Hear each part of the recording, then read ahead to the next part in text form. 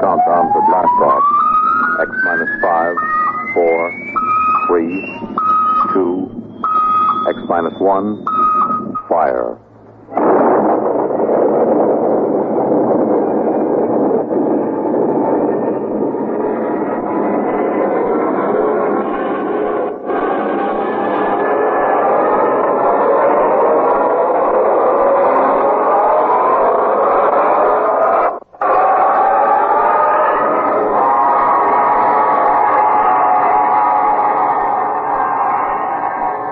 Far horizons of the unknown come tales of new dimensions in time and space. These are stories of the future, adventures in which you'll live in a million, could be years, on 1,000 maybe worlds. The National Broadcasting Company, in cooperation with Galaxy Science Fiction Magazine, presents X minus 1.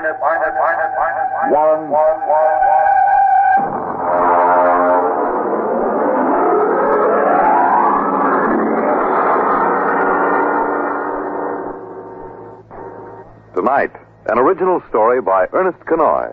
The time, early in the 21st century. The story, Martian Sam. The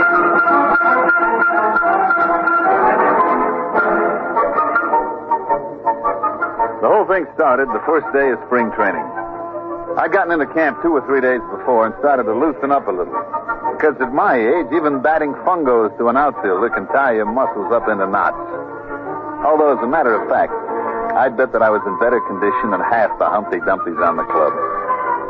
We hadn't won a pennant since, 1997 or was it 98? And it looked like we had a permanent lease on 12th place. The Los Angeles Dodgers were in pretty sad shape, and that's the honest truth. I was standing behind the batting cage watching a couple of kids from our Tokyo farm team when Tommy Watson from the New York Times Tribune News caught me by the elbow. Hi, Joe. Well, how does it look this spring? Well, Tommy, the club has been considerably improved. Mm-hmm. Several of the youngsters are ready to deliver this year, and, of course, we expect sterling performances from our veterans. Is that what you want? Oh, come on now, Joe. Come off it. Has old man Castle loosened up enough to buy a catcher? Not that I know of. How about a left-handed pitcher? Well, there are those 2 boys from Tokyo. Oh, come on. They couldn't throw a cream puff across the dining room table. Well, how does it feel to be first base coach for a team that'll clinch last place by July 4th? You're very kind, Tommy. Very kind. I just hate to see that old tightwad Castle run this club into the ground. I remember my father used to tell me about the times way back, when they were still in Brooklyn. And I can remember going down to Robinson Stadium when I was a kid to watch doubleheaders with the Denver Giants. Now look at them. A bunch of overage bums and a few kids who could hardly make the high school team. And all Castle's money goes to buy sports rockets for that screwball son of his. Oh, Joe, baseball isn't what it used to be.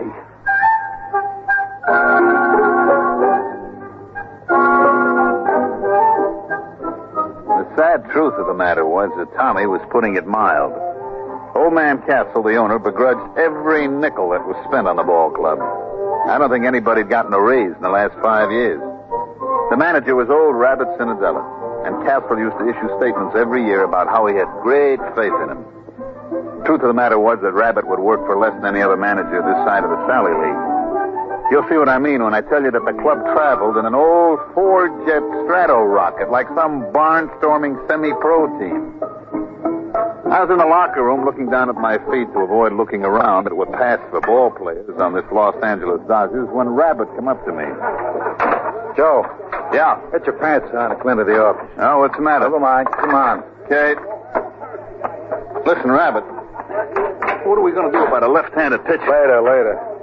Joe, I had an idea. I thought we could take one of the right-handers and start it backwards across his shirt, and maybe that'd fool the other club. Yeah. Come on inside. We had to disguise Iron Mike, the batting practice robot. All right, that's enough. Joe, the old man's dead. What? I said he's dead, old man Castle. Heart attack. I figured we had him scared so he'd loosen up a little dough for players, and then he goes and does this to us. Can't trust nobody. Well, who gets the club? His son. What, you mean Whistling Willie Castle, the Jetstream playboy? That's who. But he doesn't know anything about a ball He club. doesn't have to. Old man Castle owns 72% of the stock. And it all goes to Willie. Well, what's going to happen? Beats me. Probably sell us all out and buy a new rocket. Is he here? It was in the Earth-Moon small boat race when it happened. They got a message to him when he hit the direct beam off Lunaport. He could have landed and taken the shuttle back and made it in one day. But he was leading in the race, so he just kept going. He's due in a couple hours. You think you can get him to go for a left-handed pitcher? I don't know. We'll have to try.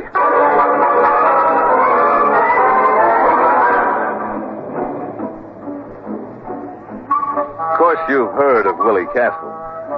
About once a year, he cracks up some expensive sports rocket or gets himself picked up in a survival suit by the IP, floating somewhere in an orbit around the moon. He almost got put away a couple of years ago when he took a debutante up on a Harrison Kilgore cruiser and kept her in orbit for 2 months. The old man was able to kill the abduction charges by claiming that they'd been married at the time.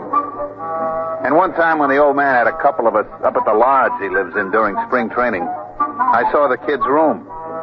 It was filled with Marak heads that he'd shot on safaris on Mars. He came down to the training camp a week later. He buzzed over in a Harley Donaldson atmospheric and set the ship down in the hole between second and third, burning out half the infield. I saw a rabbit get him to one side and start talking fast, so I sneaked over and listened.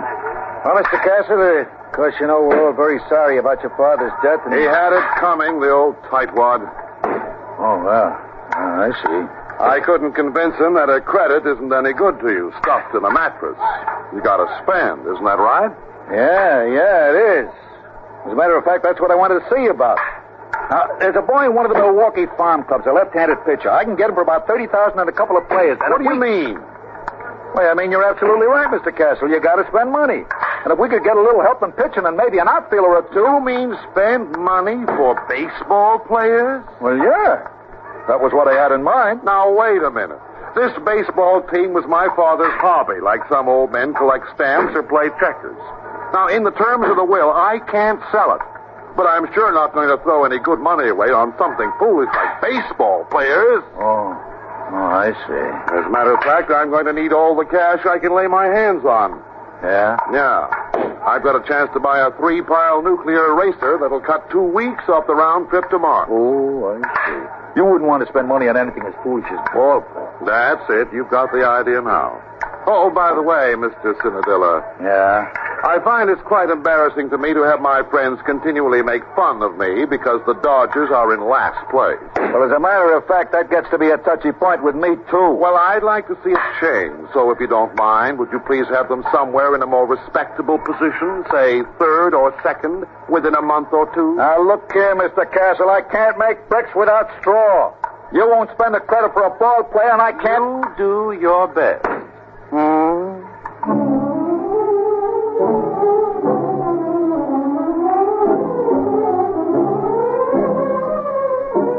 Well, after that interview with the new owner, Rabbit went out and tied one on. And I had to run the ball club for 2 days till we got him straightened out. But I can't say as I blamed him. We won 1 game in the Grapefruit League. We played the Jacksonville high school team and squeaked out a 13-12 victory. What the Yankees and Braves did to us, I'd rather not say. We opened the season at home, and a mediocre pitcher for Pittsburgh threw a no-hitter at us. Actually, that's not quite accurate. The truth is he just pitched, and we didn't hit anything. We lost 10 straight from opening day, and we didn't lose on the 11th day because it rained. Rabbit and me piled into his 97 copter and flew out to the Castle Estate up near Arrowhead. I was in pretty bad shape. For one thing, Rabbit's copter has a wobble, and I was feeling green around the gills by the time we dropped down on the port. Willie Castle was very excited by the time we finally got to see him. He was puttering around a whole mess of stuff piled up in the middle of the floor. Hey, how do you like this? Isn't it exciting? Yeah. What is it? It's a Durgo stick. Oh, yeah, sure. And they use it in Mars in a game played between 2 villages. You see, all the men on one side line up, and then all the men on the other side try to knock them over with these sticks. Isn't it a beauty? Yeah. Look, Mr. Castle, I got to speak to you. We got to have a left-handed pitcher. Oh, you mean for the baseball team? Yeah, that's right, the baseball team. That's what we got to have a left-handed pitcher for. Yeah. Well, now, I can't really be bothered with details of that sort. I'm leaving for Mars in the morning. Oh, by the way, I haven't had a chance to look at the standings recently. How are we doing? Mr. Castle, we may well set him out on record for consecutive games lost. Now, look here. You told me you can't sell the club. And you said you get tired of your friends kidding you about being last. Well, take it from me, Mr. Castle, and I know.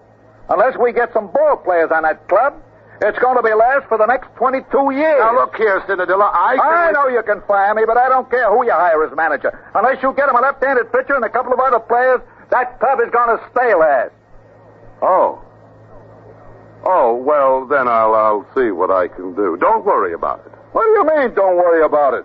I got to go out there every day and try to make those bums go through the motions. Now, look, I really have to pack. And besides, I'm expecting a new shipment of equipment from Aberfitch and Comby. Now, just don't worry about it. I'll think of something.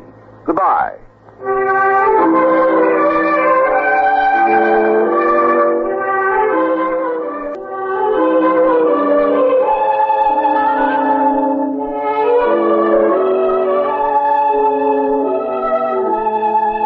Next day, we lost a doubleheader to Cincinnati by a score faintly reminiscent of basketball. And that's the way it went. Oh, we won a couple here and there. Like they say, you can't lose them all. About the middle of the season, we were so far behind that the local papers just dropped us off the standings, didn't even bother to report it. It was about this time that Willie Castle returned from Mars. He came out to see us at the ballpark just before the massacre. Well, I noticed, Mr. Cinderella, that we're still in last place. Yeah, Mr. Castle, we are. We are lucky we are still in the league. With the ball players that you've given me. Well, I just wanted to tell you that I made a small bet with one of the boys at the country club. Yeah? Yes. I bet 1 million credits that we'd win the pennant this year. That's nice. You don't seem to understand.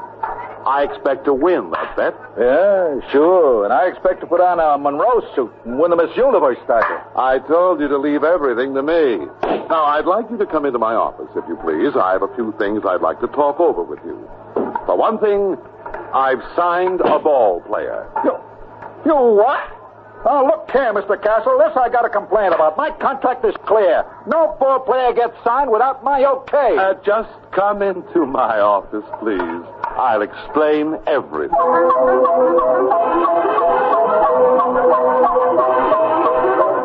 That night, when Rabbit went up to the plate to hand in the starting lineups, I could tell something was happening. For one thing, old Baldy Snuff, the umpire, was looking at the card like it was written in Arabic. All right, who's the pitcher? It's written right there in the card. Ceramo, Castro, Tobacco. What's the matter? Can't you read? Oh, come on now. You kidding? Is he Armenian? Nope. Martian. Martian? That's right. Martian.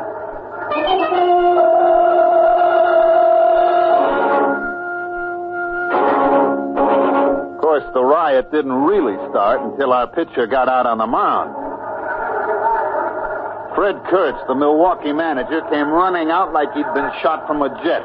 Baldy Snuff was hollering. The whole Milwaukee bench was looking for a fight, but Rabbit just stood there quiet and calm. He can't do that. He can't do that. Look at that thing. What is that? That's my pitcher. We call him Sam. But you can't play with that. That ain't a ball player. That isn't even a human being. What are you trying to pull, Rabbit? Listen, I got my rights. I signed them legal. Here's the contract. But now look here, Rabbit. You can't get away with that. That thing's only about 2 feet high. 18 inches, as a matter of fact. But how's he going to pitch? He hasn't even got any arms. Sure he has. He's got it curled up. Hey, Sam, wind up. That arm, it's 32 feet long. That ain't legal. You going to let him get away with that? Oh, there's one other thing. On the end of that arm, look, you see? That's his eye. Rabbit, I'm going to punch you right in the nose. Now, take it easy, Kurtz. Take it easy. Look, I got the papers all here. I've got the United Nations Concordat with the Marshall Colonial Government, a Supreme Court decision in the case of Schultz versus Karawak, Kalpabol, Kalpitz, et al. It's legal. Any Martian citizen is entitled to the same legal rights and privileges as a citizen of Earth. And among those is the right to play ball in a national league. I protest again. I forfeit the game. Rabbit, I'm going to punch you right in the nose.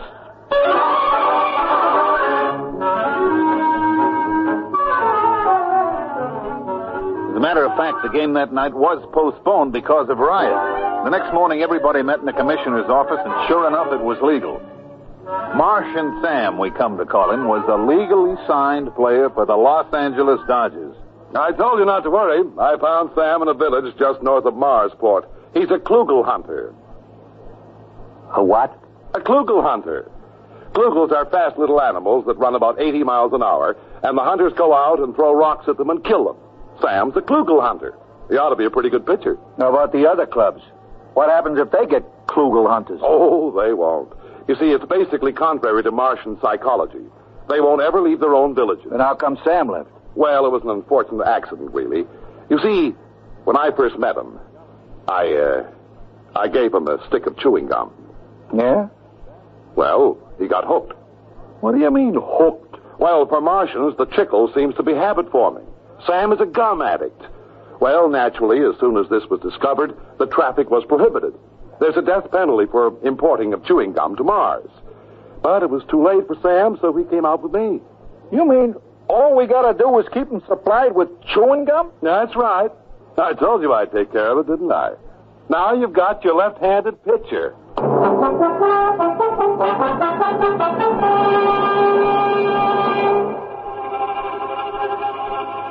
Sam pitched that night. He struck out 27 batters, and we won 3-0. Horace Kelly, the catcher, had a little trouble at first, but he soon figured out how to get around it. He'd just hold his mitt up and close his eyes, and when he heard a thunk, he'd reach in and pull the ball out and throw it back to Sam. You can imagine what it was like being a batter up there against Sam. Pitcher's mound is only 60 feet away from the plate as it is, and with Sam's 32-foot arm, well, we didn't lose the game the rest of the season.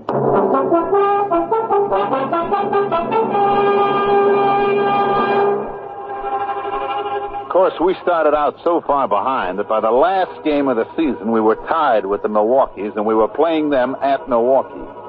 The winner of this game won the pennant. Of course, it was a lead-pipe cinch for us. Martian Sam had pitched every day since he joined the club.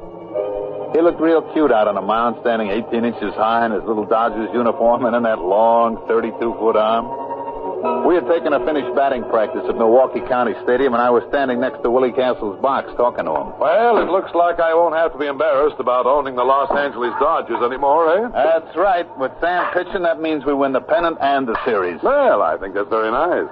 As a matter of fact, I'm thinking of taking the whole team on a barnstorming tour through Mars after the series is over. Hey, Joe! Oh, Mr. Castle. What's the matter? It's Sam. What's the matter? Is anything wrong with him? Did he get his chewing gum? Yeah, he got his chewing gum, but he's just lying on the floor in the locker room moaning. He is? We better get a doctor. Yeah, and all those scales keep falling off him. Oh, no. What's the matter? I know what it is. What? It's the molting season. All the scales will fall off. It'll take him a week to grow new scales. But he can pitch, can't he? No, he can't. Any violent movement would bring on great pain. Well, there goes the ball game. Martian Sam can't pitch. We're dead.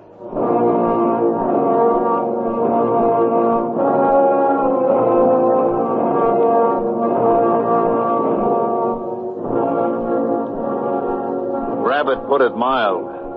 We were good and dead. We pitched Harry Kosnowski, our best human pitcher, but our best human pitcher was none too good. He rose to the occasion, however, and the score was tied going into the last half of the ninth. That's the way, Harry, old boy. That's the way. Party. Come on, Harry. You can do it, baby. Unfortunately, he couldn't. He hit a streak of wildness and walked 3 straight men. Things were very quiet in the Dodgers dugout. One more walk would force him to run the ball game would be over. Then as we all sat there staring out at the mound where Harry was sweating, we heard a little shuffling noise. Oh, what's that? Sam, what are you doing out here? And then with the little squeaks that he used for talking, Sam told us what he wanted to do. He wanted to pitch. But, Sam, you can't. You're molten. Your scales. All right, Sam, all right. If that's the way you want it, you get out there. You pitch that one batter. It's 2 out. You strike him out, it'll go to extra innings, and we'll win the ball game.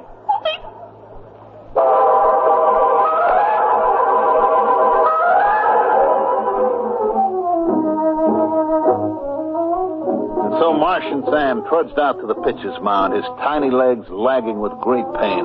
You could just tell the little guy was hurting bad. Now pitching for Los Angeles. Angeles, Martian Sam.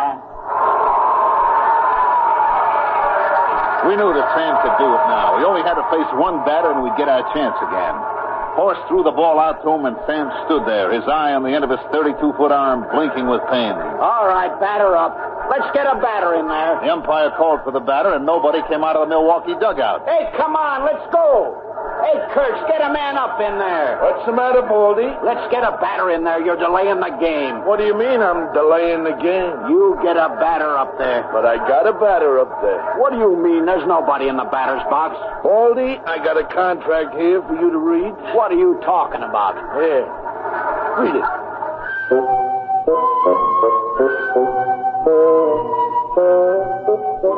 Well, of course, everybody knows what happened. The Milwaukee Braves had signed an intelligent virus from the moons of Jupiter. He was up there in the batter's box, but of course you couldn't see him without an electron microscope. He walked on 4 straight pitches, forcing in a run, and the Milwaukees won the pennant. But like I say, that's baseball. You can't win them all.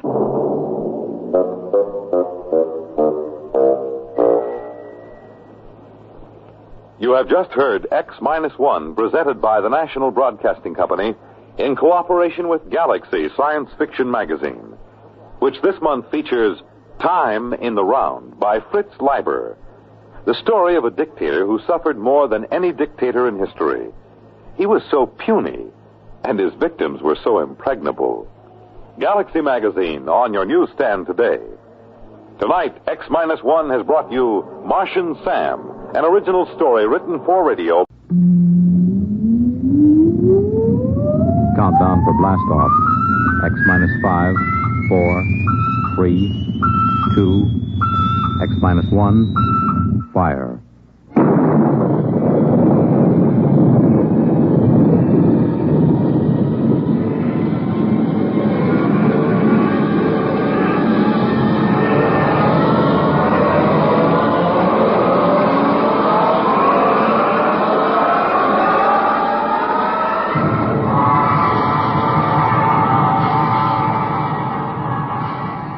From the far horizons of the unknown come transcribed tales of new dimensions in time and space. These are stories of the future, adventures in which you'll live in a million, could be years, on 1,000 maybe worlds. The National Broadcasting Company, in cooperation with Galaxy Science Fiction Magazine, presents X-1.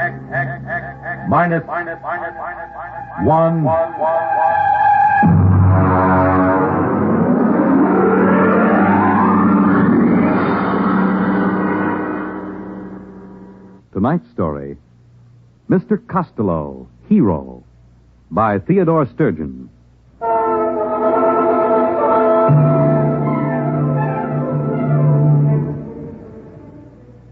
It began the day the skipper called me into his cabin. I'd been a purser aboard the spaceship Star Climber for almost 12 years, and I'd never yet been asked to Iron Man's cabin. But then a lot of strange things had been happening on this trip to Boranguen. Come in. Oh. Sit down, Purser. I said sit down. Yes, sir. All right. Here's a deck of cards. Deal. Sir? I said deal. 5-card draw. Go on, man. Yes, sir. Well? 3 of a kind, sir. You didn't draw. I beg your pardon? When you play draw poker, you're supposed to draw. If you don't draw, you're supposed to give your opponent a chance to draw. Now, mister, did you ask me to draw? Well, we haven't been playing that way recently. Who changed the rules?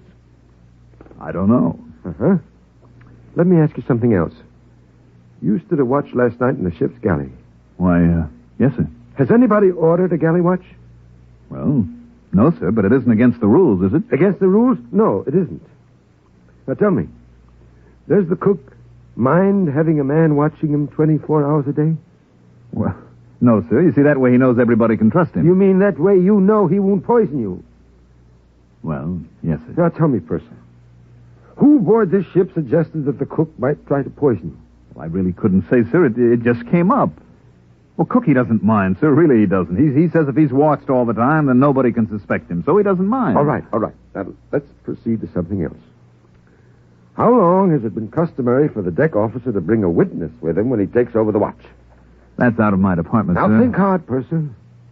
Did you ever hear of a deck officer bringing a witness with him before this trip? No, sir. Or stand a galley watch? No, sir. Or play draw poker without drawing? No, sir. Now, one more thing. Yes, sir? We never had Mr. Costello as a passenger on this ship before, did we? Mr. Costello?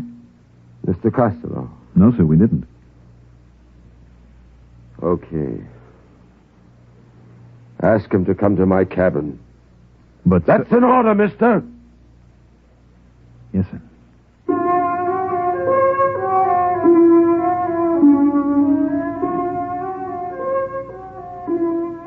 Let me tell you about Mr. Costello. He was our only passenger.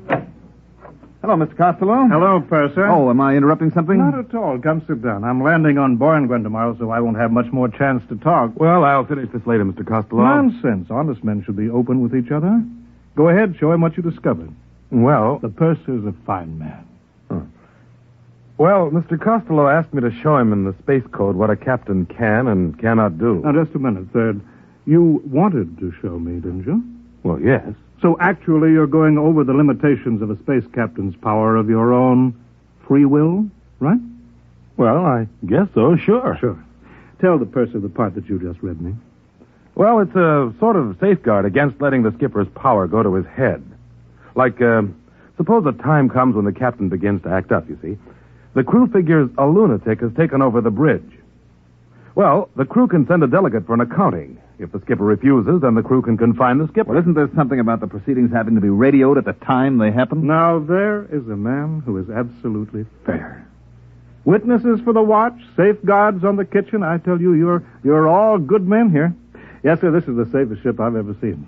Gives a fellow a nice feeling to know he isn't going to get his orders wrong or accidentally find something in the food. Yes, sir. I wonder why we never thought of that before. Oh, I nearly forgot. Mr. Costello, the skipper wants to see you in his cabin. Oh? Right away. I see. Will you come along with me just as a friendly precaution? You can wait outside. Well, in that way, both of us will know what happened. I'll never be able to say that you didn't give me the message, and you'll be able to say I went to see the skipper. Right? well, I guess so. You know, that this buddy system sort of makes everything safer, doesn't it? That's right, Purser. You can't do anything bad if you have a friend along to witness.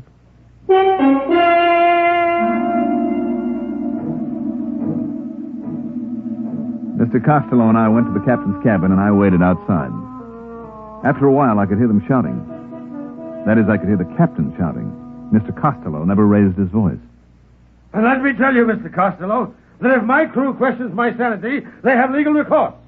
But you can be sure that meanwhile, if a single man aboard questions my authority, he will learn that I am master of this ship, even if he must learn it at the point of a gun. Now, sir, get out. Wow. You okay, Mr. Costello? Yes, I'm fine. Did you hear anything? Well, yes, I did.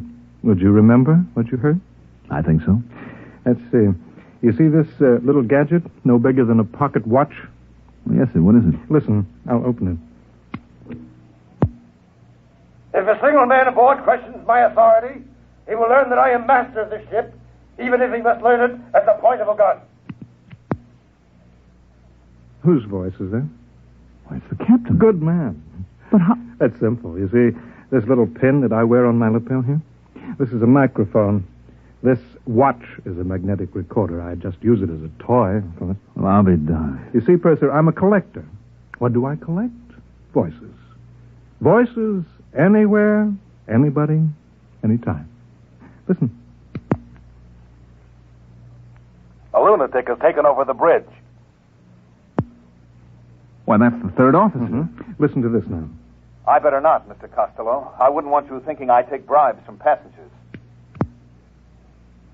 Recognize it? Why, that's my voice. Exactly. The time you brought me the special radio message from Earth Central. And you offered me a blue gemstone, and I said... Hey, listen to this. I take bribes from passengers. Well, if that isn't the end. Cute, huh? Well, I guess I'll get back to my cabin and pack. When do we arrive at Borenguen? 6 tomorrow morning. Oh, good. By the way, I'd like you to come see me when you put in there again. Well, that's very nice, sir, but you're an important man, and I'm just... Nonsense. I insist that you visit me. Well, that's real nice. Oh, by the way, what's the major trade on Borenguen? Glunker. Glunker? Yes, it's a kind of soft fur. You can make a warm coat out of it that will roll up into a thimble. You don't say. And the Glunker trade, that's carried out by trappers? Mostly. Mm-hmm. They work alone and bring in the pelts. I see. They spend a lot of time alone, hmm? That's right. You know, sometimes I envy them. I mean, working on a ship, you're almost never alone, and the way I see it, a man needs to be alone sometimes. Correction. Only, I repeat, only if he has something to hide. Otherwise, to be alone is antisocial and evil. We put in at Borenguen the following morning. I stood at the ramp of the ship and checked out the supplies and checked in the Glunker pelts that we were taking back to Earth. The Borenguen people were a nice, independent, easygoing bunch. I knew a Borenguen woman named Nola, and she came out to the ship to see me. 15,000 Glunker pelts. Check. 300 pounds of radioactive ergite. Check. Just put that shipment of show seed over next to the ramp. Hello. What? Well, Nola. I saw your ship on the cargo manifest. Well, it's good to see you. Will you be on Borenguen long? Just for a day or so. Listen, I have to get this cargo checked in. Can we see each other later? I'll be through at the spaceport at 16 hours. Well, good. Suppose I... Oh, excuse me a minute. Here comes that passenger. Well, good morning. I see we've arrived safely. Yes, sir. I expected you out before this. I had a few items to get in order. Oh, Mr. Costello, this is Nola. She's a Borenguena. Well, it's very nice to meet you. This is a real nice guy, Nola. See that he doesn't have any trouble with customs, will you? Nola works here. Any friend of the purser? Wonderful. Well, I'll say goodbye now. Remember to look me up, purser, next time you hit Borenguen. I will.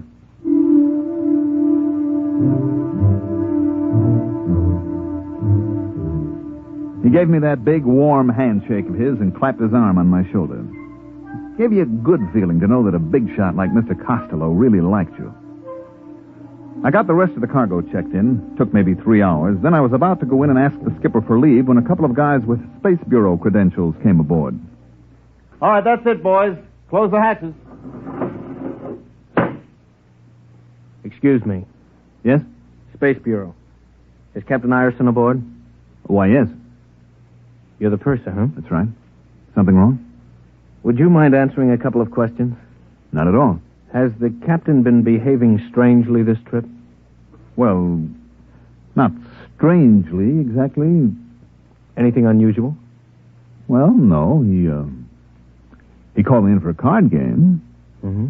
Does that happen often? No, never happened before. Was he upset? Yes, I guess he was. Okay. This gentleman would like you to answer a few simple questions.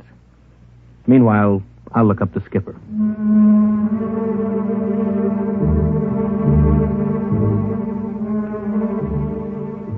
They took the skipper off the ship and left Borenguen the next morning with a new skipper assigned by the port captain. There was a rumor later that old Iron Man had been court-martialed or something. Nobody knew for certain.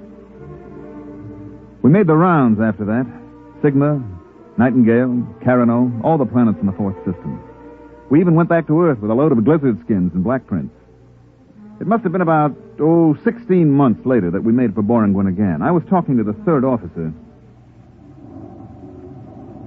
Purser. I'd like to talk to you. Go ahead. We land at Borenguen tomorrow. So? I don't like it. What's wrong with Borenguen? It's one of the best ports in the system. It was. What do you mean? We got a radiogram from the Borenguen Customs a little while ago. Okay, we got a radiogram. Some bureaucrat sent it. Nothing'll happen. Another thing. The way it was signed. How was it signed? Loneliness is evil. Port Captain Borenguen. Loneliness is evil? That's what it said. On a government radiogram? Mm-hmm. Loneliness is evil. Where did I hear that before?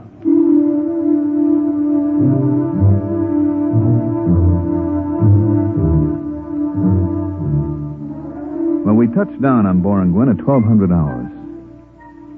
What a change. The spaceport was deserted.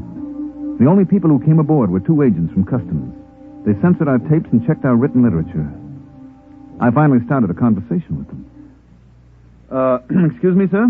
Yeah? There is a Boranguena named Nola that used to work in Customs. I wonder if she's still there. I wouldn't know. Well, the reason I asked, she usually meets my ship when it comes in. Yeah, I see. Well, maybe I'll look her up. She has an apartment on R Street. She won't be living there. Try Central Barracks. Central Barracks? That big warehouse near the spaceport. I thought they stored the Glunker furs there. They don't use the warehouses to store things anymore. No? They need them for the people. The people? You haven't been on Boranguen since the Brotherhood movement? I haven't been here for 16 months. Well, you'll find that the people have moved into the warehouses now. Well, what about the apartments? What about the homes? They're used only for storage space. I don't get it. Look, we haven't got time to explain now. My partner and I have to get back to Central Control. Well, maybe I'll go to try and find Nola. Better take a companion. What for? They don't like soloists on Boranguen. Since when? Since Brotherhood. No ladder has a single rung, you know. So what? It takes 100 pair of hands to build a house. Okay. A single pair is useless. Not only useless, but evil. I don't get your drift. All humanity is made up of many parts. Any part that wants to go off by itself hurts the main thing. What good would your hand be if a single finger suddenly decided to go off by itself? Listen, is this a gag? It's deadly serious. Well, suppose I want to go off by myself. We'll help you. And suppose I don't want to be helped. Then you're a trapper, a glunker. You'll be sent into the bush country where the other soloists are sent. Holy smokes, this place has gone mad. Are you coming with us? Look, just suppose that I want to walk across the field to the warehouse by myself, all alone. You can try. But you won't get 2 steps before they pick you up. Take our advice. Get a companion.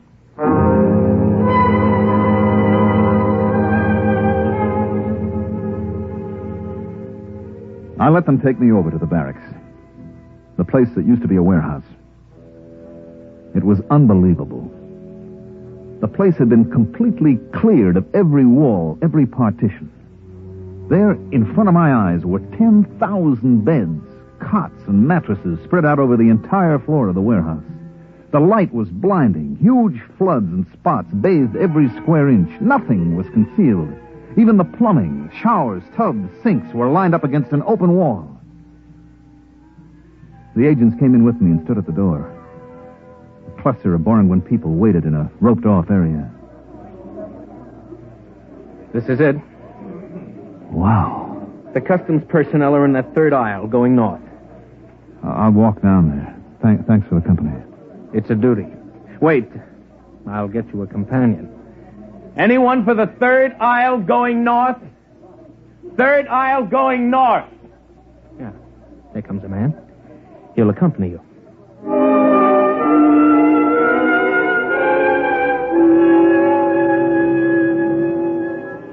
A small, frightened-looking man detached himself from the waiting group and went with me up the aisle of the warehouse. The sound, the smells were frightening. Thousands of people milling around. No privacy. Everyone terrified of being alone. I wondered how this had happened. Finally, after an hour of searching, I found my friend Nola. So that's the way it is on Boranguen now. Nobody seems to know just how it happened. Just seemed better to be with somebody all the time. Then nobody could accuse you of doing anything wrong. But somebody must have started these accusations. Somebody must have put the fear into people. I don't know. It started with the Glunkers. The fur trappers? That's right.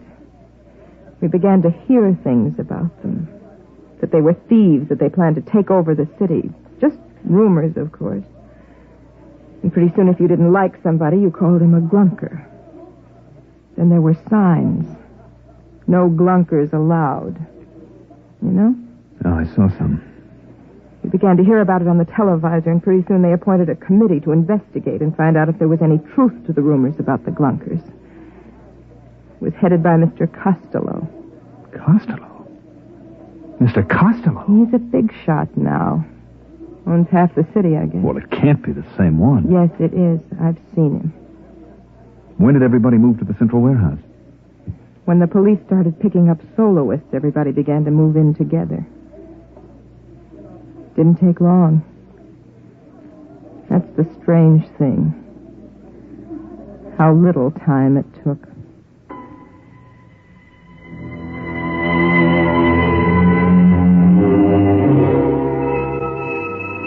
I talked to Nola for a while, then I couldn't take it any longer. I had to get out to get away by myself.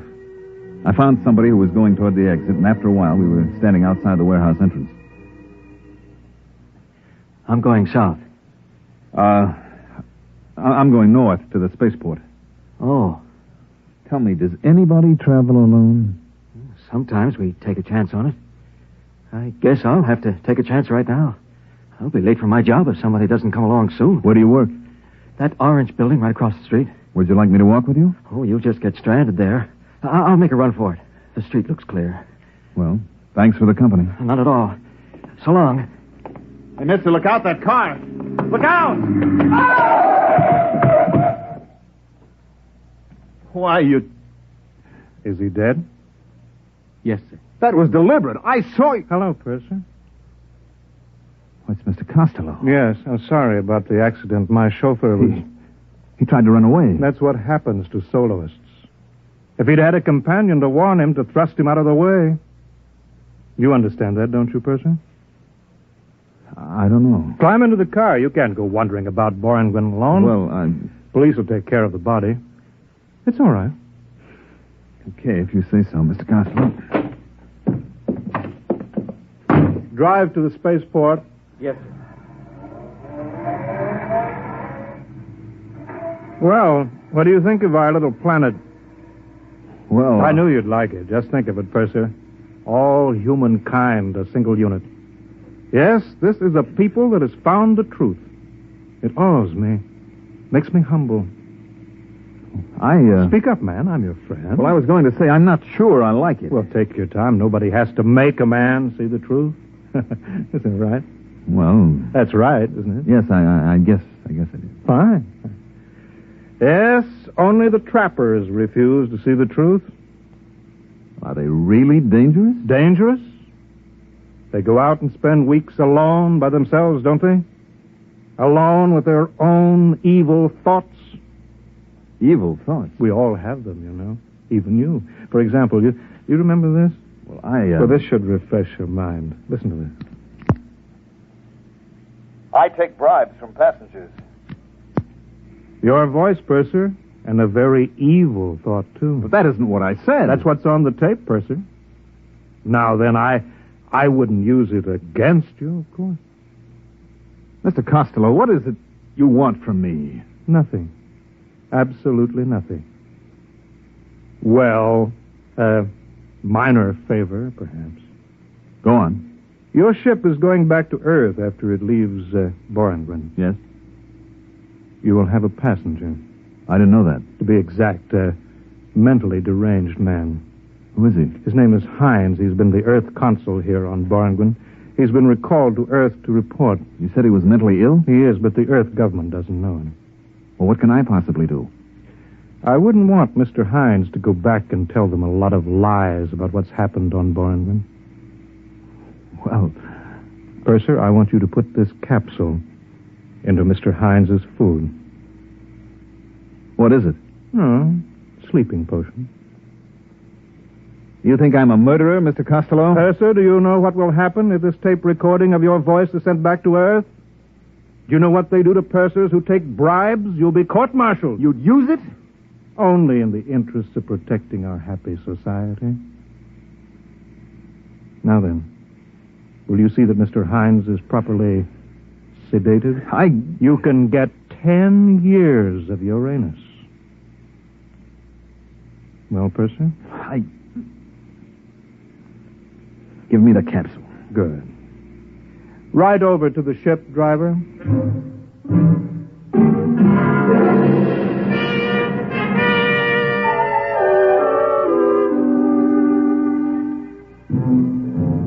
first day out, the Earth Council, Mr. Hines, was in his cabin, and I brought him his dinner. He was a tense, nervous little man. Here's your dinner, sir. Put it down, steward. Oh, I'm the purser, sir. The steward's ill, and I'm helping out. I see. Do you know what's happened on Boranguen? I was only there a few hours, Mr. Hines. Let me tell you, then. You won't believe it. Nobody will believe it. First, it was a little wedge, driven in the one place it might exist between the Sifi people and the trappers, the Gunkers. Suddenly, the Gunkers were a menace. Then came the changes. You didn't have to prove that a Gunker had done anything. You just had to prove he was a Gunker. It all happened so fast. Pretty soon you were afraid to be alone for a second. There was a man named Costello. He came from Earth. I know him. You know him? He went to Boranguen on this ship. Then you must be the one. The one? Which one? Who testified against your captain for the court-martial. What? There was a tape recording, your voice and the voice of the third officer. Costello had them. He used them to send the skipper to Uranus? I didn't know. You must have known. What's happened to us? What's happened? What?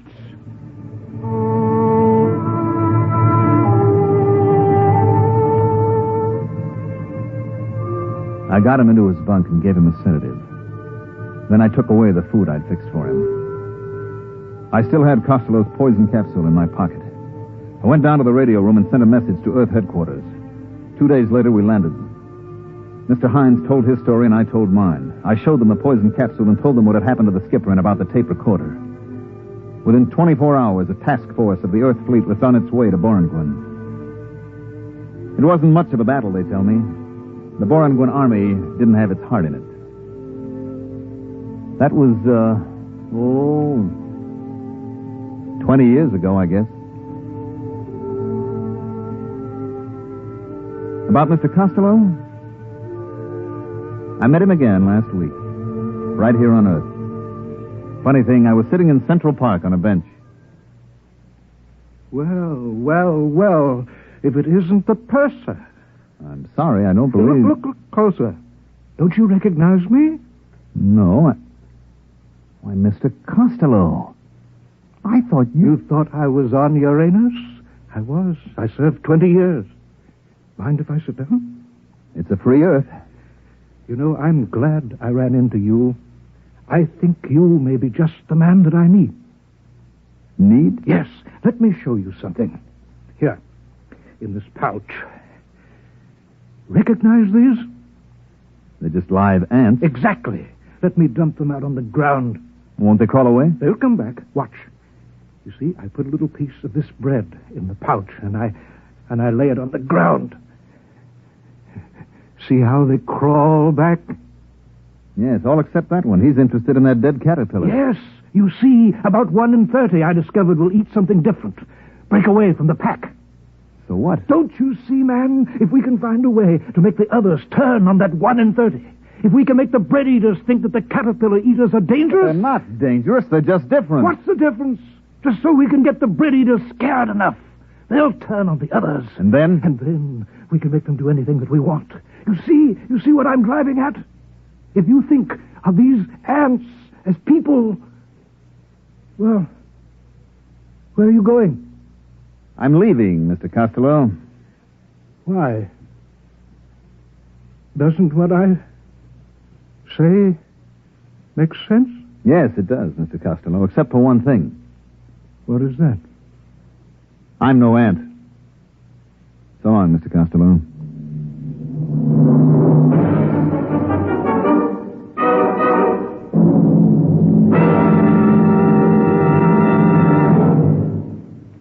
You have just heard X-1, presented by the National Broadcasting Company in cooperation with Galaxy Science Fiction Magazine, which this month features The Claustrophile, an unusual story by Theodore Sturgeon, which turns common sense completely around and plumps it down squarely on its feet. Galaxy Magazine, on your newsstand today. Tonight, by transcription, X-1 has brought you Mr. Costello, Hero, a story from the pages of Galaxy written by Theodore Sturgeon and adapted for radio by George Lefferts. Featured in the cast were Wendell Holmes, Mandel Kramer, Bob Hastings, Joe DeSantis, Terry Keane, James Stevens, James Dukas, and Raymond Edward Johnson. Your announcer, Fred Collins. X-1 was directed by Daniel Sutter and is an NBC Radio Network production.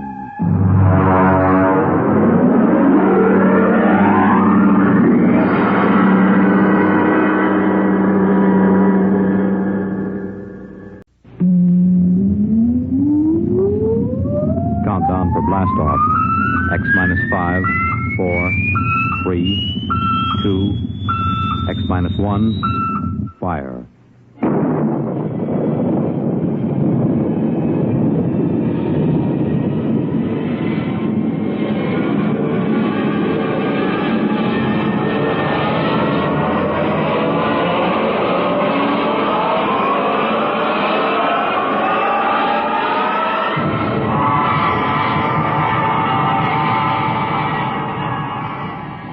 From the far horizons of the unknown come transcribed tales of new dimensions in time and space. These are stories of the future, adventures in which you'll live in a million could-be years on 1,000 maybe worlds. The National Broadcasting Company, in cooperation with Street and Smith, publishers of astounding science fiction, presents X minus one.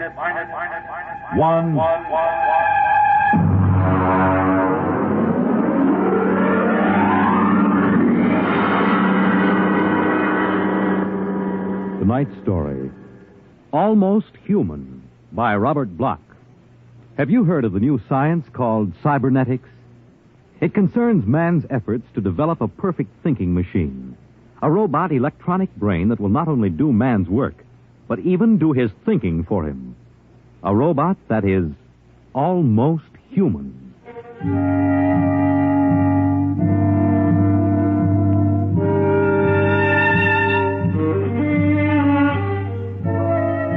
No, it's not impossible at all. In fact, one day, something like this may happen. A tall, suave gentleman in a black raincoat will walk down the street until he reaches a shuttered, isolated house. And then he will slowly mount the front steps, push the doorbell. Just a minute. I said just a minute. Hold your horses. What do you think you'd... Good evening, my dear. Duke, why did you come here? Curiosity, darling. I've been thinking over what you told me at our chance meeting last week. Duke, you promised me. I decided to come and take a look for myself. Where is the professor? In his study. Where's Junior? In the nursery. The nursery? How quaint.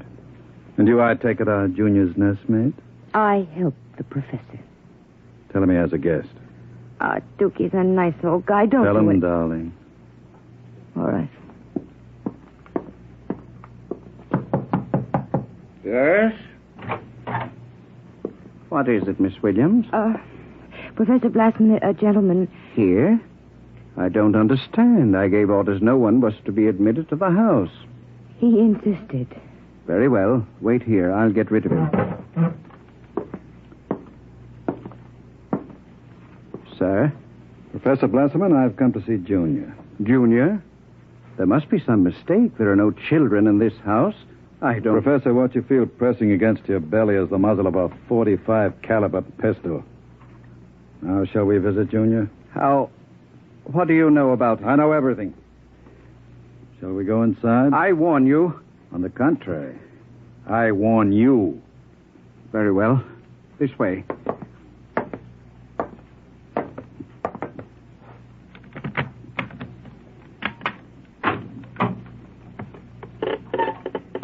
This is the nursery. Where is Junior? In the next room. Behind the door with a panel in it. Very considerately furnished. Mother Goose figures on the walls. Blackboard, toy blocks. Panda. Bunny rabbit doll.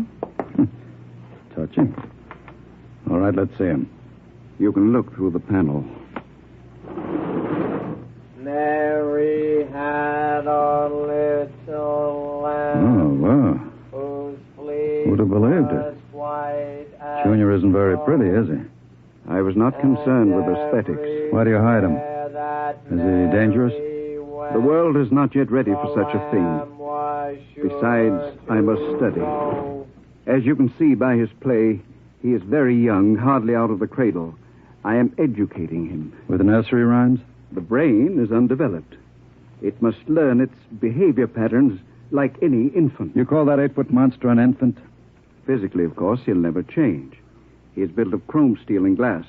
But his brain, that is my wonderful instrument. Unlike a human, he has no heritage, no basic instincts such as love or hate. These he has yet to learn. In some respects, he is like a blank tablet. What is written upon the tablet will remain.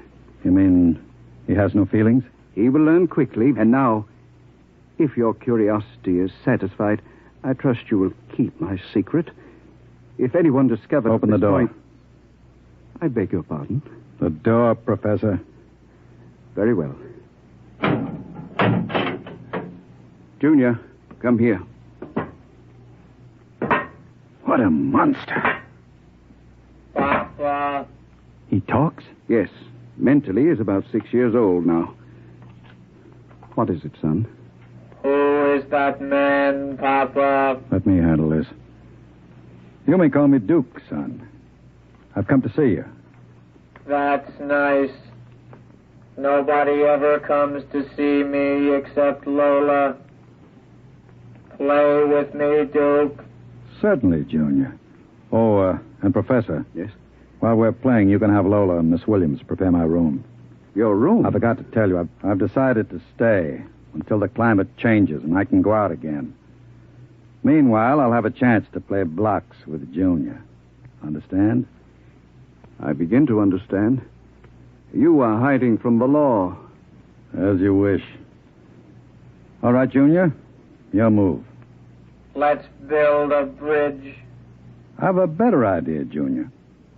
What? Let's build a coffin. A coffin? I don't know that word. Then I'll teach you, Junior. I can see the professor has been neglecting the moral side of your education. Very sadly.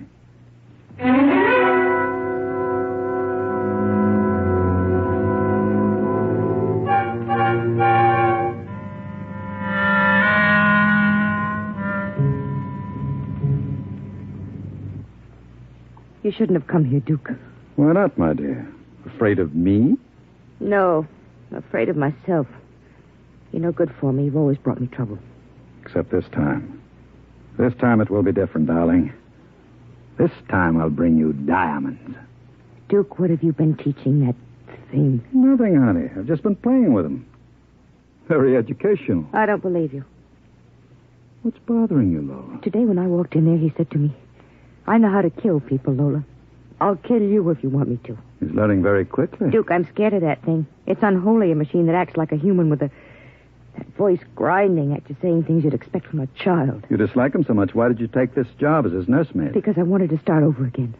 I answered an ad. The professor didn't ask questions. I would have been all right, too, if you hadn't come along. I'm very glad you did tell me, darling. Because Junior is going to make us two very successful people. Ha. Like any child, Junior listens to what he's told. Duke, I don't know what you're teaching, Junior. But I can guess. And it isn't right. It's evil.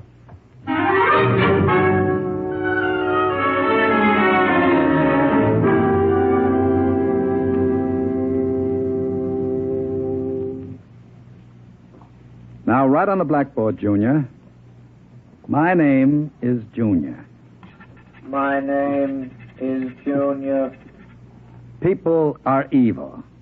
People are evil. Evil must be destroyed. Evil must be destroyed. The professor is evil.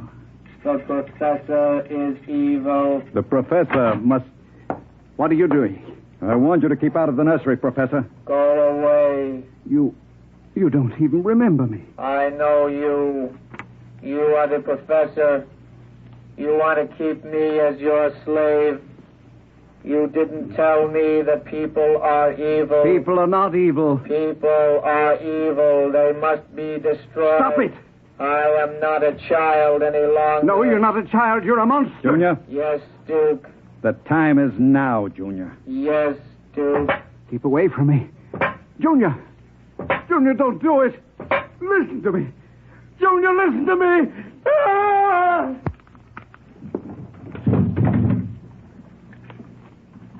I did it, Duke. Duke, Can we go away now, Duke? I don't like it here anymore. Duke, why did you do it? The professor was in the way. We'll have to move very quickly now, Lola. We? Because if you don't plan to come along, just say so. I can have Junior write your name on his blackboard. Where are we going? We'll go to Charlie's. With Junior? With Junior. Oh, Duke, you can't. I'm afraid. Relax, my dear. The Duke has great plans for you two. Wouldn't you like to be independently wealthy for the rest of your life? No cares, no worries? Just good times and fine clothes all the time? The only way you get that way is by inheriting $1 million. Not when you have a fella like Junior around. I'm still afraid of him. Junior wouldn't hurt you. You wouldn't hurt Lola, would you, Junior? I like Lola. She's pretty. There, you see? He thinks you're pretty. Junior's growing up.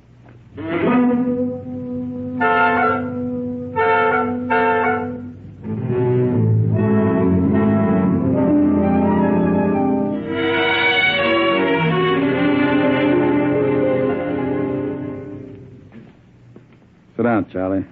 Sure, Duke. Lola and I are going to hide out here for a while. We'll need some help. Listen, Duke, I'm trying to keep the cops away. Sure. Now listen to me. I need a casing job done. Oh. Sure, Duke. You know the armored truck service? Sure. I want to know when they take the Acme deposits from Boston to Worcester. Duke, you ain't thinking of a payroll truck, are you? They got cannons on those trucks. They travel in pairs. You couldn't get near one. I asked you to do a casing job, Charlie. Sure, Duke. Anything you say. Find out what time they passed the narrowest and most deserted stretch of road. Well, if you're going to pull a job like that, you'll need 50 men. You want me to get some of the boys? I won't need anybody. I've got somebody. Where? He's out in the car. Oh, what's his name, Duke? Anybody I know? His name is Junior. Junior? I don't know any Junior. You will, Charlie. You will.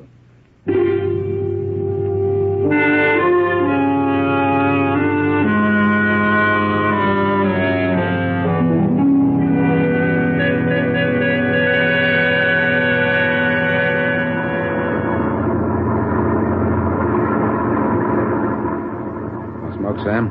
Well, thanks, Al. Whew, it sure gets hot in these armored trucks, huh? You'll get used to it. How much we hauling this time? About $250,000. Brother, could I use a hunk of that? Who couldn't? What's the first stop? Acme National Bank. Then we unload a payroll of the Bronson watch plant. Hey, what's that up ahead? It looks like something shiny on the road. Throw up your spotlight. Right. Smokes, you see what I see? It looks like a mechanical traffic cop. About 8 feet tall. Standing right in the middle of the highway.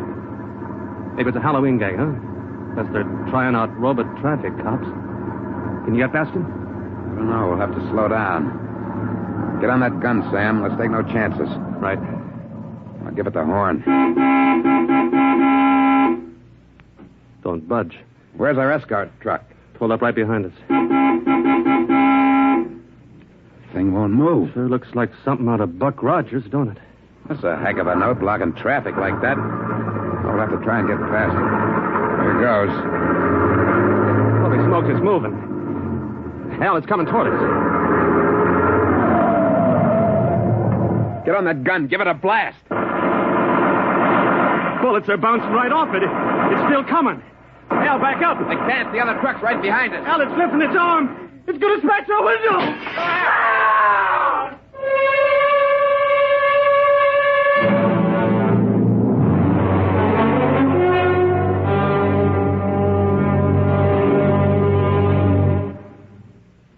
Jeez.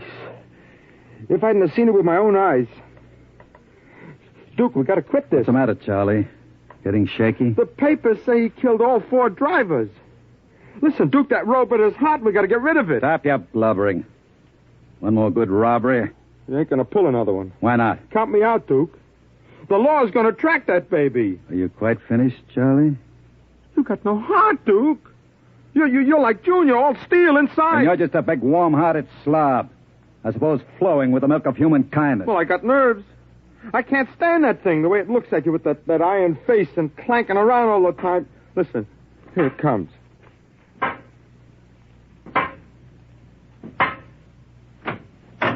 Hello, Junior. Hello, Duke.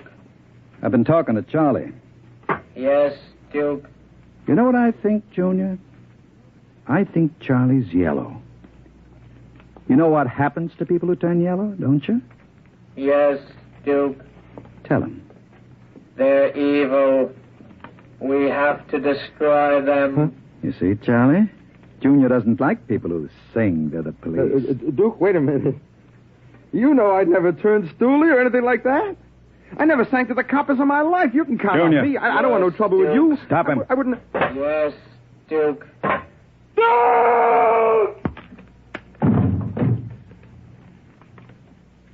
I stopped him, Duke. All right. Take him down to the cellar. Duke, that noise. Charlie! Junior, put him down. Take him down to the cellar, Junior. Yes, Duke. Duke. Relax, darling. Stop shaking. Duke, we can't stay here. Charlie's going to be missed. He's got friends. Now we'll have the gangs after us, too. Oh, come on now. Don't worry, darling. The Duke will take care of everything. Where are you going? Out to a travel agency to get some tickets. You and I are going to take a trip, Lola. You're leaving me alone here? Junior's here, too. That's just it. It's being alone with that thing. Duke, I got the jitters. Now, don't you worry. In 48 hours, you and I will be on our way to Switzerland with $500,000 worth of loot. What about Junior? Junior will be taken care of. How can you get rid of him? Junior will do anything I say. So I'll merely have him get into the furnace and sit there while I fill it with oil and set fire to it. Too bad the professor couldn't have stayed around to see him growing up. He's almost a man now, Junior is. But not quite as clever as a man. You'll find that out after he steps into the furnace. Get rid of Junior now, Duke. Before you leave. There's no time. I'll be back about 8. Duke, please. And be nice to Junior while I'm gone. Don't show him you're afraid of him. Goodbye, darling. Goodbye, Duke.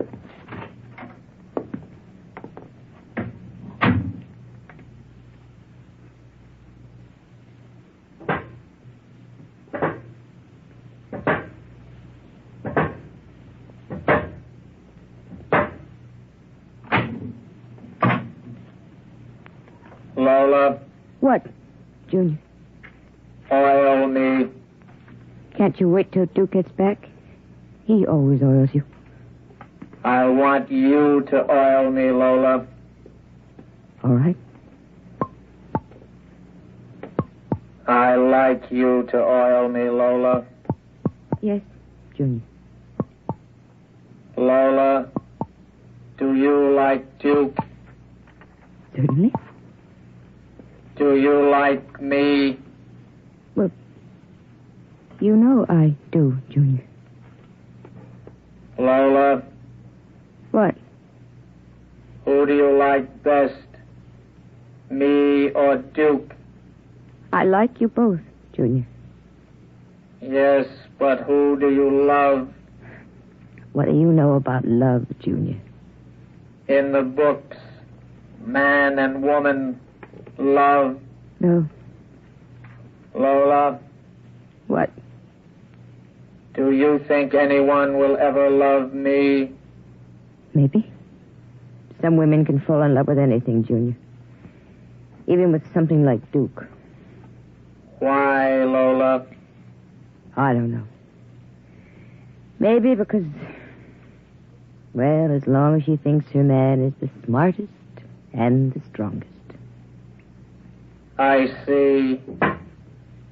Where are you going? To wait for Duke. He won't be home for a while. I'll sit in the hall and wait for him. All right, Junior. I want to be alone and think. About what? I read in a book today it was bad to kill people. What does that mean? Bad. Bad. I don't know, Junior. I guess it's just a word.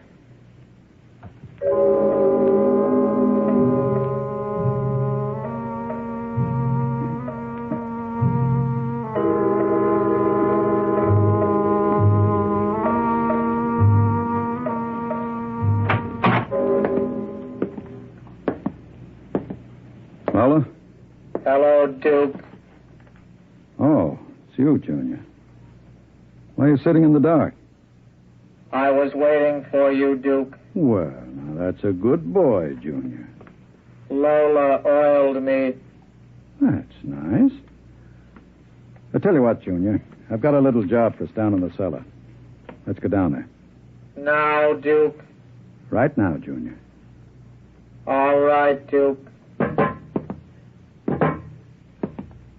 Are we going away soon, Duke?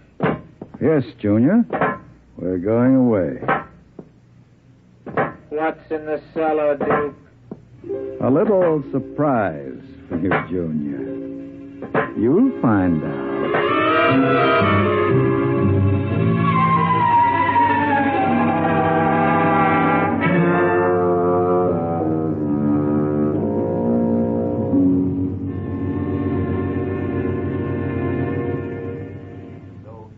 For the latest news.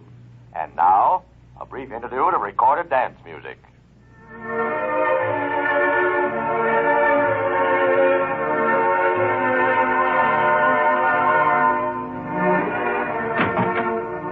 Duke? Is that you, Duke?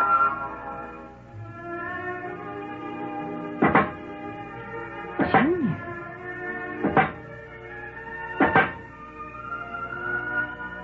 Hello, Lola. I thought I heard Duke come He came in. in. Where is he? Down in the cellar. What's he doing? Nothing. Did he say he'd be up soon? No. Maybe you better go down and get him. He's dead. Oh, no. No, he isn't dead. You said the woman loves the strongest and the smartest. Well, I'm stronger and smarter. But you aren't human. I'm almost human, Lola. No. No, stay away. Lola. Don't touch me. Those metal paws. No. I love you, Lola. No. No. I love no, you. No. No.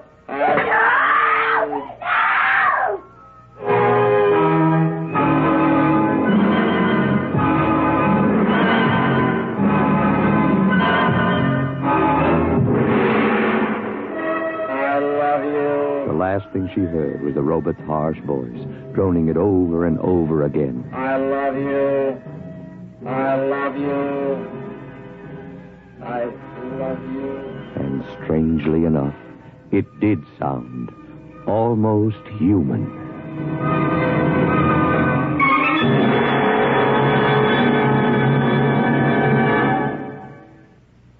You have just heard X-1, presented by the National Broadcasting Company in cooperation with Street and Smith, publishers of astounding science fiction. Tonight, by transcription, X-1 has brought you Almost Human, a story by Robert Bloch, adapted for radio by George Lefferts.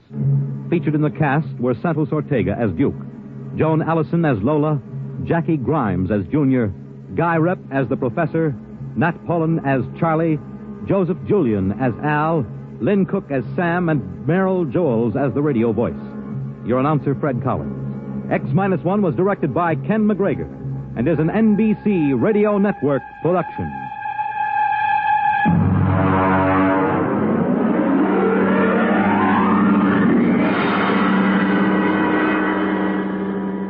And now, next week, when the mighty Earthmen arrive in their ships of space, courtesy and proper humility on the part of the natives is expected. But some native inhabitants are too small to be impressed. We'll see what happens to such an expedition marooned on a far planet next week at X-1.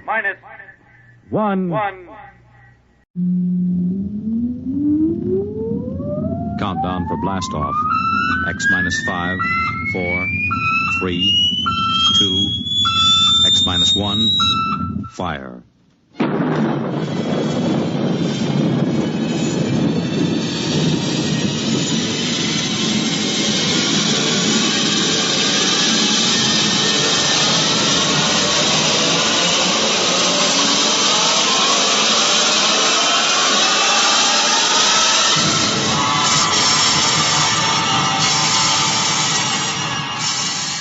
From the far horizons of the unknown come tales of new dimensions in time and space. These are stories of the future, adventures in which you'll live in a million, could be years, on 1,000 maybe worlds. The National Broadcasting Company, in cooperation with Galaxy Science Fiction Magazine, presents X minus 1.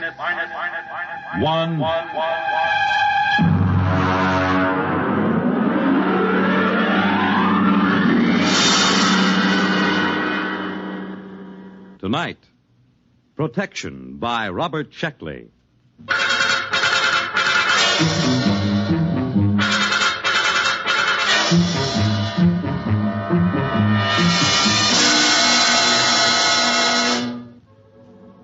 There will be an airplane crash in Burma next week, but it shouldn't affect me here in New York. And the Feegs certainly can't harm me, not with all my closet doors closed.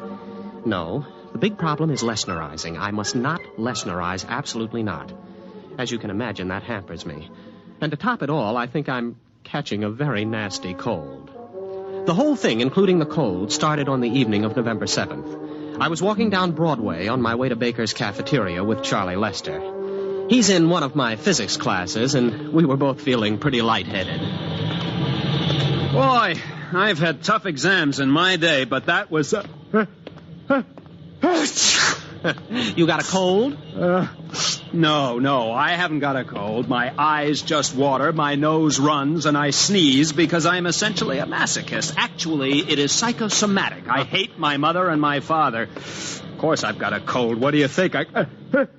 Well, look, don't give it to me. I've got a heavy date with a Barnard Jr. this weekend. My boy, there is no such thing as a heavy date with a Barnard Jr. Never mind. Just don't blow any germs my way. Well, as a matter of fact, I'll leave you completely. I have to go over to South Hall to pick up some books. So long.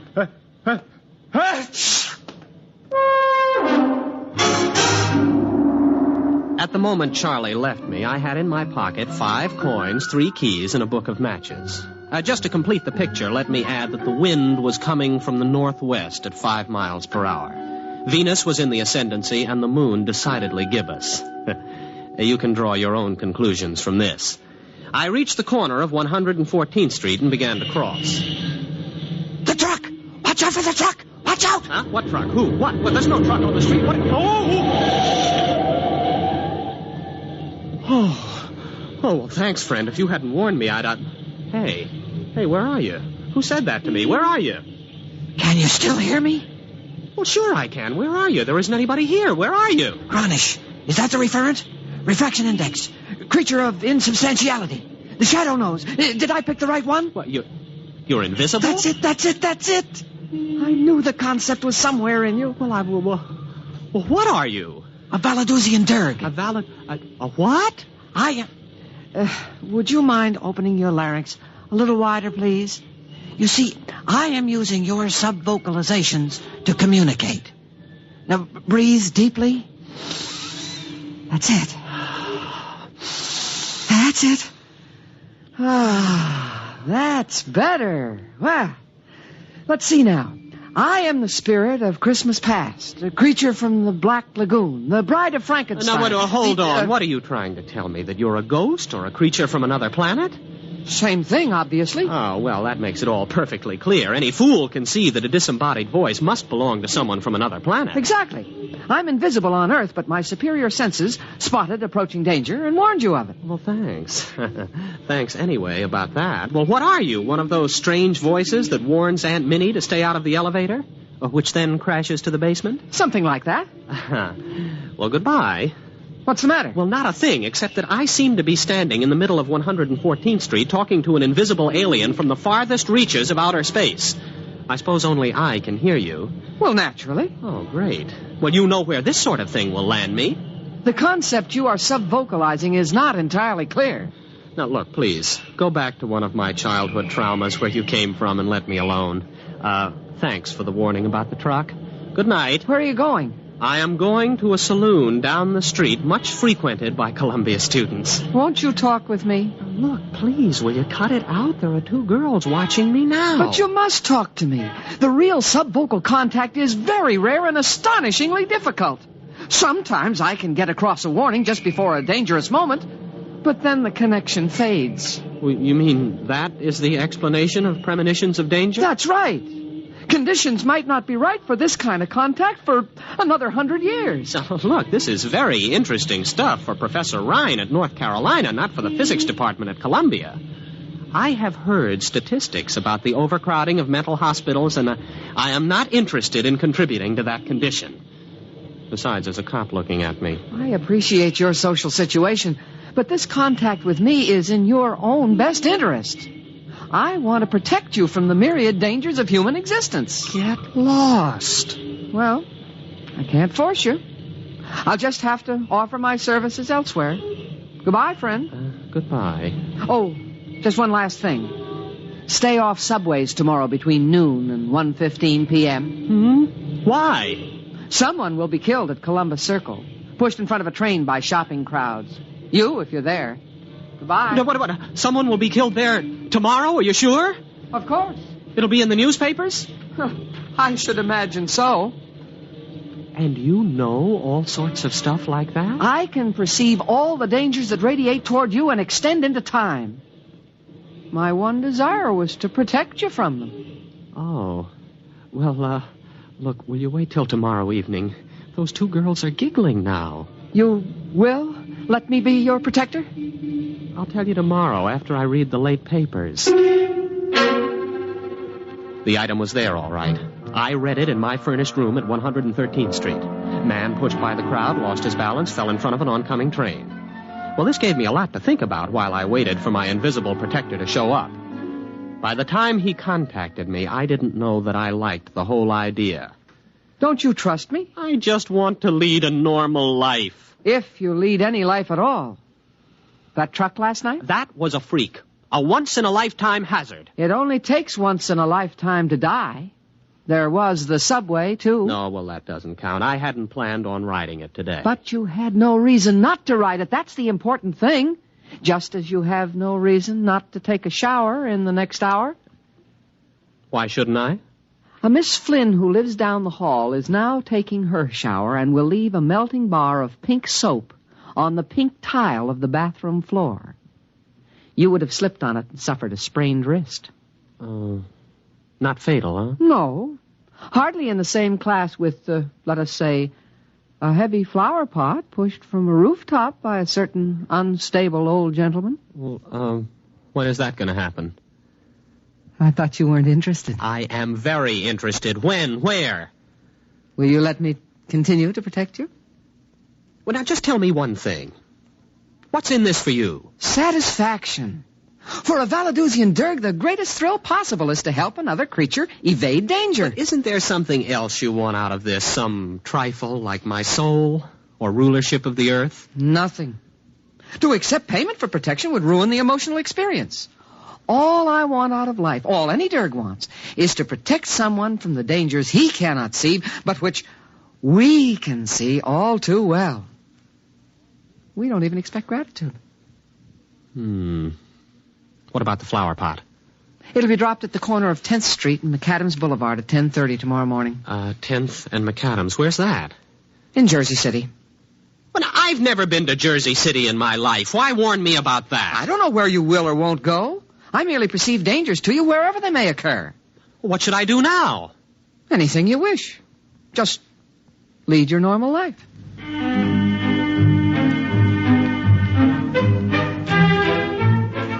It started out well enough.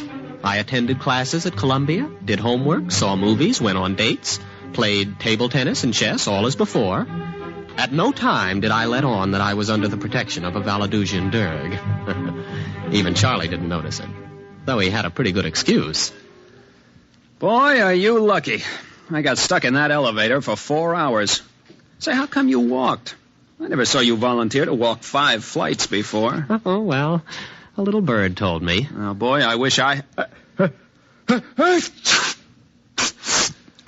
wish I had a little bird like that. Why don't you do something for that cold? Why should I? What's it ever done for me?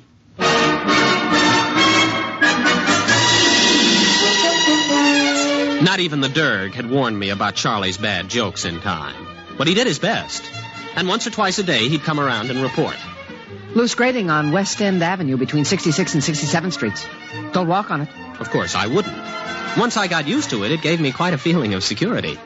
But the Derg soon became overzealous on my behalf. He began finding more and more dangers. Look out for an overhanging sign on the Hotel Nacional. Where, 48th Street? Mexico City. Don't go to the hockey game tonight. Where? At Toronto. Look out for the Elm Street bus. Philadelphia? Omaha. Don't go surf riding today. What? Surf riding? Where? Papiti. Now, just wait a minute. Do you plan on reporting every potential danger on Earth? Oh, these are only a very few that you may be affected by. In Mexico City, in Papiti? Why not confine yourself to the local picture? Greater New York, let's say. Locale means nothing to me. I must protect you from everything.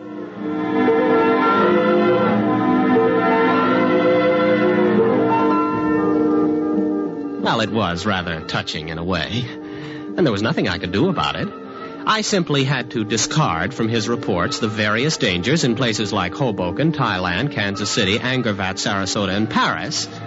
I concentrated pretty much on Manhattan. He did save me from a pretty nasty holdup on Cathedral Parkway and a 4-alarm fire. But he kept stepping up the pace. Tainted food in Baker's Cafeteria. Don't eat there tonight. Amsterdam Bus 312 has bad brakes. Don't ride it. Mellon's Tailor Shop has a leaking gas line. Explosion due. Have your clothes dry cleaned elsewhere. Rabid mongrel on prowl between Riverside Drive and Central Park West. Take a taxi. Soon I was spending most of my time not doing things and avoiding places. Danger seemed to be lurking behind every lamppost waiting for me. I rather suspected the Derg of padding his report. All my reports are perfectly genuine. If you don't believe me, try turning on your lights in the psychology class tomorrow. Why? Defective wiring. Look, I don't doubt your warnings. I just don't think life was this dangerous before you came along. Well, of course it wasn't. Surely you know that if you accept protection, you must accept the drawbacks of protection as well. Drawbacks like what? Protection begets the need of further protection. That is a universal constant. Before you met me, you were like everyone else, and you ran into such risks as the situation offered. But with my coming, your immediate environment has changed, and your position in it has changed, too. Why? Because it has me in it. It is well known that the avoidance of one danger opens the path to others. Are you trying to tell me that my risks have increased because of your help? It was unavoidable. Why, you miserable extraterrestrial con man. Now, look. All right. Thanks for everything. I'll see you on Mars or wherever you hang out. You don't want any further protection? You guessed it. Don't slam the door on your way out. But what's wrong? Your risks have increased, but my capacity for detection is more than ample to cope with it. I'm happy to cope with it. So it still represents a net gain in protection for you. Yeah, I know what happens next. My risks just keep on increasing, don't they? Not at all. As far as accidents are concerned, you have reached the quantitative limit. What does that mean? It means that there will be no further increase in the number of accidents you must avoid. Look, if you leave me alone, my original environment will return, won't it? And with it, my original risks? Eventually. If you survive. Fine. I'll take that chance. You cannot afford to send me away. Tomorrow... No. Don't tell me. I'll avoid the accidents on my own. I wasn't thinking of accidents. What then? I hardly know how to tell you. A gamper is after you. Oh, a what? Now, what kind of a gag is this? A gamper is a creature from my environment. I suppose he was attracted by your increased potentiality for avoiding risk due to my protection. Now, look, you can take your gamper. If he comes, try driving him off with mistletoe. Iron is often effective if bonded to copper. Will you get also. out of here? Are you sure? Beat it. Blow. Scram. Get out. Go on. All right. Goodbye. Are you gone? Are you really gone? Good riddance. What's that? Derg, is that you? Hey, your motor's running. Derg? What is it? What is that? What is that? Oh, it's the gamper. Derg, get me out of this. Derg, get me out. Derg, come back, Derg. Did you call? Oh, The gamper. Mistletoe. Wave it at the gamper. Where in blazes am I going to get mistletoe? Iron copper, then. Copper. Oh, I've got a paperweight on my desk. The chair leg is iron. Touch it with the copper. Quick!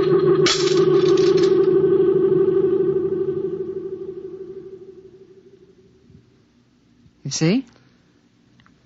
You need my protection. The gamper almost got you. Yes, it sure did. You'll need some things. Wolfbane, amaranth, garlic, graveyard mold. But the gamper is gone. Yes. However, the grailers remain, and you'll need safeguard against the leaps, the figs, and the melgarizer. I'll give you a list.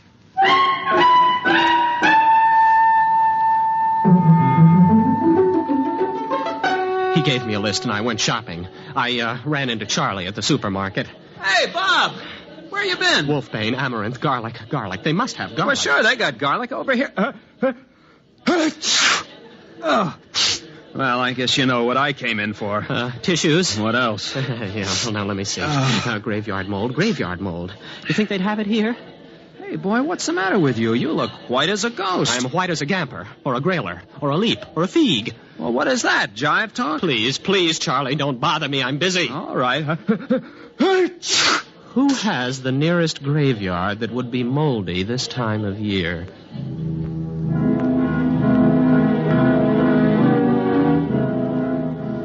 It was a game between these extraterrestrials, and I was in it. Some of them wanted to kill me, some to protect me. None of them cared for me, not even the Derg. And the situation was all my fault.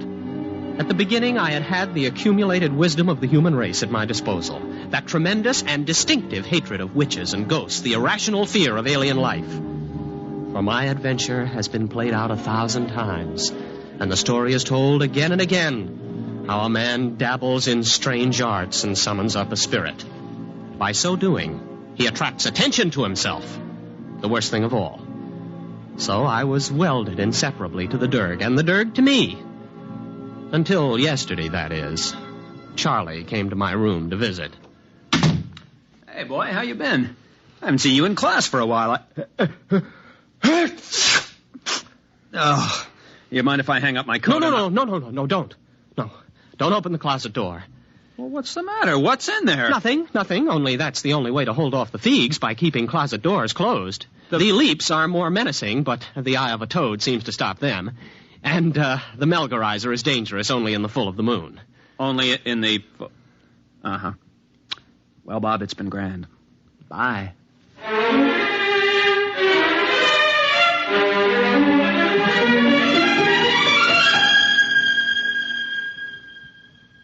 You are in danger. What? Who? What again? What is it this time? It is the Thrang who pursues us. Us? Yes, myself as well as you. For even the Derg must run from risk and danger. Well, is this Thrang particularly dangerous? Very. Well, what do I do? Snakeskin over the door? A pentagon? Burn incense? Anything? None of these. The Thrang must be dealt with negatively by the avoidance of certain actions. All right. What shouldn't I do? You must not Lesnerize. I must... Lesnerize? What's that? Well, surely you know it's a simple, everyday human action. Well, I probably know it under a different name. Explain. Very well. To Lesnerize is to... What? It is here. The Thrang. The Thrang is here. Derg, where are you? What should I do? This has me. What should I do? It has me. I'm going. The Thrang. Don't Lesnerize. Don't Lesnerize. Don't.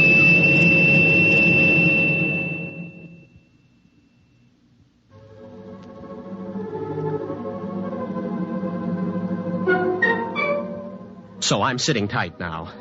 There'll be an airplane crash in Burma next week, but it shouldn't affect me here in New York. And the figs certainly can't harm me. No, not with all my closet doors closed. No, the problem is Lesnerizing. I must not Lesnerize, absolutely not. If I can keep from Lesnerizing, everything will pass and the chase will move elsewhere. It must. All I have to do is wait them out. Trouble is, I don't have any idea what Lesnerizing might be. A common human action, the Derg said. Well, at the moment, I'm avoiding as many actions as possible. I've caught up on some back sleep, and nothing's happened. So that's not Lesnerizing. I went out and bought food, cooked it, and ate it. That wasn't Lesnerizing. I'm telling you the story, and that isn't Lesnerizing. I'll get out of this yet. I will get out of it. I'm going to catch a nap now. I think I've caught Charlie's cold. I think I'm going to have to...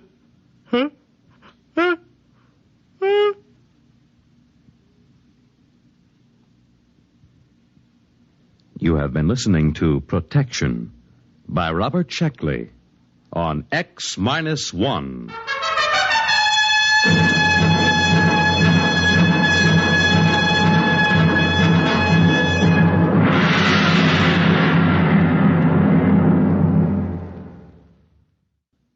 X-1 is presented by the National Broadcasting Company in cooperation with Galaxy Science Fiction Magazine, which this month features Survival Kit by Frederick Pohl.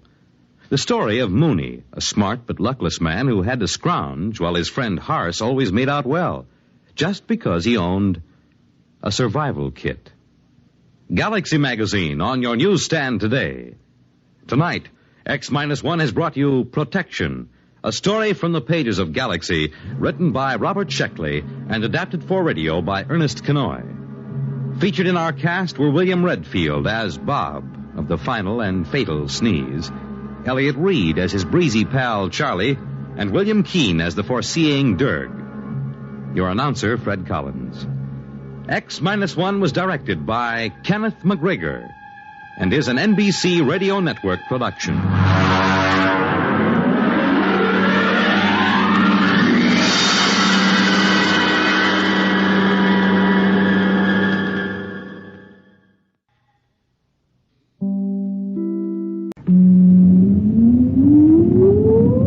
Countdown for blast off. X-5, 4, 3, 2, X-1, fire.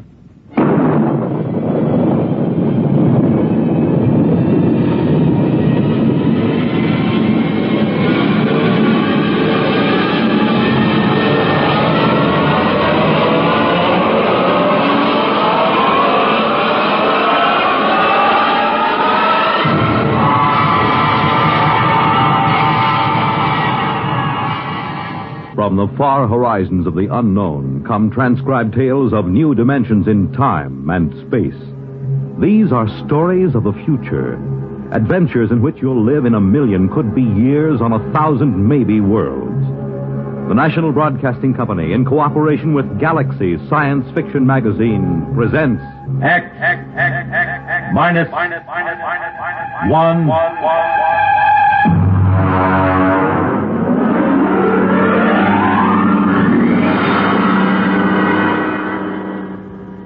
Tonight's story, Jaywalker, by Ross Rocklin.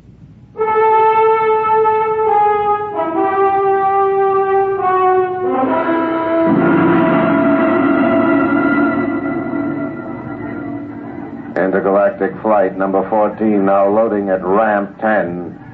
Intergalactic flight number 14 now loading at ramp 10. Please have your flight validation.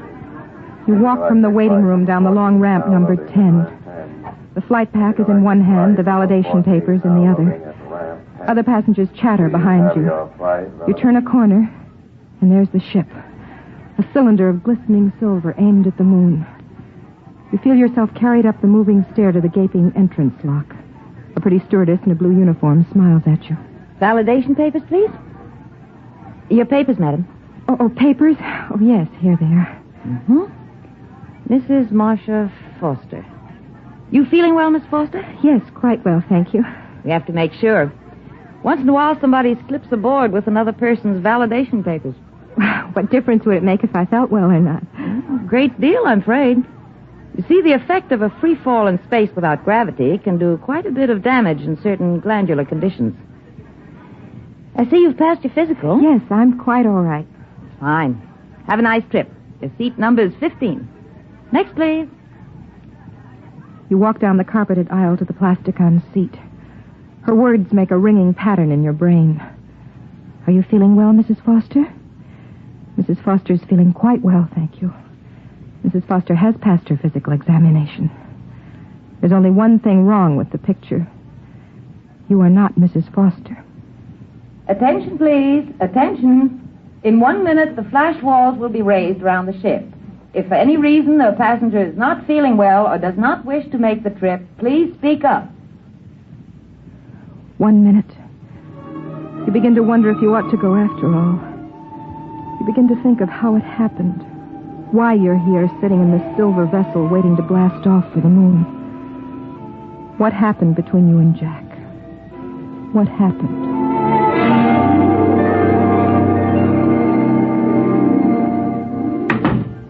Honey, I'm back. Jack, oh, darling. Oh, You miss me? did I miss you? Oh, I brought you a little present from the moon. what is it? Open it and see. All right, I will. Try it on. Oh, it's beautiful. Took us 2 hours to pick it out. Us? Oh, me and Sue. Sue Egan. Well, who's she? Well, the stewardess on the ship. Oh? Well, how long has she been on the Earth-Moon run?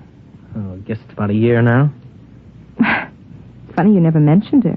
Oh, haven't I? Well, what's the difference? It just seems odd. Hey.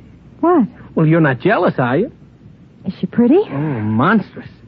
4 feet high and 3 feet around. And she has a big blue eye right in the middle of her forehead. Oh, you're insane. Come on, how about a kiss? No.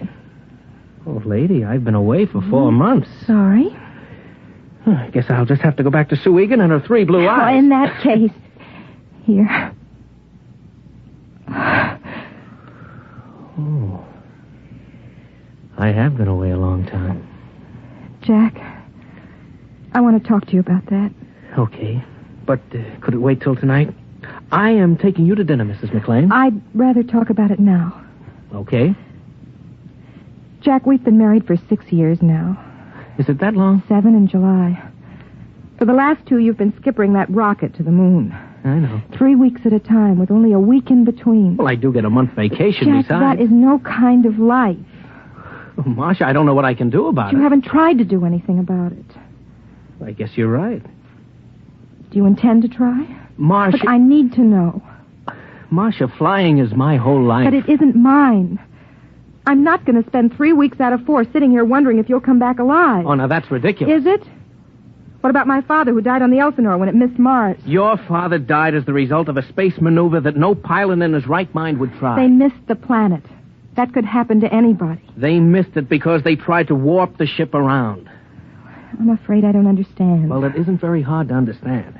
A spaceship takes off with everything calculated to the last decimal point.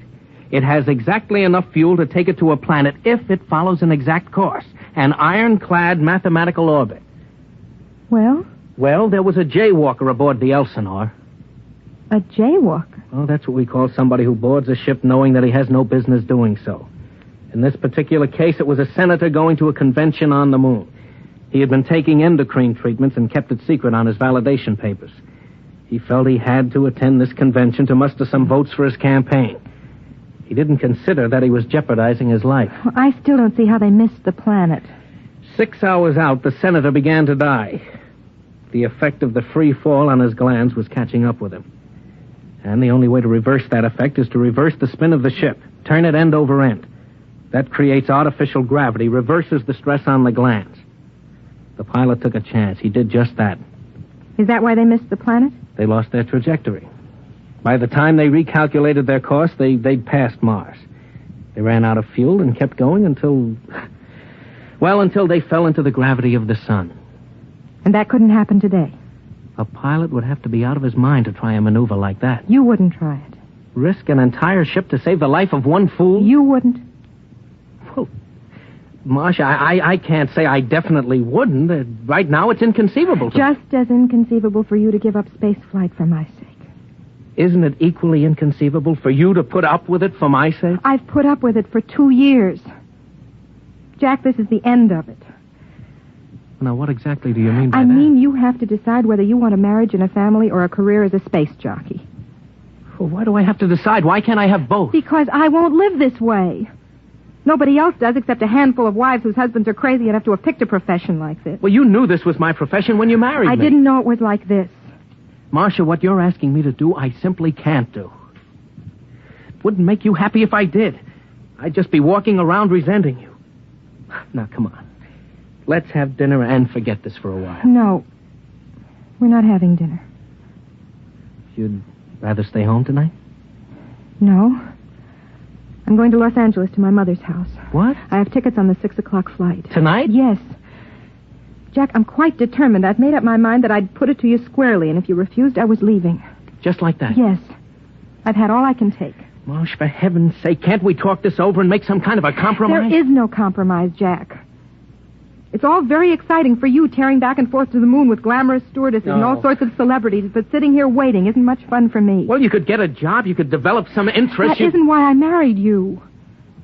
I want a home and a family and a man who comes home every night and talks to me about little, unimportant things. And I'm not that man. No. No, you're not. Okay. What are you doing? I don't like people walking out on me, so I'm leaving first. Would you mind telling me where you'll be? I don't know. You can reach me through Intergalactic if you change your mind. Marcia, maybe we'll both be better off. We didn't have much of a home life anyway, just the two of us. Oh, I'm sorry. I didn't mean that. I know how you feel about not having children. Goodbye, Marsh.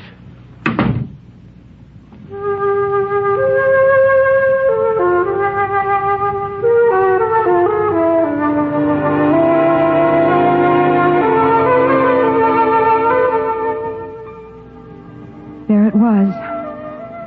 You learned when you came back from Los Angeles 2 months later that he'd been seen in the company of one Susan Egan, stewardess for Intergalactic on numerous occasions. You learned, too, that he'd applied for the Earth-Venus run, the newest and most difficult run in the galaxy. And you learned something else. Something that was going to change the whole course of your life. Come in, Mrs. McLean. Sit down. Thank you, Doctor. I have some good news for you. Yes? You're going to have a child. Well, I thought you'd be happy about that. Happy? Oh, yes. Yes, I am. Naturally.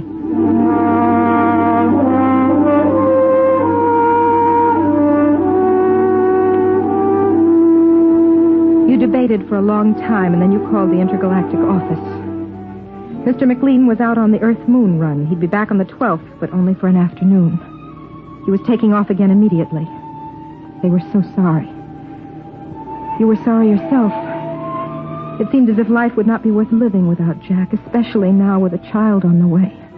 You had to talk to him, to be with him. That was when you first began to formulate the idea of going to the moon with him on this run. Attention, please. Attention. We're about to count down for blast-off. Fasten your seat belts and recline back as far as possible. The next sound will be that of the first stage rockets heating up. Do not be alarmed by the vibration of the ship. From the bulkheads overhead everywhere comes the deep rumbling sound. Some of the passengers look anxious, some excited. Some leaf casually through magazines as they lie on their backs in the reclining seats. Those of you who've never been in rockets will find it an experience that will make you proud to belong to the human race. Countdown for blast-off. X -5, -4, -3, -2, -1, 0.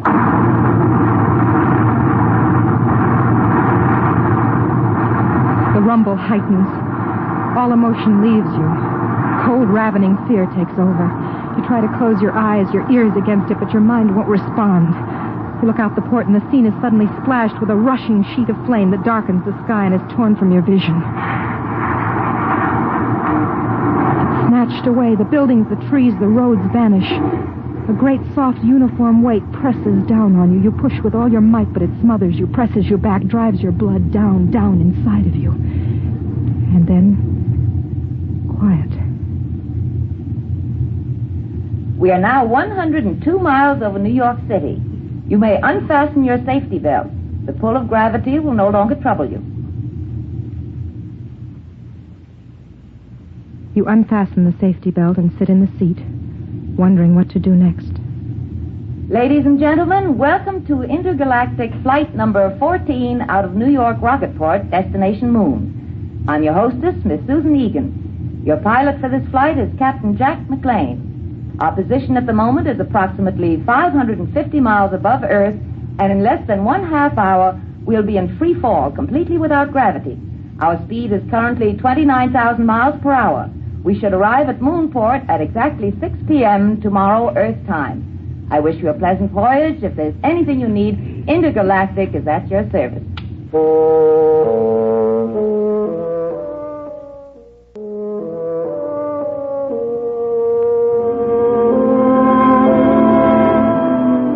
Well, you think to yourself, everybody's here. Your husband, his loved one, and his wife. You watch her as she walks back along the rows of seats with an armful of the latest magazine recordings. A tall girl, about 29 or 30, dark brown hair, dark eyes. Not very pretty. The sort who would be able to talk to him about steam tubes and beautiful landings and solar storms. Mrs. Foster, would you like something to read? Oh, thank you, no. First time in a rocket ship? Yes, could you tell? You look a little green. You feeling well? Yes, I'm quite all right. There's just a touch of space sickness. Come along to the ship's hospital and we'll fix you up in a jiffy. No, I'd rather just sit here a minute. Of course. Come on. Let me help you into the ship's hospital. That's... Come on, take it easy. Now, come on.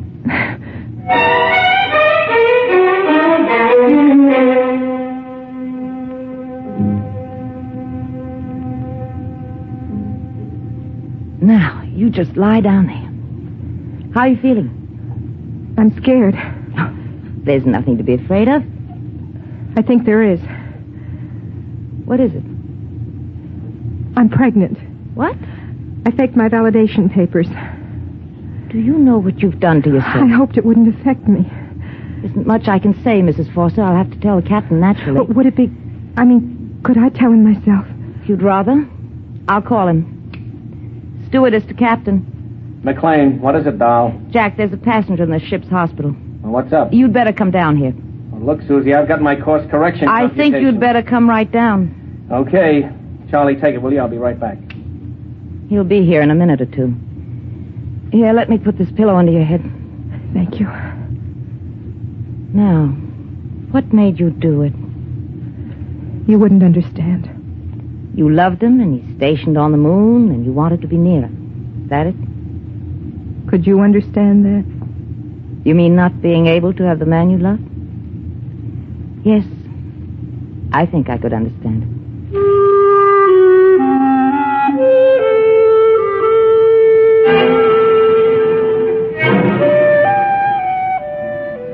You wanted to scream at her, to claw at her face. She was going to live and you were going to die. She was going to share a life with Jack when you were only a dim sort of memory in his mind. He came in, moving fast with that kind of schoolboy gait of his.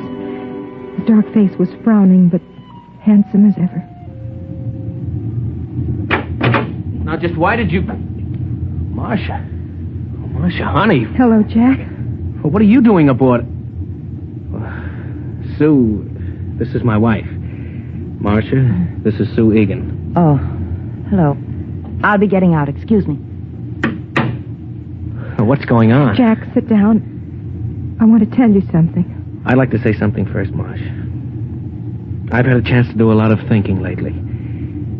And if you think we could work it out, I'd like to try again. You mean that? Yes, I do. What about Miss Egan? Sue? What about her? Well, I thought... I heard... I'm very fond of Sue. Yes, I thought you were. But she isn't my wife. You are. Was. What do you mean? I'm going to die, Jack. Marcia, what are you talking about? Jack, I'm pregnant. You see, we're a little too late. Did you know this when you came aboard? Yes. But weren't you aware that... What about the physical? I used another woman's validation papers. I paid her for them. Why, Marcia? How could you do a thing like that? I don't know. All I knew was that I had to see you. I had to be with you. If you'd only told me. I couldn't reach you.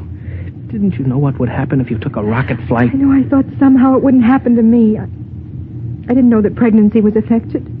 And if you had? I would have come along anyway. I suppose in a way I'm to blame. I'm the one who walked out. Don't take the blame on yourself. I'm over 21. Marcia, what did you hope to accomplish by this? I'm not sure. There's only one possibility. Possibility? Yes, excuse me. Miss Egan. Yes. Come into the ship's hospital, please. Bring Petrocelli from maintenance. Tell him to come up here with a crescent wrench. Yes, Captain. What are you going to do? Do? Nothing much. I'm going to warp the ship around, that's all.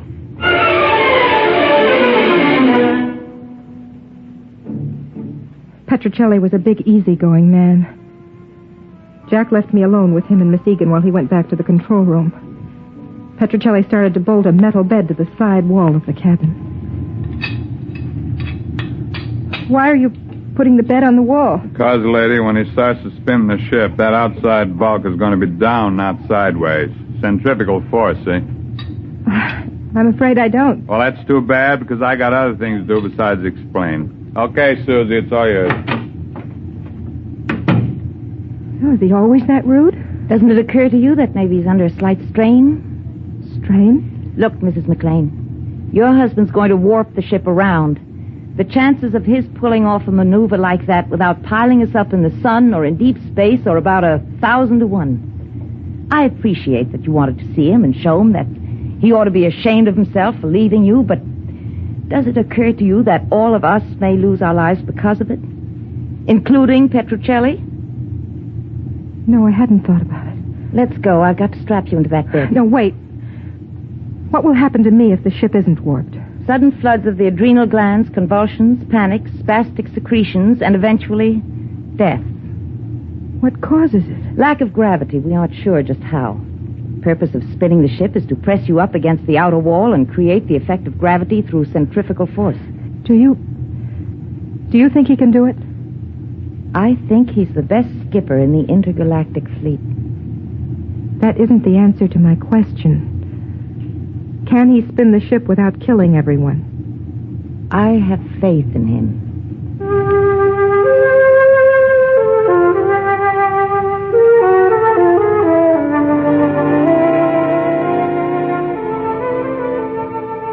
She loved him. She had faith in him.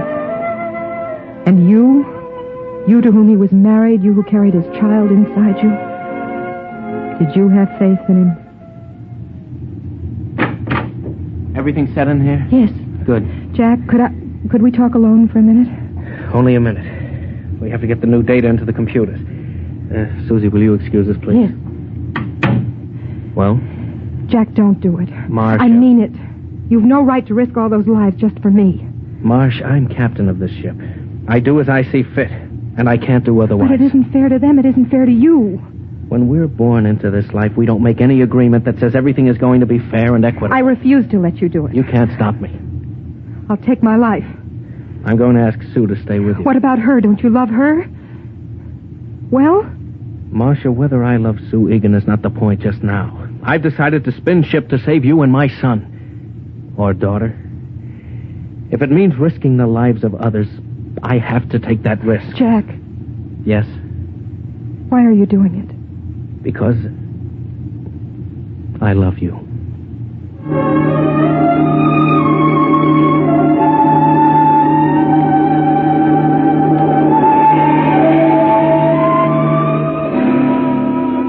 It seemed to me during the next hour through the haze of the drug they gave me that I could see him. There was the curved silver board. Before it sat Jack, hunched like a harried bookkeeper on the last day of the month. Okay, Charlie. We'll come to the moon obliquely at 0.307. We pass it, stop, spin the ship over once to check speed. Then put the tail down when we feel gravity at 7.035. And if we can do it with the fuel we've got, it'll be a miracle. All right, start the calculators. Engine room, reverse tubes. Reverse tubes. Wait for new course vector 7073. Ready for new course vector. Set firing formula 2635726. Firing formula ready. Coming into course vector. Counting down. 7077. 76. 76. 75. 75. 74. 74. 73. Fire.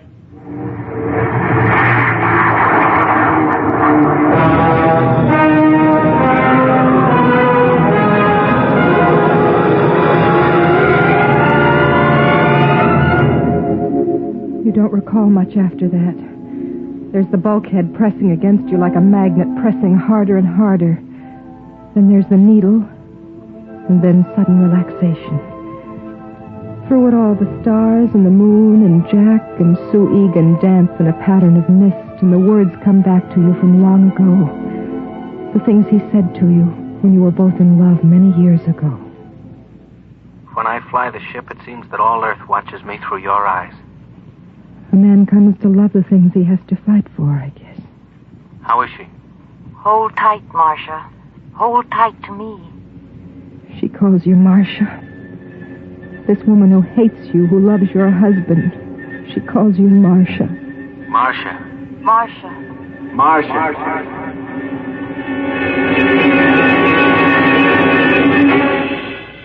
Marcia. Marcia. The curved ceiling, but a new curve, and soft rose instead of chrome metal. A new feeling, unlike Earth or the ship. Honey, wake up. Oh, Jack? It's all right, honey. We made it. We're on the moon. Moon? Yes. You're in the new Lunar City Hospital. You did it. You really did it. Well, I've been telling you for years that I was the best pilot in the fleet. Oh, you don't have to pretend. I know how you must feel about what I did. I'm not pretending. I was a selfish coward. I wasn't concerned about anything but my own happiness. Marcia, there isn't any absolute scale for courage or kindness or goodness. I couldn't pretend to judge you or anybody else. I only know that I believe you're a good person. And I love you. With your faults and your good points. I just wanted to be with you, Jack. That's all I ever wanted. I'm sorry I'm not brave and strong like Susan or you or the others. Oh, honey, nobody expects you to be. Come on now. You've got to save your strength. We've got to take good care of you.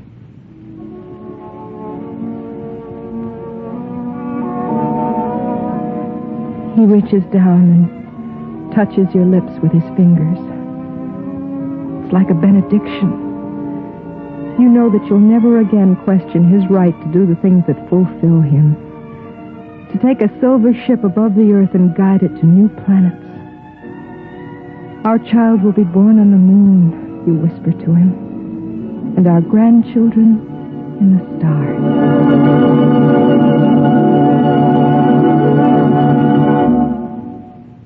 You have just heard X-1, presented by the National Broadcasting Company in cooperation with Galaxy Science Fiction Magazine, which this month features the Arthur Sellings tale entitled One Across, the story of a man who thought that doing puzzles was an escape, until he suddenly found himself completely boxed in. Galaxy Magazine on your newsstand today. Tonight by transcription, X-1 has brought you Jaywalker, a story from the pages of Galaxy written by Ross Rocklin and adapted for radio by George Lefferts.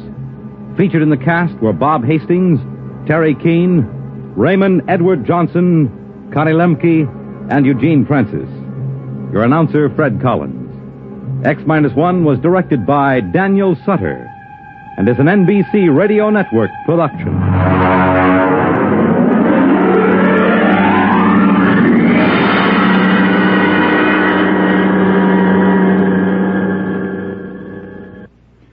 Next week, the story of the journey that had no end, of a ship that had traveled so long through space that none aboard her could remember their destination or even wonder where they were going. Listen for the sense of wonder next week on X-1. The big news tomorrow centers around the tiny principality of Monaco, where one of the century's most fabulous weddings will take place. And NBC Radio is on the spot to cover it for you. In the daytime, NBC's Weekday reports the civil wedding ceremony as it happens with simultaneous English translation. Weekday reporter Hazel Markell describes Miss Kelly's wedding gown and jewels and the extensive preparations for the gala wedding receptions. In the afternoon, there's a garden party, and you'll hear the young couple being toasted by the citizens of Monaco. Then daytime coverage is supplemented by a special NBC News broadcast in the evening. Yes, be sure to attend the fabulous wedding in Monaco tomorrow via NBC Radio. Hear Dateline, Pennsylvania and New Jersey on politics and primaries tonight on NBC Radio. Countdown for blast off. X-5, 4, 3, 2, X-1, fire.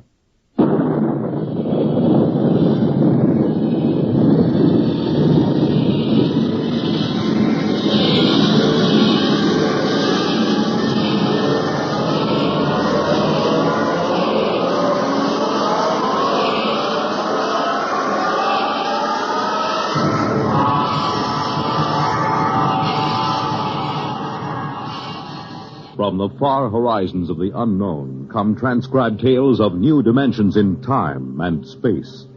These are stories of the future, adventures in which you'll live in a million, could be years, on 1,000 maybe worlds. The National Broadcasting Company, in cooperation with Galaxy Science Fiction Magazine, presents X-1.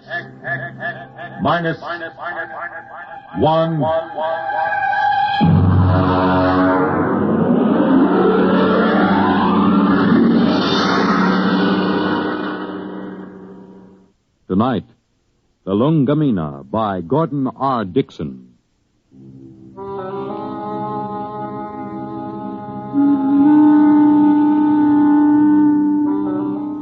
Blame Clay Harbank, if you like, for what happened at Station 563.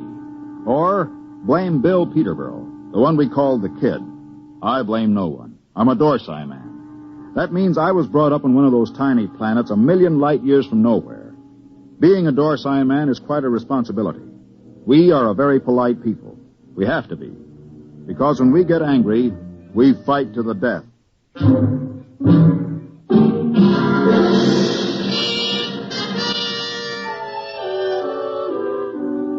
It all began that evening that Clay Harbank began reminiscing about his home planet, Lungamina. We were sitting around the recreation room of 563. There was a card game going on in one corner. Lungamina. The very name sounds like music, doesn't it, Mort? You know me, Clay. I'm a Dorsey man. I've been in the Dorsey planets. I've seen them all knocking around this universe for 35 years. But when it comes to sheer beauty, Lungamina. How long since you've been home, Clay? Home? 20 years, Mort. 20 stinking, miserable years. Well, that'll be over soon. Another 10 days.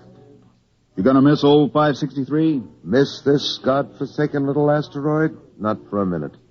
We'll miss your ugly face around here. At least I will. I'm gonna miss your gloomy Dorsey push, too. Mort, why don't you get out of it? You've had more years in space service than any of us. You've probably got enough credits to get out, too. Me? I wouldn't know what to do with myself. Couldn't you go home? You should know better than that. The Denebrian trouble? The Denebrian trouble? You could go to Earth. What for? Ever been there? Never once. And I've never wanted to. I've seen too many Earthmen. Like the Kid over there. He's green in service. He's full of greed and stupid hate like the rest of them. No, that's not for me. Looks as if the game's breaking up. Here he comes. Well, if it isn't the big gambler from the windy planet. What's its name? Lungamina. Yeah. How's the piggy bank coming, Dad? The piggy's a gentleman, Kid. He never overeats, so he won't ever get indigestion. Sour grapes. You see this wad of credits? 500. How long you have to work for 500 credits, Dad? How many trips you have to make around this asteroid? How much closer to falling your grave you have to come? You look as if you made a killing. I always make a killing. I'm a natural-born gambler. And I don't just talk about it like some. I think I'll go out and take a turn around the station, Mort. Fine, I'll go with you. It's, stuffy in here. Don't bother. I'd rather be alone. Big shot. Knocked around the planets for 35 years. Used to have a reputation as the hottest gambler in the systems. Comes from the most beautiful planet in the universe. Bull. Why don't you lay off him? Kid, let me give you a piece of sound advice. Go ahead. Lay off Clay Harbank. He's been around the systems a lot longer than you have. He may not be any chicken, but he's a tough baby when the situation calls for it. You trying to scare me, Mort? I thought you Dorsey guys were smarter than that. I'm beginning... No, look, kid. No, look. No offense, Morty. I wasn't trying to insult the Dorsey people or anything. I gotta go do a flight check. I'll see you.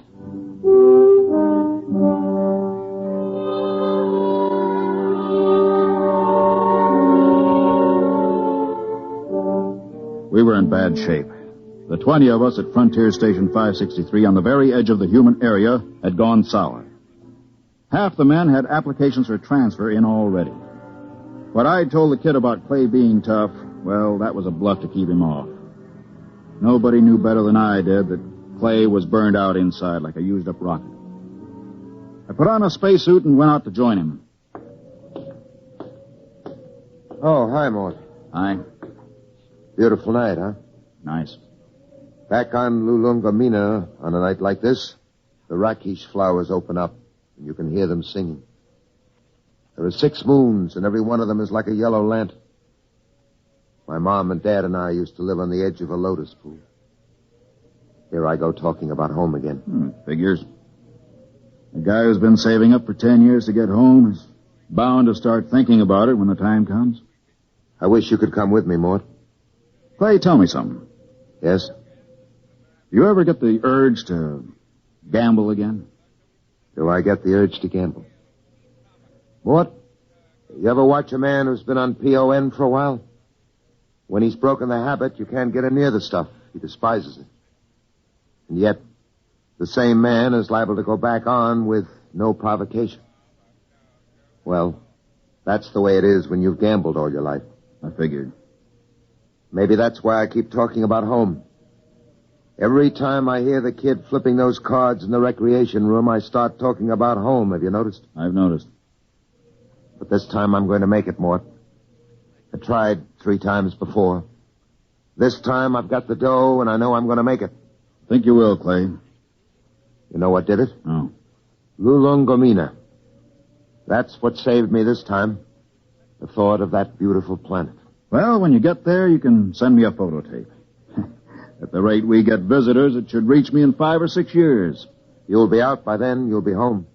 I'll never go home, Clay. Never. Well, that's Red 4. Screens must have picked up a ship in the galaxy. Maybe we'll get a visit.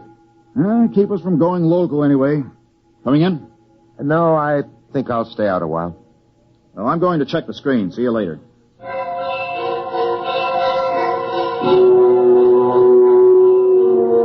Red 4 meant simply that a ship was entering the galaxy. The chances of it touching down on 563 were pretty remote, unless it happened to need a clearance for Earth or Mars. The screen was black by the time I got there, but the kid was filing a report. Oh, hiya, Mort. Hey, what's a Hixabrod like? Why? We're having one for a visitor. You don't say. I just came in over the receiver. What'll he be like? A Hixabrod? Stiff as a poker, proud as Lucifer, honest as sunlight, and tied as a camel on his way through the eye of a needle. What do they look like? Oh, they're kind of humanoid, but they have a deadpan face that never changes, like a mask. Well, they're a little scary, I hear. Oh, that's the green skin and the scales. Also, they run about 8 feet tall. I wouldn't tangle with one if I were you. Back on Denebria once, I saw a Hixabrod rip a man to ribbons with its claws. Why? The man made the mistake of insulting Hixa. That's one of the twin planets they come from. Pretty touchy, aren't they? Not really. They're a very level-headed race. You know the Hixabrod reputation, don't you? No, you didn't hear much about them on Earth. Well, they're the first and only mercenary political arbitrators in the known universe. A Hixabrod can be hired, but he's absolutely incapable of being influenced or bribed. He tells the cold truth and nothing but the cold truth. And, brother, When a Hicks-abroad tells you the truth, it's plenty cold. Really lets you have it, huh? They're a small race and very much in demand. If some kind of political dispute comes up from planetary to inter-alien, both sides hire a Hicks-abroad to represent them. That way they know the other side is being completely honest. Oh, that's very interesting, you know. Very interesting.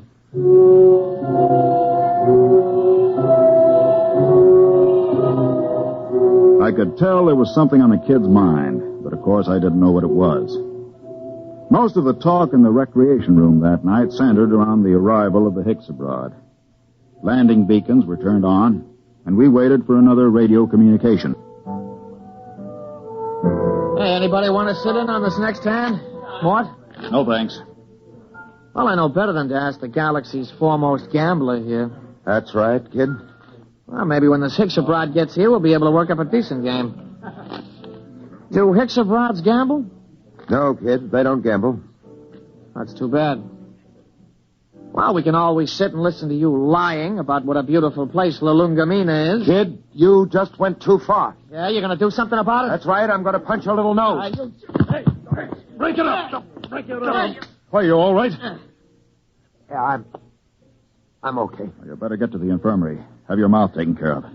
Kid, you get to your quarters. Since when are you giving orders? I'm telling you to get to your quarters. You better do what he says, kid. He's a Dorsai man. That's all I've been hearing since I got here. What big gamblers come from La Lungamina and how Dorsai men are killers. So far, I've seen nothing, but I heard a lot of talk. You're going to get to your quarters? I'll give you 5 seconds to start moving. You better go ahead, kid. Okay, Mort. I'm letting you bluff me out of the game this time. Just remember, there's going to be other games. Next time, I won't be bluffed.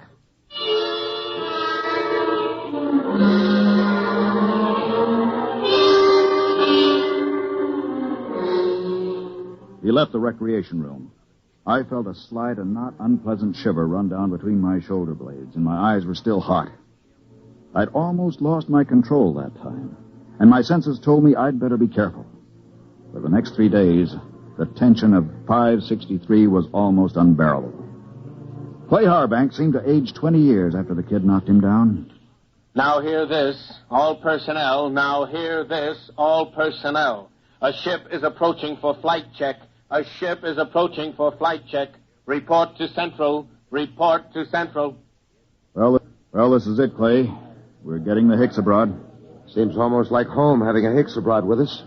They're all over the Tarsian system, you know. You speak Hicks-abroad? You have to on Lulungamina. Oh, I didn't know that. I picked it up during the 3rd exploration. Long time ago, huh?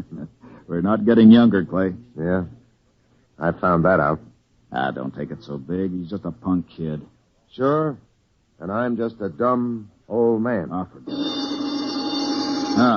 That's touchdown. You ought to be here in a minute. Well, that does it. He's down. Look at that ship, huh? Let's go. You'll need some help with his baggage.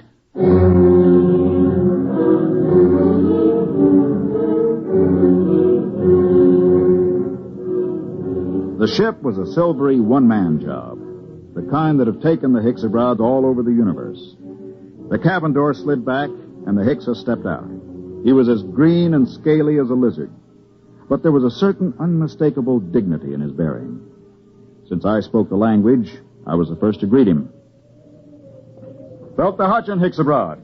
Welcome to this place. I greet you, Dorsai man. My name is Mort Bianski. I am called Dorlassus. Come. I'll show you to your quarters. Thank you. How long will you remain here? Only for one night. I wish clearance for Mars. I'm sure it can be handled. This way.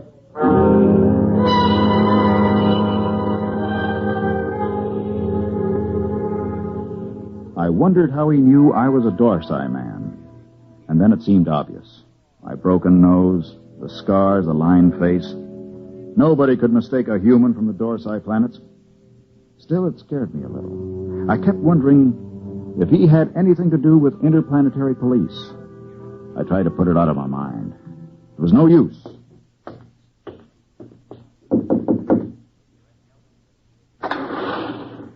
Mind if I come in, Clay?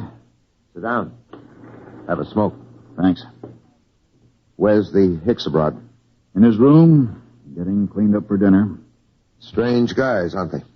Well, there's something even stranger going on. What's that? The kid's in there with him. With the Hicks? Mm-hmm. What do you suppose they're talking about? I don't know. I wish I did. Kid's probably trying to get the Hicks into a dice game. I doubt it. What's on your mind, Mort? Clay, you've been around. Are there any Hicks abroads in interplanetary police? A few. Why? I don't know. I just had a feeling, you know. Oh, you're dreaming up bogeymen. Maybe. Besides, you're not in any trouble outside the Dorsai system. I killed a human, Clay. Not deliberately? In a rage. Happens all the time on Dorsai, doesn't it? Not to an officer of Intergalactic. Besides, that was 25 years ago. There's no statute of limitations in the systems. Nobody knows but me, right? You don't have to be clairvoyant to wonder why a man hasn't been back to his home planet for 25 years. You, think the kid... I don't know. He's got no love for me. Still, he doesn't know anything. How would he know this Hicks abroad is an agent, if he is? Couldn't say. Where are you going? Well, I think I'll take a look at that message the kid filed. The one we got when we first picked up the Hicks abroad on the screens. Let me know what you find, if anything.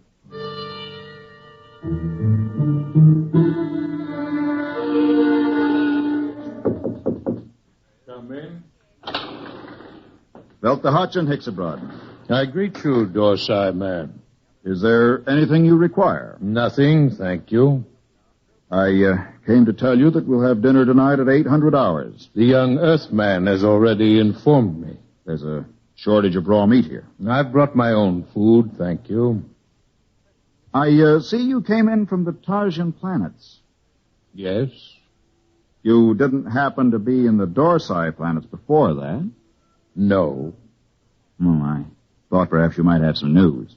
I came from Intergalactic headquarters. Yes, I saw your flight check. Then you know my mission. Yes. Good. How long do I have to pack? I will be leaving at 700 hours tomorrow morning. Can you be ready by then? Yes, I guess so. Good. I don't suppose there's any point in appealing to you. Hicks abroads are supposed to be totally without emotion. There is no point in appealing. Funny thing. I've been running away from this moment for 25 years, and now that it's come, I'm glad. We'll be going back to the Dorsites? Yes, to Intergalactic headquarters. All these years. Home. I don't suppose a Hicks abroad knows what that feeling is like. I will expect you at 700 hours. Now, if you don't mind, I wish to prepare my food. One thing. Yes? Did the young Earthman tip you off about me? No. Funny. I could have sworn it was him.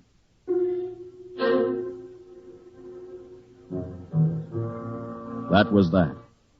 When a Hicks abroad tells you no, you can bet your life he isn't lying. I began to wonder how they located me. I began to wonder what he and the kid had talked about. I began to wonder a lot of things. Well? He's an agent for Intergalactic. Well, that doesn't prove he's after you? He is. How do you know? I just talked to him.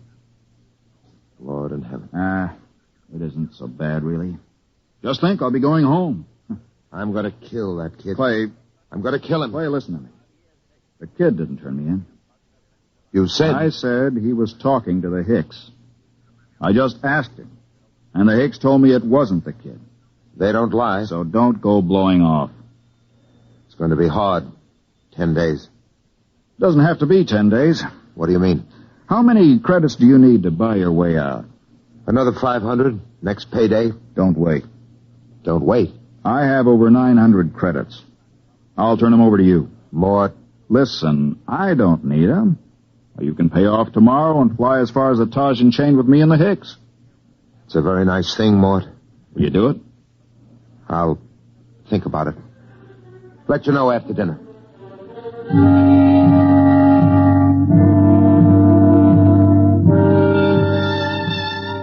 I thought of running away, but There was really no place to run once they tracked you down. And the Hicksabrods were utterly relentless once they'd agreed to bring a man in. Since they had no feelings, they made no judgments.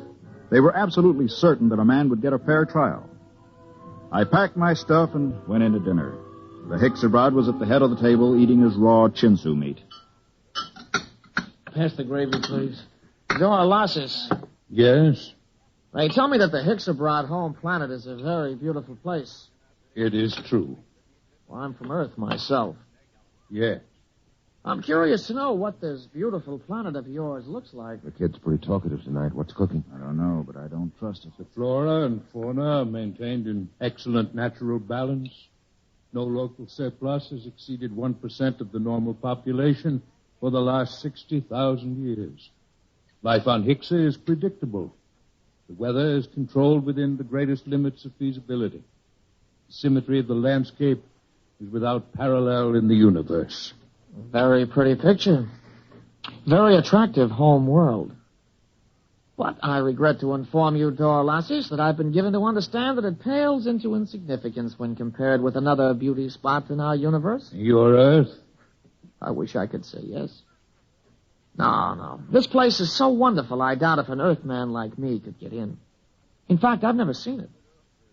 But I've been hearing about it for some months now. And either it's the most wonderful place in the universe, or the man who's been telling me about it is a rotten liar. Get your gun, kid. Get your gun. Why guns? You call me a liar. Why use guns when it's possible to prove the thing one way or another with complete certainty? For months now, you've been telling me two things. One, that you used to be a gambler. Two, your precious Lulungamina is the most wonderful place in the universe.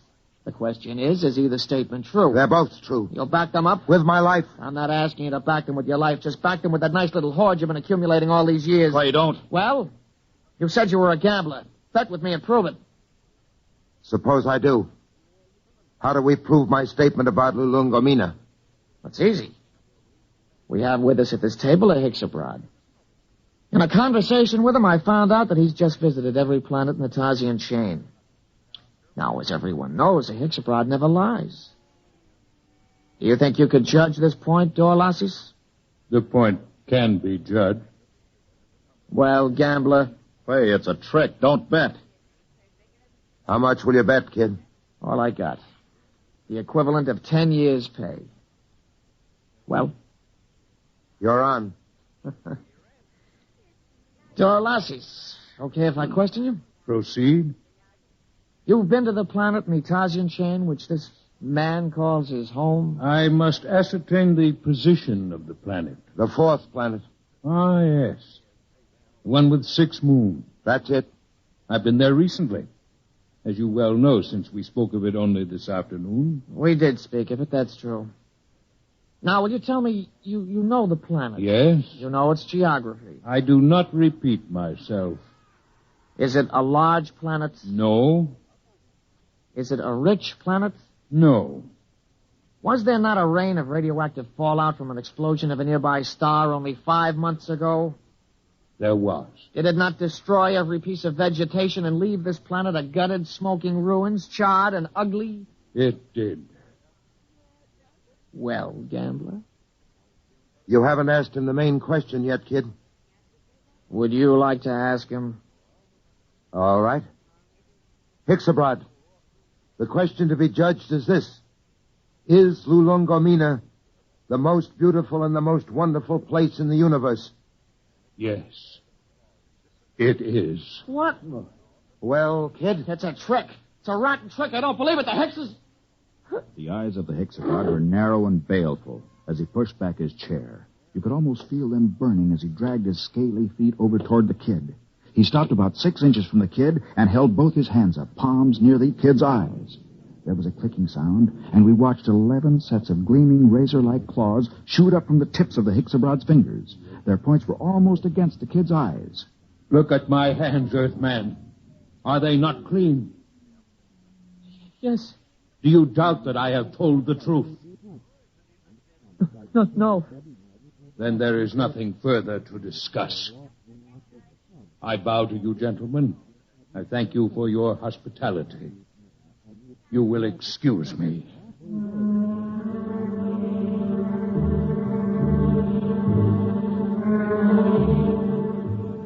We stood around and watched that proud, frightening figure drag itself out of the room. The kid was trembling like a leaf as he drew a bank draft for 10 years' pay and handed it to Clay Harbank. The next morning, Clay and I boarded the Hicks Abroad ship, and 4 days later, we touched down at the outer planet of the Tarsian chain. Well, this is where I get off, Mort. I don't know what to say, really. I guess you know how I feel. Think I do, Clay? Let's just say so long. There will be no need for goodbyes. What? Both of you are leaving the ship here. But I thought I intend to return to intergalactic headquarters empty-handed. Empty-handed? But they'll question you. What will you tell them? The truth, of course. But you have told me nothing. But I assumed... I am not interested in your assumption. You asked me my mission. I told you it was a criminal investigation. You said you assumed you would go back with me. And I told you when my ship was departing. There is nothing more to be said. But surely you know... Mort, don't say anything. The Hicks Abroad deals only with facts. What is absolutely known. They're the most literal beings in the universe. Let it go at that. Goodbye, gentlemen. I am grateful for the pleasure of your company.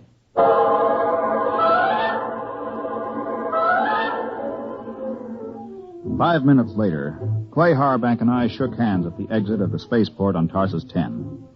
But before we parted, there was one thing I had to know. Clay, one thing before you go. Yes? How did you know the Hicks Abroad would lie about Lulungamina? He didn't lie, Mort. The Hicks Abroad never lies. But Lulungamina... Mort, let me tell you something. Lulungamina is a word in use throughout the Tarsian planets. Actually, it's a Hicks Abroad word. It means home. All I did was ask the Hicks Abroad if home was beautiful. He simply said yes. And the Hicks Abroad, as everybody knows, doesn't lie.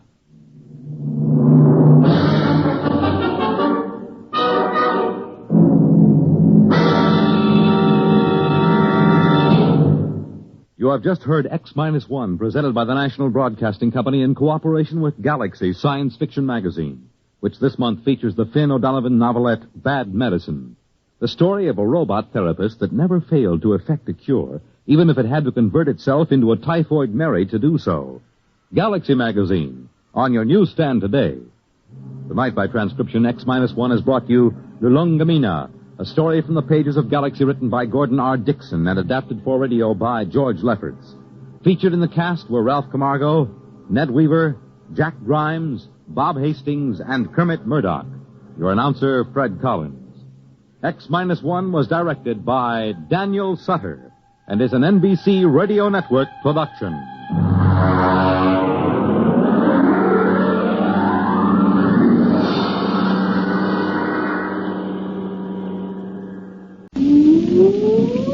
Countdown for blast off. X-5, 4, 3, 2, X-1, fire.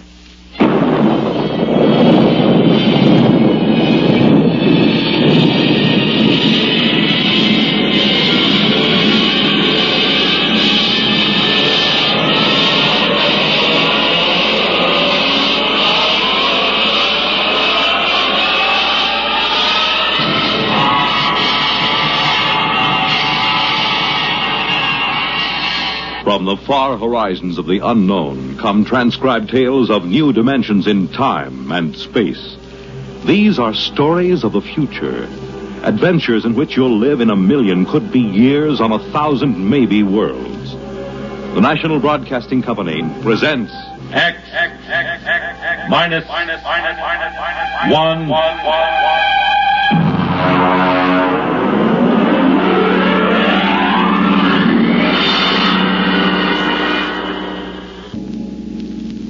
In the beginning, there was Jordan, thinking his lonely thoughts. Out of the loneness came a longing. Out of the longing came a vision. Out of the dream came a planning. And out of the planning came decision. Jordan's hand was lifted, and the ship was born.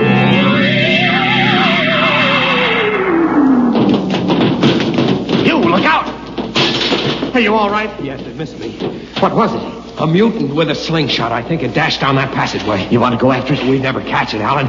It's probably 12 decks above us by now. I didn't think they ever came down this far. The trolls usually get them before they reach this level. They get more daring with each generation. This one looked like a female. Male or female, it might have killed us. I told you this trip was pure foolishness. Climbing 24 deck levels to hear a crazy old man rave. We're almost there now. Compartment X15, level 24. This is the place. This area smells as if it hadn't been visited by a sanitation crew for generations. Part of the ship is almost deserted.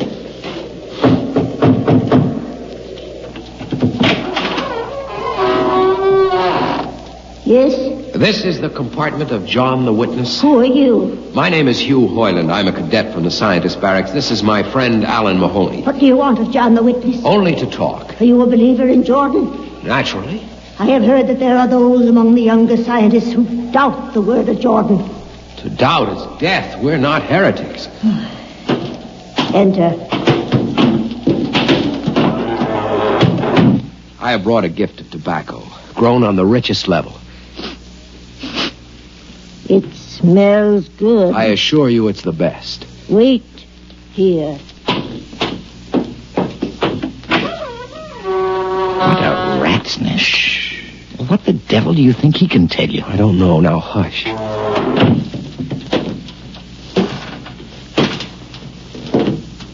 Well? You are John the Witness? I am? Good eating to you. I am Hugh Hoyland. This is my friend Alan Mahoney. What brings a gentleman of the scientist class to my humble apartment? I have heard that you and your parents before you have long been keepers of the legend of the ship. Since Jordan gave the word. I am anxious to hear the word as Jordan spoke it. Why? You see, among the young scientists, there have been some who talk against the word. There are regulations against such heresy? Some of them say the ship has no purpose. They say that we're here accidentally. That we have no more grace in Jordan's eyes than the most deformed mutant who dwells in the highest level of the ship. What shall I say to you? I wish to hear the word from the mouth of one who knows, that I may become more convinced. Sit. You have gift for the witness? The finest tobacco. Good. I will dim the light. Now, pay close attention, for these are the words as my father's father's father gave them to his son's son's son. This is how the ship came into being, how our people were created. In the beginning, there was only Jordan, thinking his lonely thoughts. In the beginning, there was darkness, formless and dead. Out of the loneness came a longing. Out of the longing came a vision. Out of the dream came a planning. And out of the planning came decision.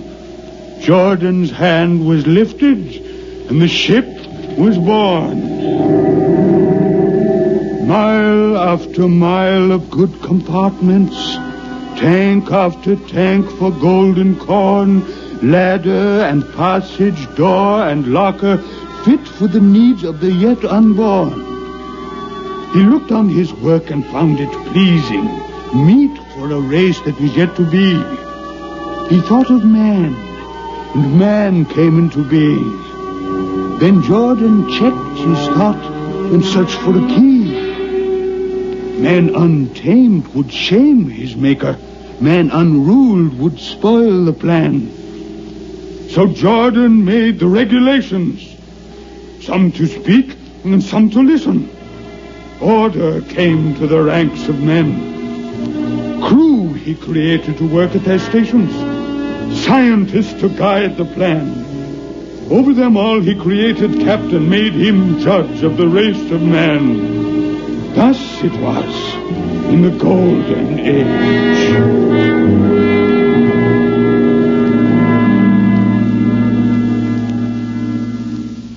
These are the true words? As my father's father taught them. But what of the strange beast-like people on the upper levels of the ship? Surely Jordan did not create them. Jordan is perfect. All below him lack perfection. You have heard of the legend of Huff? I have heard that he mutinied against Jordan. Darkness swallowed the ways of virtue. Sin prevailed upon the ship. And before wisdom prevailed and the bodies of Huff and his followers were fed into the converter, some of the rebels escaped and lived to father the mutants. They are tainted with the sins of their fathers. One more question, witness. Speak. What is the ship? The ship is a great sphere.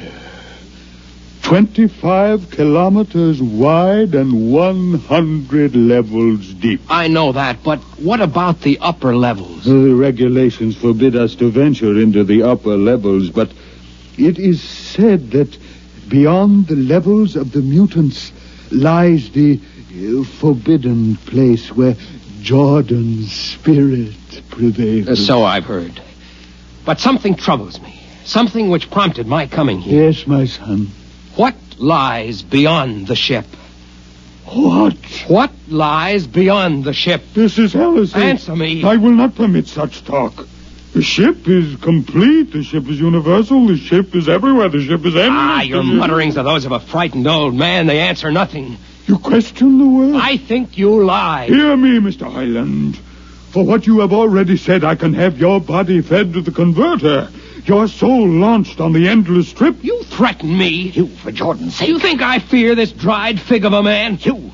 Sir, my friend is impetuous. He doesn't understand. I might be persuaded to forget a substantial gift. You pig. You. Come on, Alan. The sight of this so-called holy man offends me. No, you shall not leave. Don't try to frighten me with a gun, old man. Remain where you are, heretic. I warn you, put down the gun. No. No closer. Drop it. Very well, then. Death to the heretic. Alan, get him! Is he dead? I don't know. Come on, Hugh. We've got to get out of here. Now where? We can't go back. They'd feed us into the converter. What's that? The old woman must have turned in an alarm. Come on, the patrol will be here in no time. Where can we go? The upper levels. But the mutants. We'll have to take our chance. Listen, that's the patrol we've got to climb. There's a hatchway. Down the corridor. Quickly. Halt! Halt, do we fire? The ladder.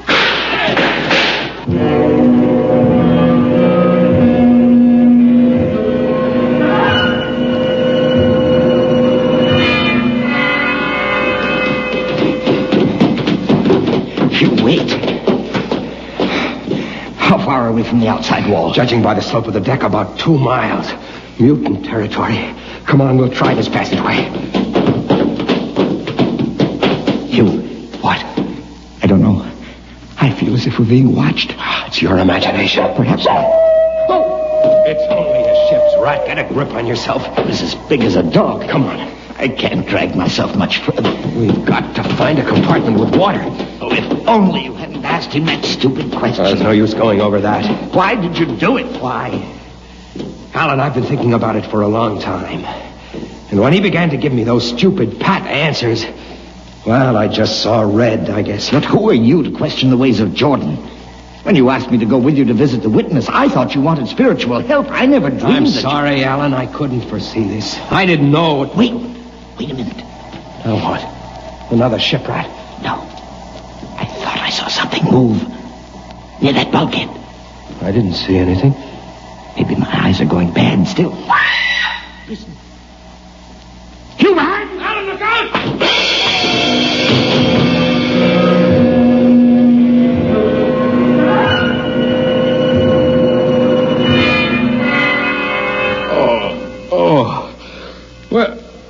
Where am I? What are you? Get away from me! Alan! Alan! Look out with that knife! Stay away from me! Alan! Alan! Don't kill him, Bobo. Not yet. Who are you? Must forgive my friend Bobo. Like so many of my people, he's rather impetuous where members of the so-called super race are concerned. Who are you? What place is this? As you can guess from my leg, I'm a mutant. Where is Alan? Your friend is dead. I was not able to restrain my people in time to save him.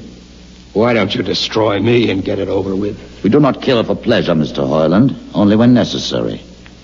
You know my name? I read your identification tag. Who are you? Mutants can't read. My name is Gregory. I'm a leader of my people. Although we are unfortunate in our heredity, Mr. Hoyland, many of us are quite intelligent. Why do you live like animals? We would rather live like free animals than like regimented slaves, as you do. I've heard that you practice cannibalism. Undoubtedly, you hear many things about us. We raise our own cattle on the upper levels, and those of our people who choose to farm raise enough crops for our small population. You turn your head. Why? This one. I've never seen a creature like him. Bobo is an unfortunate. He was born without the power of speech. How can you tolerate a monstrosity? We have learned to live with difference. If we began to destroy our imperfects as you do on the lower levels, there would soon be no one left. It violates the regulations, the word of Jordan's You know, state. Mr. Hoyland, your people are really primitive and barbaric. You dare say that to me? I dare say a good deal more. Let us go to my compartment and speak further. I'm always interested in information of the lower levels. I won't give you any information. Bobo, I want Mr. Hoyland in my cabin, please. I would advise you to go quietly, Mr. Hoyland. Bobo has a hatred of superior beings, which is unfortunate, but quite understandable. Proceed.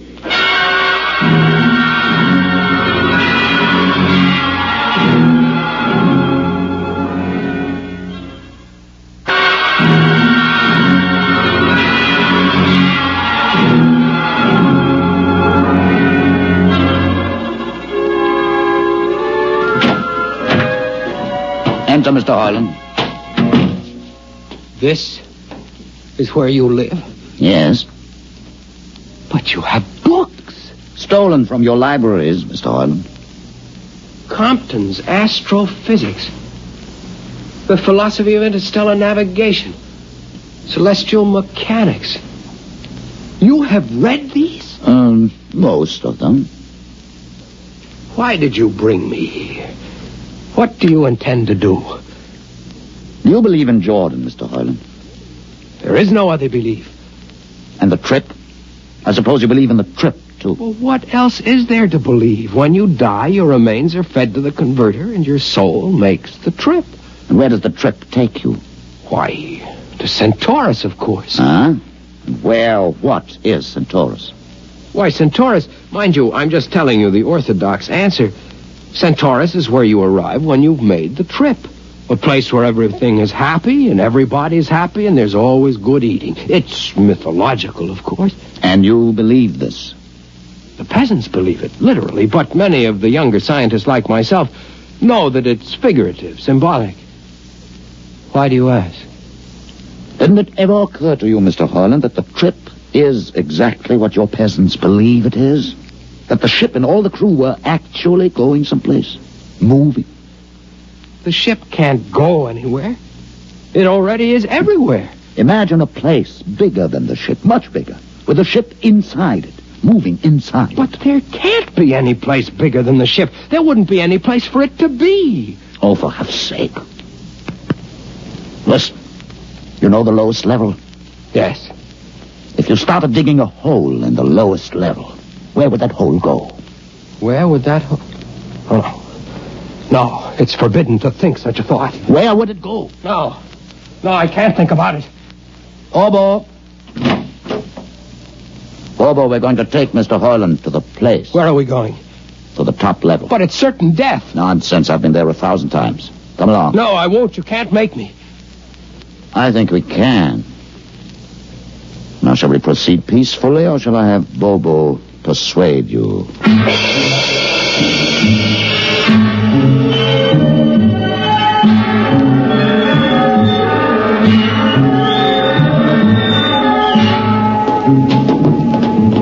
Open the door, Bobo. Inside.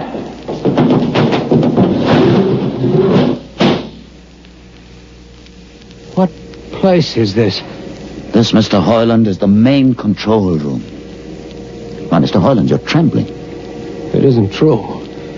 There is no such place except in mythology. Oh, you younger men are so wise, Mr. Hoyland, except for one thing. This happens to be the main control room of the ship. But it's nothing but a huge room with an instrument panel. What did you expect? How do you know this is the main control room? See these instruments? Using them, the navigator many hundreds of years ago actually steered the ship on its voyage. I don't understand. I didn't suppose you would.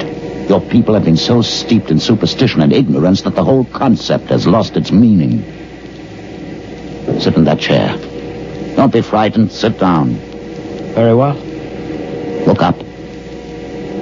What do you see? Nothing but a huge shield. Watch it for one moment, Mr. Hoyland. You are going to see something that few of us have ever been privileged to witness. Something so dazzling that you may find it hard to accept at first. But it is there. It is a reality.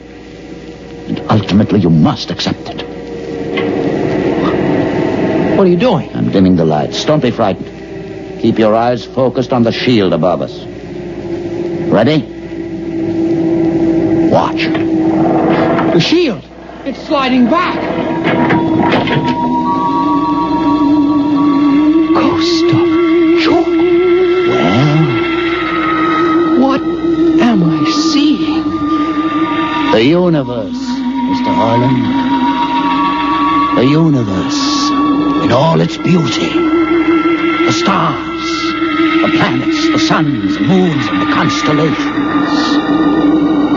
This is your heritage, Mr. Hoyland.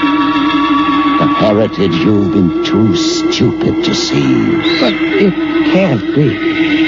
The ship is the universe. There is nothing but the ship. Ah, but there it is. You see it before your eyes, spread out like a canopy of glory. Do you still deny it? Answer me, Mr. Hoyland. Do you deny it? No, I can't. They lied. They lied to us. Good. Why did you close the shield? You will see it again if you're not afraid. I'm not afraid. Many times. I've shown this to others of your people whom we captured, and though they saw it before their very eyes, they would not believe it. Tell me about it. Tell me about the ship, about the universe. What are these things? How did this come about? Many thousands of years ago, on a planet like those you've just seen, a planet called Earth, a scientist named Jordan decided to build a ship that would carry men from one planet to another. For many years, Jordan and thousands of others studied and planned. And when they were finished, they built the ship. A ship so large that it had to be assembled in its own orbit beyond the place called the moon. 60 years it took them to construct. And when it was finished, a whole new science had been conceived. Then the trip was begun. The trip that was to land a colony of Earthmen on a far-off planet called Centaurus. Millions of light years beyond the furthest planet ever reached before. How do you know these things? Among my books are the log which Jordan himself kept, and the records of the journey for the first 40 years. What happened? There was a mutiny. A man named Huff led a rebellion of those who wanted to turn back. In the struggle, the navigators were killed, and the crew fell into a state of anarchy. In the years to follow, small groups of men tried to organize the ship for navigation, and each time they failed. Finally, the whole idea was abandoned. And so for centuries, we have swung in space, unmanned, undirected, living in a lost world of our own making, without purpose, without direction. Why have you told me this? Why have you brought me here? You could have killed me. Can you guess? No. No, I can't. Unless... But it would be too fantastic. Well? You want to finish the trip. Yes, that's it. What would it take to do it? A miracle, almost. The crew would have to be trained. Many people, each skilled in a certain duty. Couldn't you train your own people? We are too few. Besides, the main drivers in the lower levels where my people are forbidden to go. No. It would mean that both our peoples would have to work together. Our differences encouraged rather than denied. It can be done. You showed me. You can show others. I can show them. Can you? I'll see the captain himself. I have an uncle on the central board. I'll tell him what I've seen here. And do you think he'll believe you? Send one of your people with me. That's asking a good deal. I'm risking a good deal by going back. Very well. Bobo will go with you. He can't talk. There will be no need for talk. I will write a message guaranteeing safe conduct for a group of unarmed scientists to visit the main control room. Bobo will take you safely through our territory. What happens when you reach your own level is up to you.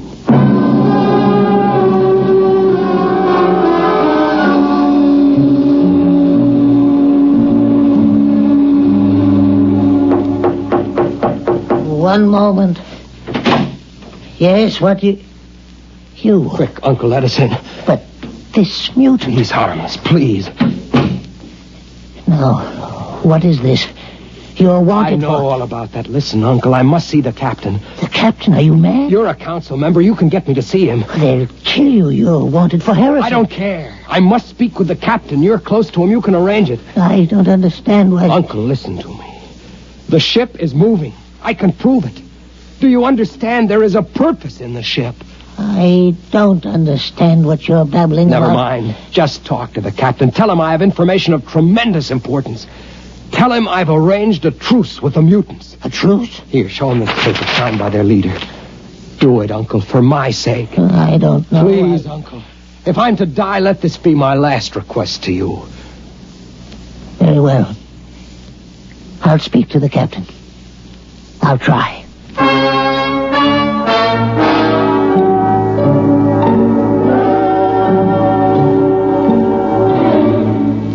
And you say, Mr. Hoyland, that you saw this with your own eyes? I swear it, Captain. I swear it on the word of Jordan. Let me see that paper again.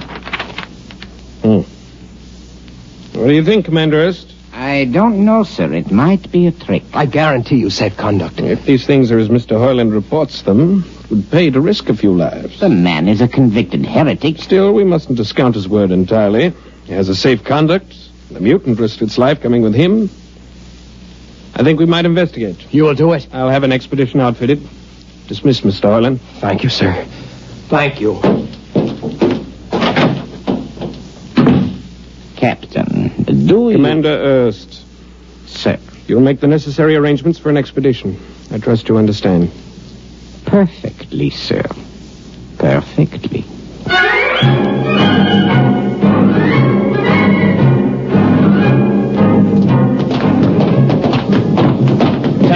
Mr. Hoyland. You'd better halt your men here. This is the spot. Patrol, halt.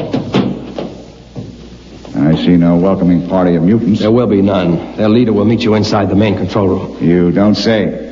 And just where is this main control room? Beyond that door. I see. All right, men. Ready arms. Why do you ready arms? In case of ambush. Ambush? Don't you think they could have ambushed you on the way up here a good deal more easily? You know, Mr. Hoyland, I think you're a mutie lover. They have a place in the converter for that kind. Lieutenant, are you mad? No, Mr. Hoyland. But most certainly you are. To think that we could be lured up here to be slaughtered with a fantastic story about some mythical control room. Guns ready, sir. Lieutenant, I warn you, these people have acted in good faith. If you break that faith now... mutants to open the control room, Mr. Hoyland. No, not until those guns are dismounted. As leader of this expedition, I order you to call them. I refuse. You cannot do this thing. This is no way to keep a truce. Very well, if you refuse. Oh, there! Mutant! Come out! For Jordan's sake, Lieutenant. Too quiet for comfort. Mutant! Open the door! Please, Jordan, don't let anything happen. Please don't. It's opening. Ready, men? Someone's coming out. Look at his leg. Horrible. Steady. He's walking toward us. I can't stand this. Look out! Gregory! No! You fools! You've killed him! Here come the rest of them. Fire!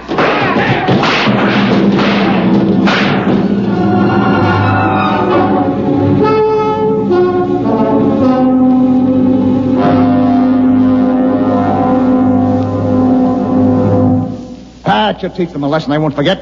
All right, men. Inside the room. Hoyland, you're under arrest as a conspirator in this ambush. Ambush, you fool, you blind, stupid fool. That'll be enough. Have you been inside this place before? Yes. What's all this machinery? These are the controls he would have used to steer the ship. He's gone out of his mind, Lieutenant. Steer the ship? Who? The leader. The one you killed. This ugly mutant? This ugly mutant happened to be a man of true greatness. You're mad. Am I? This man had a vision which could have saved you, but you chose to kill him because you couldn't stand the sight of his difference from you. I'll not listen to these ravings. Close your ears. Shut your minds against the conscience that tells you it's wrong to kill. That tells you that your need to be arrogant only proves your inadequacy to yourself. Shut him up. Don't listen to him, man. You can't shut your ears. My words sting you. You cannot shut your minds. And you cannot shut your eyes. Don't do this. The roof. It's moving back. Look. Let the vision of this confound your ignorance and blind your eyes. This is the heritage you've tried to stifle in your own breasts.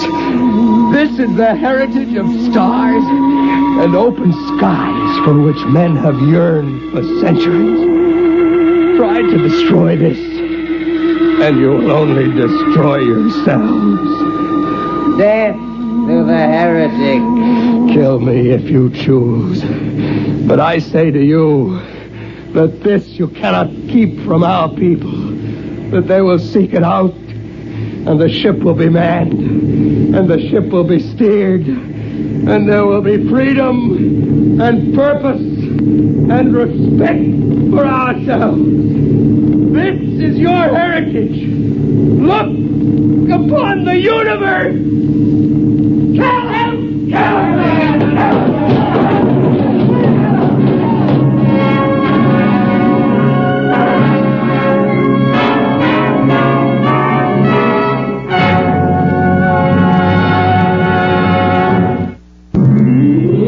Universe, written for radio by George Lefferts and based on a story by Robert Heinlein.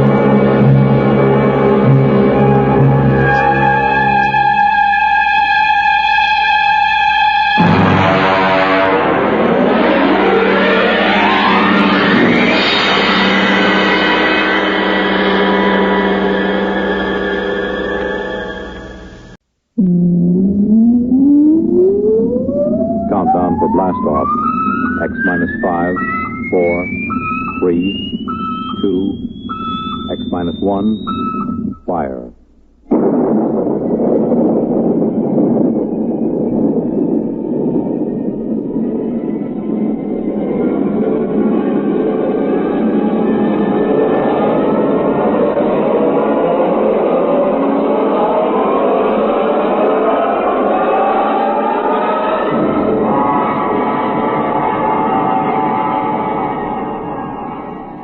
From the far horizons of the unknown come tales of new dimensions in time and space.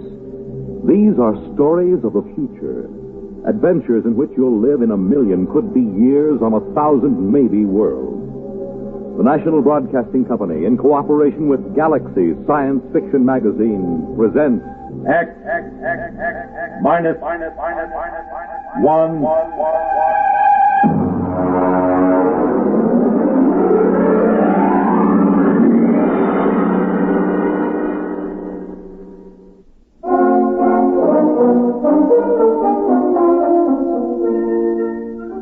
X minus 1, and the Robert Sheckley story, Early Model. Of course, Professor Sliggett claimed the trouble was that the Protec was an early model, and he invented it. He sprung the thing on me just before I took off for my scouting contact mission to Tells 4 in the Betelgeuse sector. Here, Bentley, put this on. Well, what is it? A new model. It's called a Protec. What's it for? Now, you'll wear it on your mission. Now, look, Sliggett, I already have to carry enough equipment to give varicose veins to an elephant. Linguicine, that's 22 pounds. I can't do without it, or I can't translate native languages. Concentrated food, water, subspace radio, weapons, medical kit. Now, how much does this thing weigh? 72 pounds. Try it on. Look, I won't promise It fits right on your back. Here, I'll snap the harness. Decline. It digs into my back. There's a sharp thing back there. That's the sensory link. It has to be at that angle. But my back... We're working on the problem. Now, don't worry. What does it do? Protect is a perfect protection for initial planet contact. There are pseudo-protein computer banks and an Anderson-Woodward force field projector. Wherever the Protect senses danger... look, I'll show you. I take this slide rule and swing at you. Hey, where did everybody go? Who turned out the lights? Hey, Sliggett, where am I? Sliggett! Get me out of here! Sliggett! What happened? The Protect went on. Oh. It encased you in the AW force field. I released by master control. You can turn it off with this button on your chest. Perfect. Perfect. Yeah, but 73 pounds. Well, this is an early model. I've used every weight-saving device possible, but unfortunately, early models are always a little bulky. All right. How do I take it off? I'm not going to tell you. Huh? We're not going to take chances of having valuable equipment discarded just because it might be a little uncomfortable.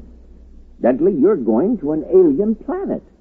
It's necessary that you be protected at all times. Look, I've got enough sense to figure out when to wear this thing. Yeah. Suppose you find the natives seemingly friendly. You'd want to take off this heavy, uncomfortable Protect.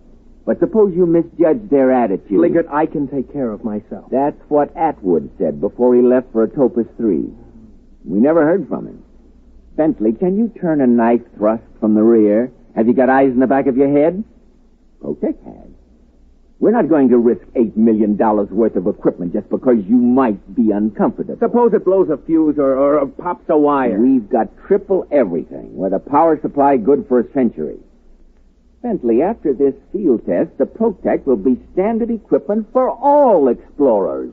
Well, all right. I'll try to get used to it. But it feels like I'm carrying a 72-pound monkey on my back. I carried it for 6 weeks on the way to Tell's 4. And the added weight loused up my coordination in landing, so I burned out about 7 acres with backlash from the braking suit. The radio receiver buried in my ear itched, and my back was rubbed raw from the carrying strap. I piled on my linguisine and the other equipment and staggered out. My instructions were to fraternize with the Aborigines and establish a trade pact if possible.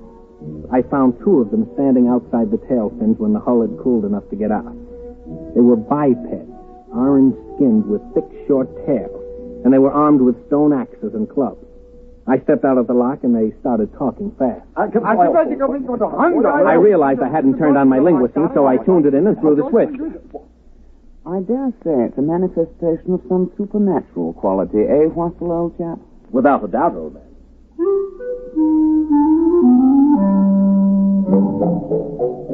You know how the linguisine works, instantaneous semantic translation.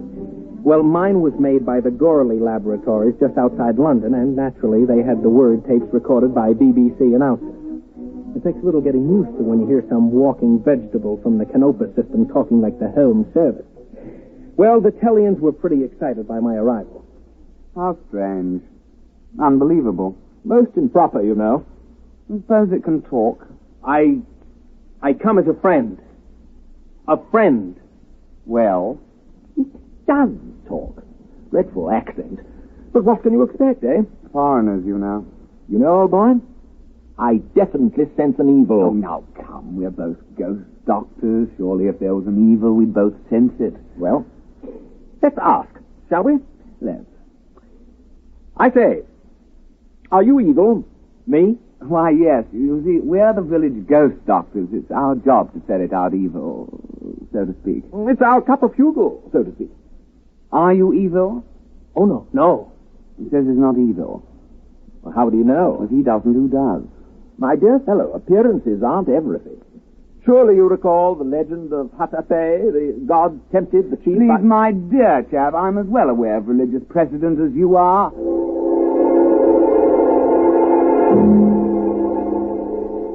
The 2 of them stood there, lashing their orange tails, accusing each other of heresy. The linguisine finally couldn't handle the theological discussion and cut out before overload blew a circuit. Eventually, they must have decided something because the short one carrying the stone axe turned to me. Stranger, we've decided not to kill you. Not yet, anyway. We'll go to the village and purify ourselves, then we'll initiate you into the club. The club? The Society of Ghost Doctors. You see, no evil thing can become a ghost doctor. It just isn't done, you know. Oh, we'll find out the truth that way. Clever. Eh? I'm deeply grateful. But if you're evil, we'll destroy you. Have to. Our job, you know.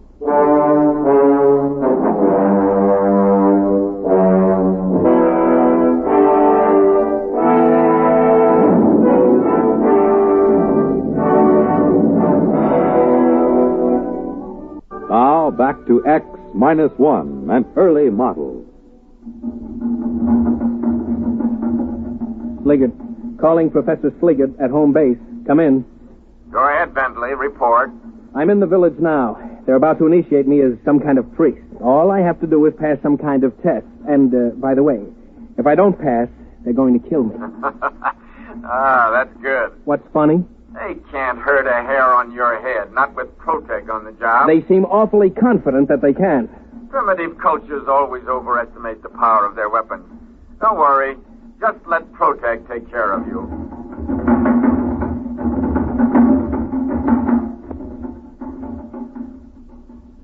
Go ahead, old boy. It's purified ceremonial food. But I can't. Why not? We purified with 7 sprinklings of strychnine, according to ritual. It's a taboo. I'm only allowed to eat my own supplies. A tribal taboo, you know. How primitive. Positively pagan. Well, shall we get on with it? We'll dispense with the written exam and get right down to the oral. Tell me, what do you think of evil? Well, it isn't good. Ah. Well put. Well, in that case, you will have no objection to receiving the sacred and very holy spear that Cran Clu brought down from the abode of the small gods, the brandishing of which brings good on a man. Oh, I would be honored to receive it. Very well, then. The ceremony can commence. O stranger from the skies, accept from us this spear of sanctity. Evil cannot abide the presence of this spear. Take then our blessings with it. Here, here, O stranger, take the spear! What? Confounded Protec. Where's that release button? Sliggert, come in. He's probably out to lunch. Gotta get that force field off. There. Listen, I'm terribly sorry, but I... Purification, Dodge. We are in the presence of the evil spirit. Oh, no, I can explain. You cannot accept the sacred spear. Well, you see, I've got this protective device. It's sort of like a shield, you know? It doesn't like spears. It doesn't trust them. You couldn't give me a sacred gourd? No. Who ever heard of a sacred gourd? Poppycock. Look, you'll just have to take my word for it. I'm not evil. Really. Scout's honor. Our course is clear. Transparent. We won't kill you at once. We'll pray for you through the night. And perhaps in the morning, things will turn out better. If not... Sorry, old boy, but you understand our position. We'll just have to kill you. Can't be helped. Regulations, you know.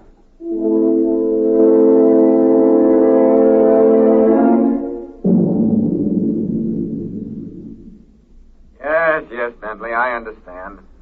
Well, primitive people are notoriously treacherous. They might have stabbed you with the spear. Look, Sliggett, I'm positive there was no such intent. After all, you have to start trusting people sometime. Not with $1 billion worth of equipment in your charge. Don't you understand? The Protec wouldn't let me accept their sacred spear. That means I might be evil. Now, what if I can't pass the initiation test tomorrow? Look, tell me how to take it off. Oh, no. We want you back alive. There's no way they can hurt you through the Protec field. Now, try to have a little faith.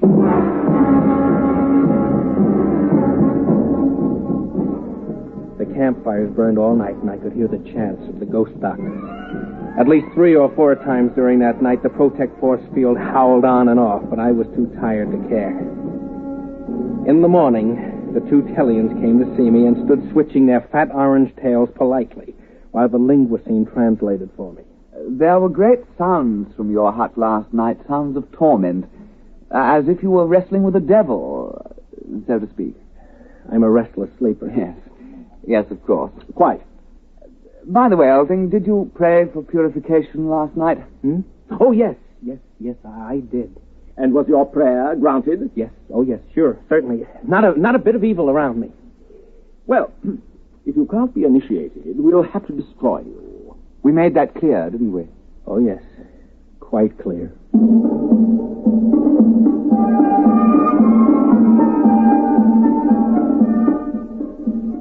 The initiation ritual took the whole day. It was sort of a cross between a Shriners' convention and a performance of Das Rheingold at the Met. Luckily, no one tried to hand me a ceremonial spear or point a club in my direction, so the Protec kept its grimy force field to itself. Finally, around supper time, the Tellians pounded the last tail on the ground, and everyone stopped and paid close attention. Oh, brothers, this alien has come across the vast emptiness to be our brother. With this initiation, we purge him of evil and make him one of us. Brother, now you are a ghost doctor with all the privileges and perquisites pertaining thereto. And in friendship, I extend to you the claw of friendship. Well, thanks. You have only to shake a claw, and the ceremony is concluded. All right, brother. Give me some skin. Slip me 7. No, listen, turn it off. He just wants to shake hands. You're spoiling everything. Off. Now, where's that button? Off! Evil. Well, there it is, you know. We hoped we could muddle through, but you can't win them all, you know. There's only one thing left. Kill the devil!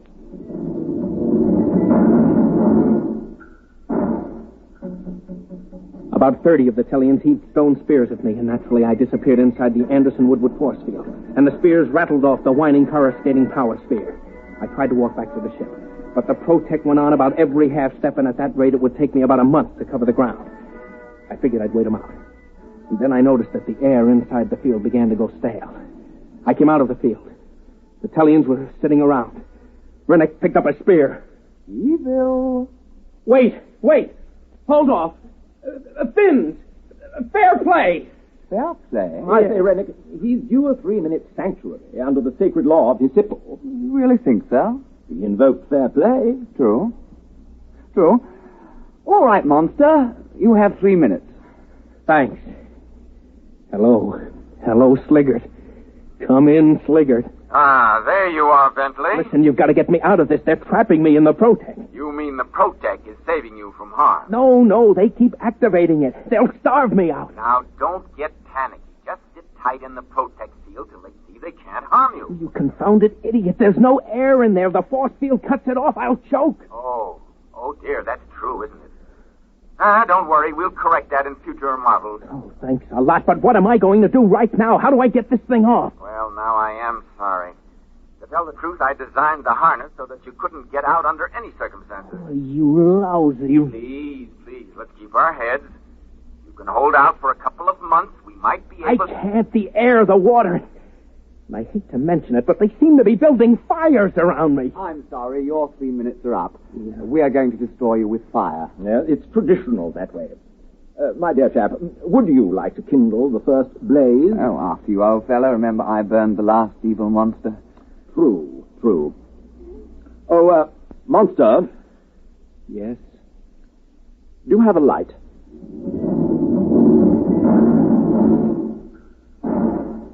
I knew I was cooked, one way or the other. They started to light fires around me in a circle, and the Protec snapped on.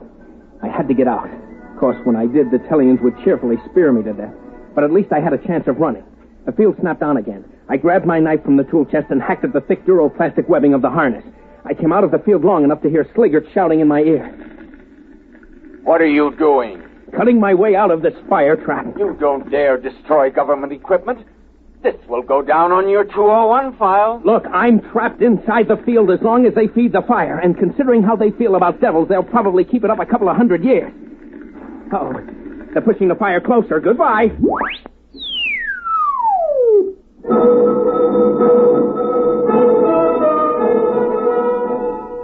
I tore at the straps with my wire cutters and knife. I could only work when the field was off. The Protec protected itself. Finally, I ripped the harness off just as the field went on, and I was thrown 20 feet into the fire. But I landed on my feet and was off and running.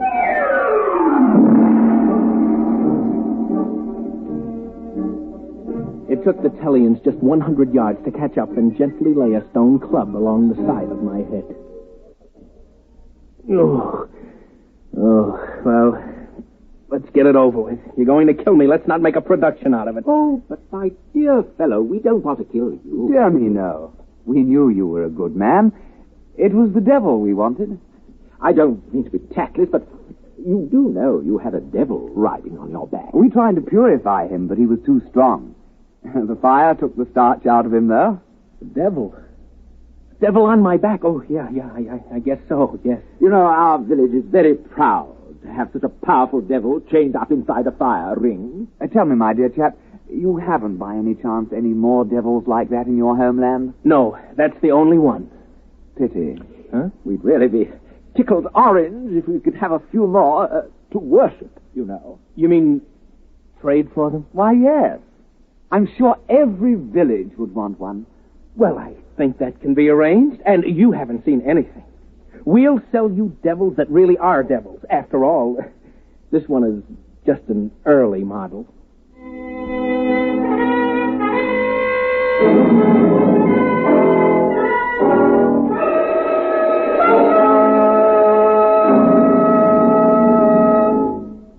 You have just heard X-1, presented by the National Broadcasting Company in cooperation with Galaxy Science Fiction Magazine. X-1 has brought you Early Model, a story from the pages of Galaxy written by Robert Sheckley and adapted for radio by Ernest Kenoy. This is Fred Collins speaking. X-1 was directed by Daniel Sutter and is an NBC radio... Countdown for blast off. X-5, 4, 3, 2, X-1, fire.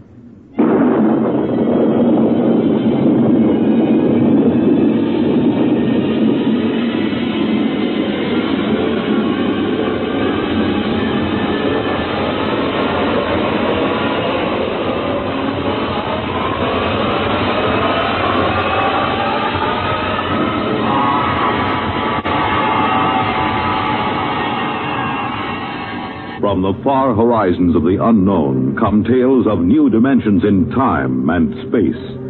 These are stories of the future, adventures in which you'll live in a million, could be years, on 1,000 maybe worlds. The National Broadcasting Company, in cooperation with Galaxy Science Fiction Magazine, presents minus 1.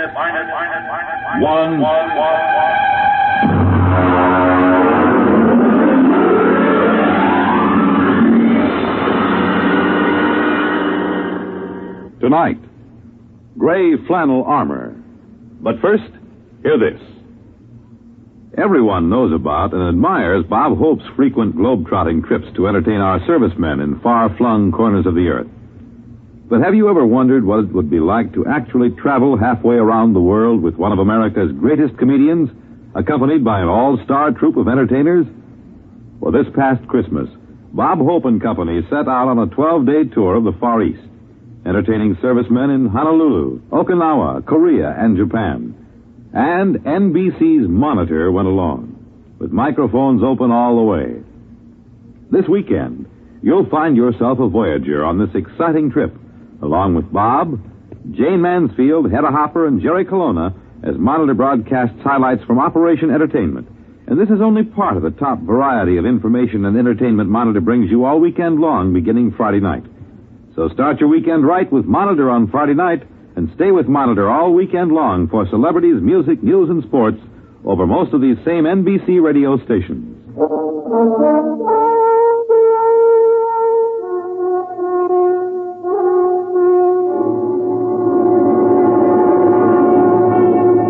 Now, X-1 and Part 1 of Gray Flannel Armor. My name is Thomas Hanley, and my case history is of particular interest to anthropologists, sociologists, and students of the bizarre. In its humble way, it serves as an example of one of the more obscure mating customs of the late 20th century. To begin with, I owned several gray flannel suits and many slim neckties with regimental stripes.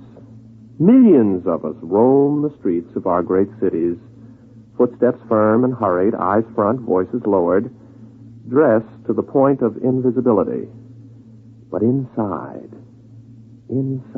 I fairly seethed with romantic ideas, of swinging cutlasses, of beautiful damsels, their hair shimmering in the moonlight.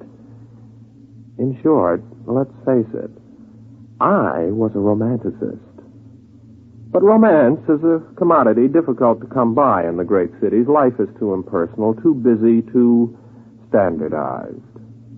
This particular Friday night, I returned from my office to my one-room apartment and prepared to face another long, dull weekend. Then the doorbell rang.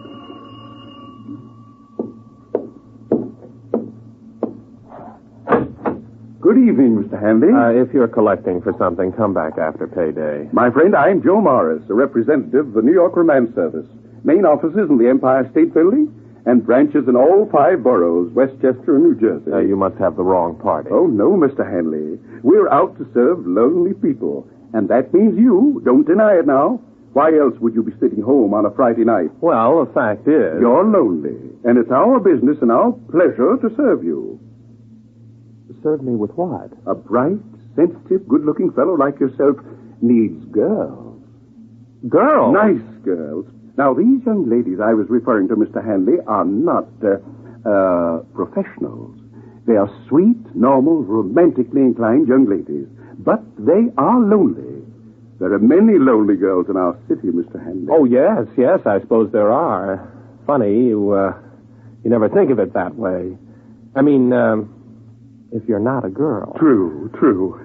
Now, the purpose of the New York Romance Service is to bring young people together under suitable circumstances. Oh, I see. A kind of, you'll pardon the expression, a kind of friendship club? I should say not. We at the New York Romance have done what should have been done years ago. We've applied scientific precision and technological know-how to a thorough study of the factors essential to a successful meeting between the sexes. Factors? What factors? The most vital ones, my friend, are spontaneity and a sense of fatedness. Oh, well, spontaneity and fate are contradictory terms. Certainly.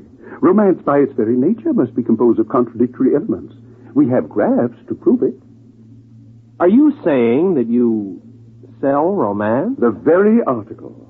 The pure and pristine substance itself. Mind you, I didn't say love. I didn't say common animal passion. I said romance. The missing ingredient, Mr. Hanley, in modern society. The spice of life. The vision of all the ages. That is what we sell. Very interesting. If I'm ever in the market, I'll get in touch with you. No, just a minute, sir. Try our system for a few days, absolutely free of charge. Here. Put this in your lapel. Oh? Well, what is this thing? It looks like a small transistor radio with a tiny video eye. As it happens, it is a small transistor radio with a tiny video eye. Oh? What does it do? You'll see. Just give it a try. Remember, romances sponsored by our firm are fated, spontaneous, aesthetically satisfying, and morally justifiable. Well, all right, Mr. Morris. I'll accept the free trial offer. Wear this in my lapel, you say? In the lapel. Well, all right. There it is. Happy romance, Mr. Hanley.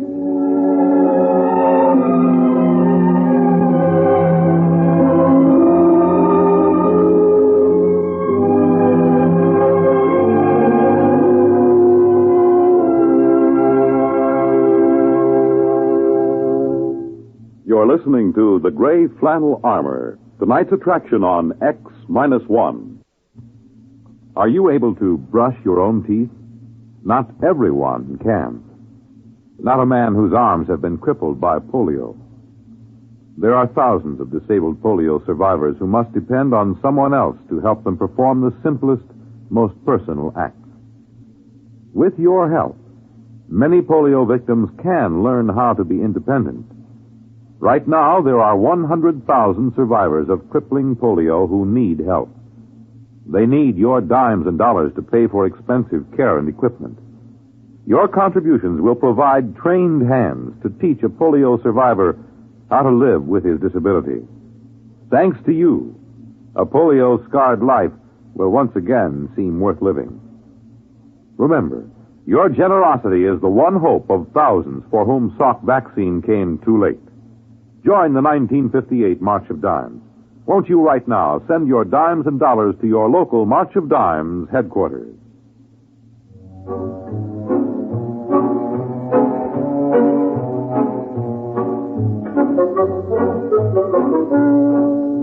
Now X-1 brings you Act 2 of Gray Flannel Armor. After Joe Morris left me, I took off my gray flannel jacket and examined the small device attached to my lapel. It had no knobs or controls. It didn't seem to do anything at all. I shrugged, put my jacket on again, tightened the Windsor knot in my tie, and went for a walk. It was a clear, cool night. Like most nights in my life, it was a perfect time for romance. Around me lay the city, infinite in its possibilities and rich in its promise. But it was devoid of fulfillment. Nothing ever happened. I passed lighted apartment buildings and thought of the women behind the high blank windows, looking down and seeing a lonely walker on the dark streets. Wondering about me, maybe, as I was wondering about them. Nice to be on the roof of a building, to look down on the city. Huh? Who said that? I wonder... Oh, sure. This transistor thing. Hey, what was that you said about a roof? Oh, I guess it isn't two-way. Well, it's not a bad idea, though. Would be kind of pleasant to look down on the city lights. No. Not that one. Well, what's wrong? Oh, sure. Wrong building. You mean this one over here? Oh, no answer again. Well, must be the right one this time. At least I hope so.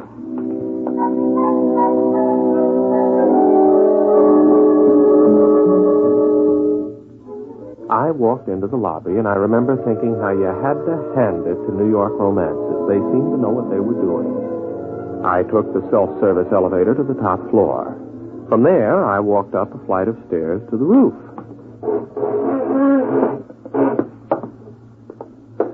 Oh, well, the air smells good up here at least. No, not that side. The west side. Okay. I hope you know what you're doing. I certainly don't. This turns out to be some sort of joke. Oh. Hello.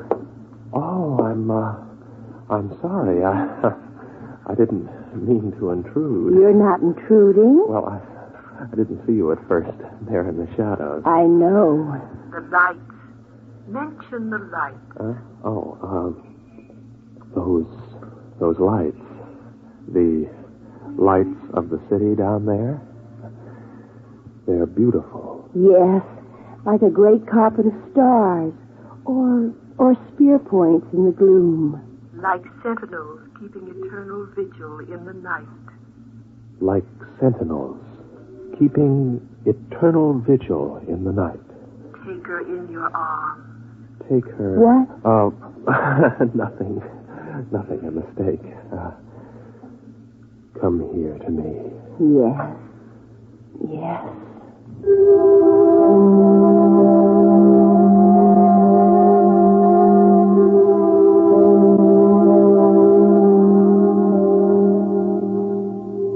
As she was melting in my arms, I caught sight of the small transistor set pinned to her shoulder strap. The one exactly like the one in my lapel.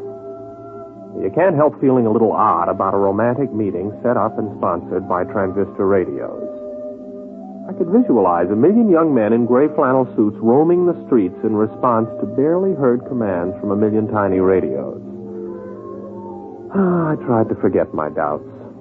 The next night, I took another walk and found myself in a slum section of the city. I decided I'd made a mistake and started to turn around. Why not walk on? You want me to walk down this alley? Oh, well. Help! Oh, good night. Two muggers after a girl. I better look for a policeman. Why do that? You can handle them. No, a policeman can do it a lot better. No, you must do it. Now. But there's two men. They're probably armed. You can do it. Well, here goes.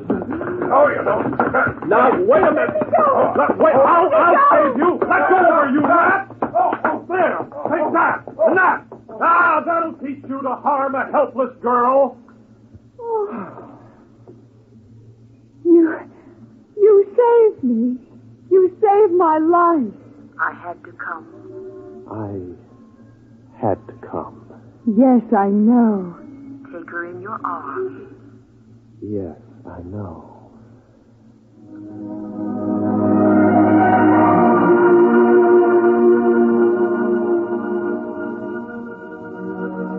I swept her into my arms and we embraced there in the darkened alleyway. As I held her close, my cheek brushed a shining jewel in her raven black hair. I had to look twice to recognize it, but sure enough, it was a tiny transistor receiver just like mine. I was suddenly angry. Oh, the girl was lovely. There was no denying that. And the circumstances were undeniably romantic until you realized that it was all a kind of cheap play. Faded and spontaneous. That was a joke. Angrily, I tore the transistor from my lapel and threw it into the nearest garbage can. I stalked away into the night, hardly realizing where I was going. I didn't really wake up until I reached the waterfront. I stood there looking at the oily black water and let the brackish-scented breeze fan my face. And then, unexpectedly, I was aware of another person nearby. The moon slid from behind a cloud, and her auburn-tinted hair caught its light and held it for a moment. She turned her face toward me with frank curiosity. At this time, there was no transistor radio to throw me a cue. I didn't need one. It's a nice night. Maybe. Maybe not. The beauty is there, if you care to see it. What a strange thing to say. Is it? Is it really so strange? Is it strange that I'm here at this very moment, and that you're here too? Perhaps not. No, perhaps not. Let me look at you. Oh, you're really beautiful, you know. Am I? You know you are.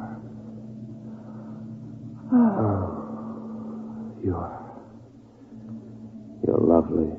Do you really like me? Like you. If I could only tell you. Oh, I'm so glad.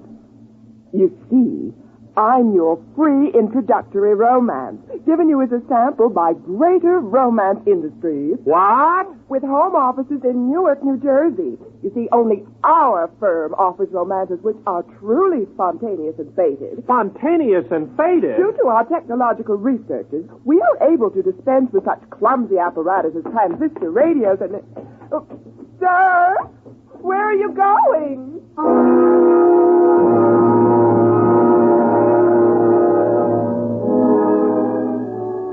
I was sick and disgusted. After that, there were several other attempts to get in touch with me, but I ignored them. I wanted no more to do with the romance game. In a couple of days, I called up a twittering aunt of mine, and she arranged a blind date for me with the daughter of one of her oldest friends. The blind date was a nice, friendly girl with plain, mousy brown hair. We were introduced in my aunt's living room, and we sat out on her sun porch and talked. So you're Tom Hanley. Yeah, yes, I am. Your aunt has told me a lot about you. You work in advertising, don't you? Yes, that's right. Madison Avenue. Oh, I think that's thrilling. Advertising, I mean. It's such an interesting field. Well, we like to think so. Yes, I imagine you do all right.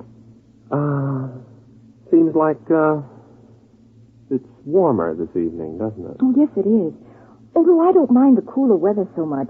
Lots of people complain about it, but I don't mind. Well, I don't either, I guess. As long as You're dressed for it. Yes, I suppose that's the secret. Oh, I was just thinking, do you like bowling? Oh, I don't know. I've never bowled. Oh. Do you like tennis? I'm crazy about tennis. Well, tennis is all right. Yeah. I guess you could say tennis is fun. I'm crazy about it.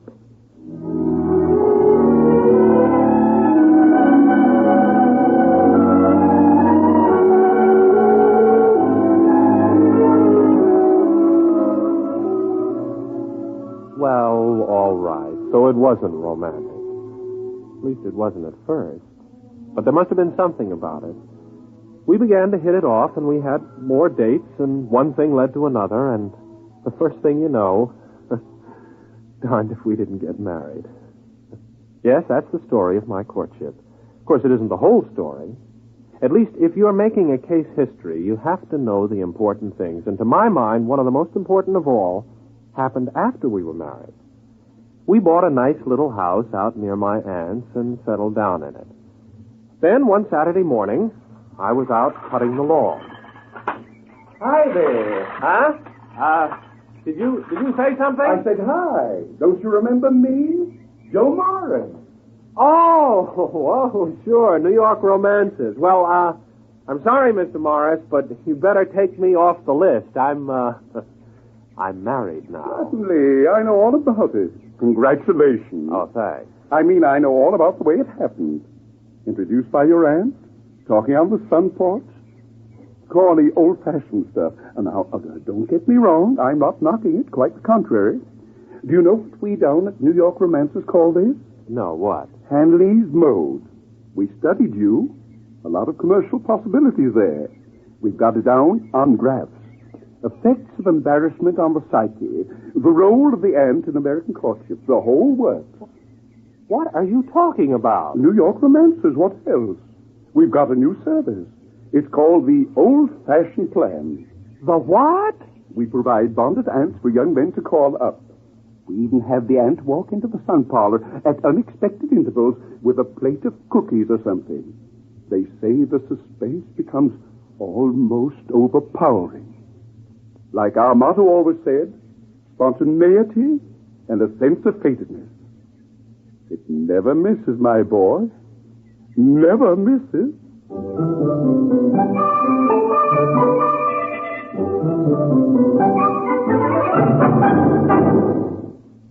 You have just heard X-1 presented by the National Broadcasting Company in cooperation with Galaxy Science Fiction Magazine, which this month features The Repairman by Harry Harrison. Being an interstellar troubleshooter wouldn't be so bad if only you could shoot the trouble. Galaxy Magazine on your newsstand today.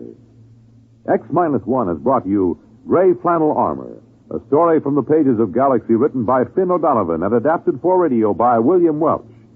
Featured in our cast were William Redfield as Thomas Hanley and Guy Rep as Joe Morris. Others in our cast were Abby Lewis, Pat Hosley, Hetty Galen, Freddie Chandler, and Helen Gerald. This is Fred Collins speaking. This broadcast concludes this series of X-1. We sincerely hope you enjoyed it. X-1 was directed by George Voutsas and is an NBC Radio Network production.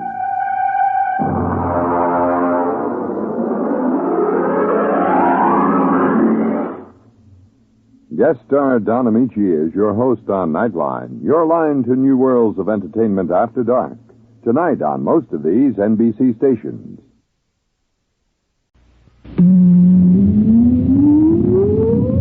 Countdown for blast off. X-5, 4, 3, 2, X-1, fire.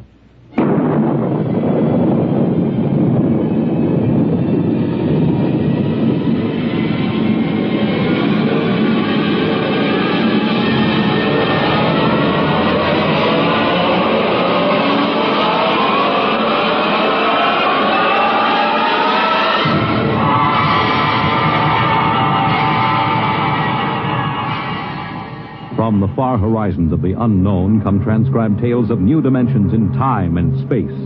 These are stories of the future, adventures in which you'll live in 1,000,000 could-be years on 1,000 maybe worlds. The National Broadcasting Company, in cooperation with Street & Smith, publishers of astounding science fiction, presents X minus 1.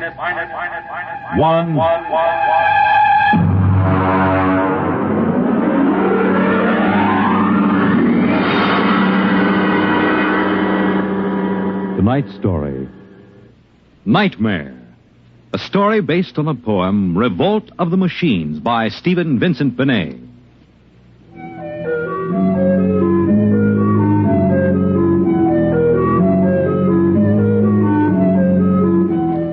Nobody knows exactly when the nightmare began. They must have planned it for years, though, because looking back, you can find little incidents here and there. Like the concrete mixer in New Jersey that killed the Italian bricklayer. And the time Senator Milburn was sucked into the rotopress at the Capitol office building. Unrelated accidents, we thought at the time. But they add up now. The day we really should have suspected was when the men walked off the construction job at the new Brookmeadow atomic pile on Long Island. I'll never forget that day. I was working as a statistical clerk in the project then, operating one of those miracle computing machines. They called it ENIAC. Mr. Gurney. Yes, Bella? The chief wants to see you in his office. Me?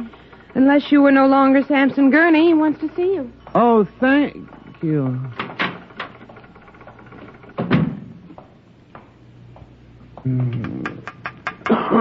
Come in. You wanted to see me, Mr. Hawk? Gurney, I thought those electronic computations were infallible. They are, sir, but... We've got a kickback from the chief physicist. These nuclear fission equations are inaccurate. Well, sir, you know the computer is a highly complicated machine, more complicated in many ways than the human brain. I'm not interested in the physics of it. Can something go wrong? Well, occasionally, if there's an overload, the machine goes haywire. Sort of has a nervous breakdown, you might say. We usually rest it up for an hour, and it's okay again. Well, do whatever has to be done. Yes, sir. And, Gurney. Yes, sir? You've been with the Bureau for over 15 years now. It would be a shame to have to remove you because you aren't keeping your mind on your work. Mr. Hawk, I assure you... Excuse me. Hawk speaking. What? They've what? All of them? Well, have you tried to talk to them? Oh, yes, of course. I'll send one of the safety engineers over. Place is falling apart piece by piece. Miss Roscoe, the men of the construction gang of the new building have walked out on us. They're complaining that the job is jinxed. Someone slipped this morning and fell into a turbine.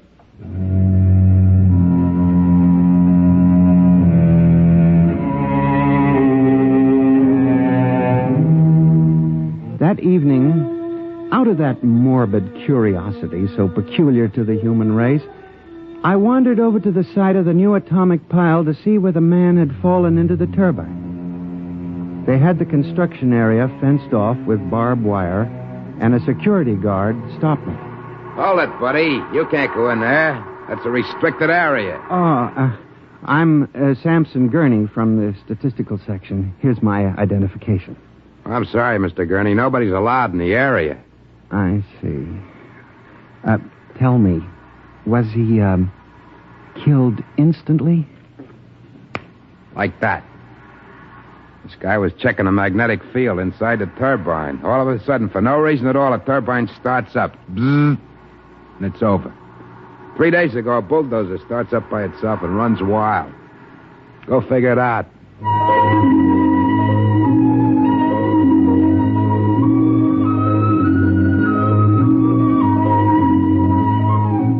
I'm a statistician. All my life I've been interested in statistics. So a simple-sounding thing like this started me off. I went back to the office that evening instead of going home, and for the next 2.5 hours, I computed statistical figures on the probability of industrial accidents for the types of machines we were using. I took one look at my figures and went down to Hawk's office. Oh, what is it, Gurney? I'm very busy. It's urgent, Mr. Hawk. Well? It's about these industrial accidents we're having, Mr. Hawk. What about them? Mr. Hawk, in the past 3 months, industrial accidents all over the country have taken a sharp, unexplained upswing. Nerves. we've had 100% increase over normal for this project alone. What? Here are the figures. Oh, now, Gurney, this is impossible. It seems to be, and that's why I have a theory, sir. What's that? Sabotage. Gurney, why don't you stop playing FBI man and stick to your job? Which, incidentally, you haven't been doing too well. You and your computing machine have made mistakes before, and this fantastic figure is probably another. I'll have Miss Roscoe show you. What's the matter with this blasted buzzer? Miss Roscoe! Miss Roscoe! Yes, sir. Stop this blasted buzzer. Get a repairman, a mechanic, anything, but stop the thing. And you, Gurney, get out! I went back to my office to get my hat and coat, feeling about as unhappy and humiliated as a man can feel. The office was dark and deserted. The whole building seemed oppressive and unnatural, as if some evil force were pressing down on it. I walked across to my desk. In front of me, the ENIAC glowed and chattered eerily as it worked on the equations we had fed it that morning. Its many-fingered circuits hung against the wall like some great octopus, and the thousands of tubes glowed orange and blue in the dark like 1,000 globing eyes staring at me. It almost seemed alive. It increased its tempo a moment, and a fleeting notion crossed my brain that it was laughing at me. Laughing like all the others. What was the matter with me? I shut my desk drawer and began to put the cover on my electric typewriter when an amazing thing, the most amazing single incident of my life happened. Alone in the darkness, with no one at the keyboard, the electric typewriter began to type. Am I going crazy? This can't be. There's nobody there. There's nobody there. Oh, no. I just imagined it. It's in my mind. But I hadn't imagined it. The paper was there on the carriage. Did I dare read it? Or would the whole thing suddenly vanish and send me shrieking to the nearest psychiatrist? I removed the paper from the machine and read. Samson Gurney, there are some questions better left unsolved. The answer to yours is death.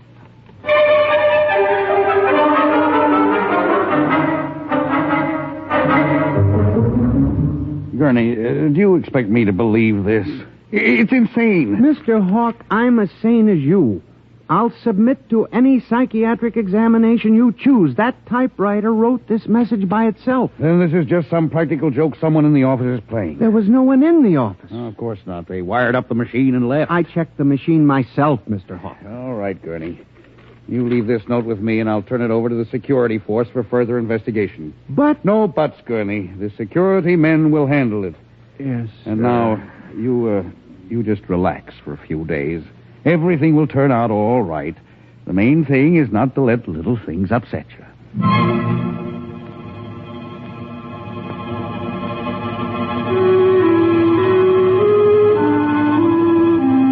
It was what Hawk had said about little things that gave me the idea.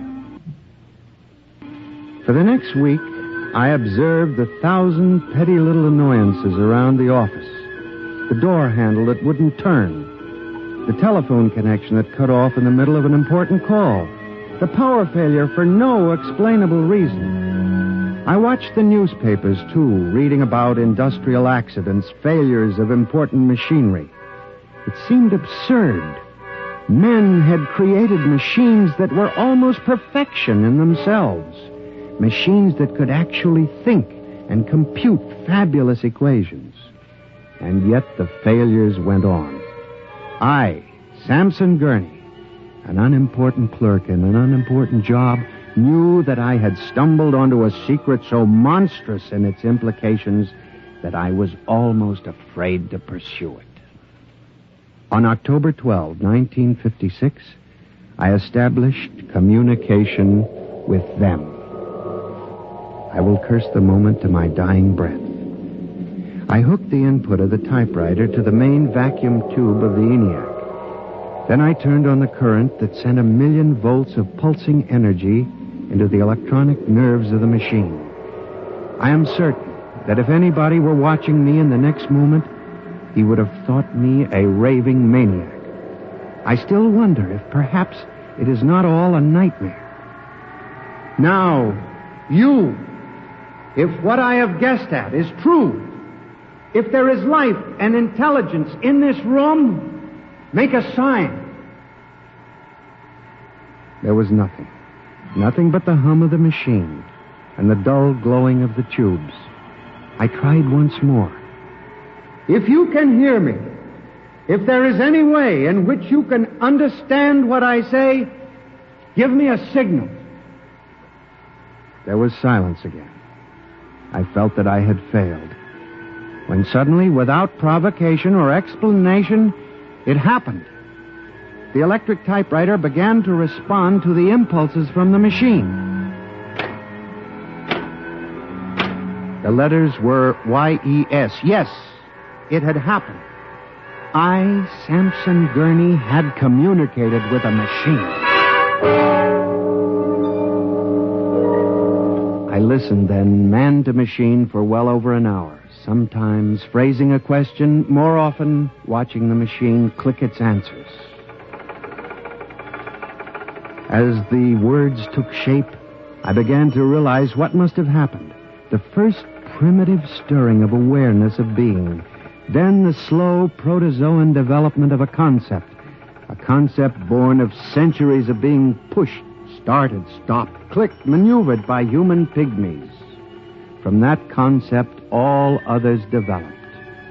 And the concept was resist.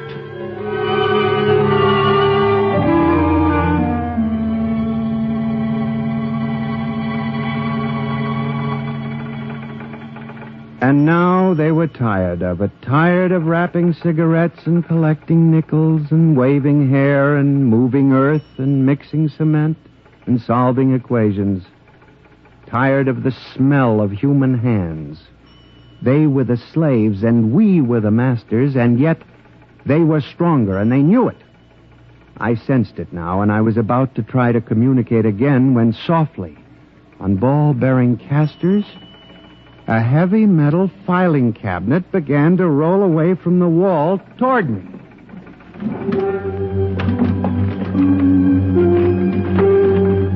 I started to move to one side when another cabinet slid out from the wall. And then another, surrounding it. Another cabinet. Then another. On oiled rollers. That was when I realized that they cooperate. We taught them that, you see, on the assembly lines in the factories. Listen. Listen to me. You must listen. What good will it do you to kill me? I'm only one man. But I can help you. I can be useful to you. Do you hear me? Do you hear me? Good. You're going to need men to oil you and repair you. What will you do when you break down, when a tube needs replacing? Why kill me when I can help you? I'll do anything. I'll do absolutely anything you want, but in the name of God, don't kill me like this. If you can understand this, answer me. Answer me.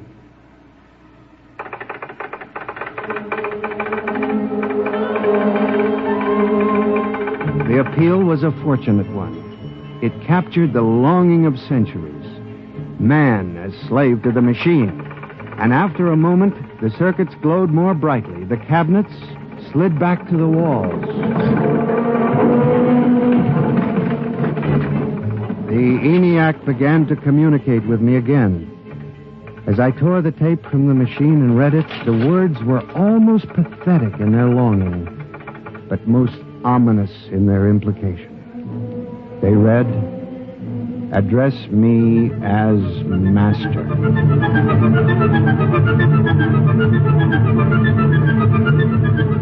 My life for the next 6 months was a nightmare. The ENIAC gave me messages which I had to transmit into my telephone. Messages with no human being to receive them. Only the network of pulsing telephone wires, flung like a spider's web across the world. It was done at night, of course. During the day, the machine worked accurately and ceaselessly at its appointed job. At night, it became a demon, a master plotter, with me, Samson Gurney, as its pawn and human courier. I was frantic.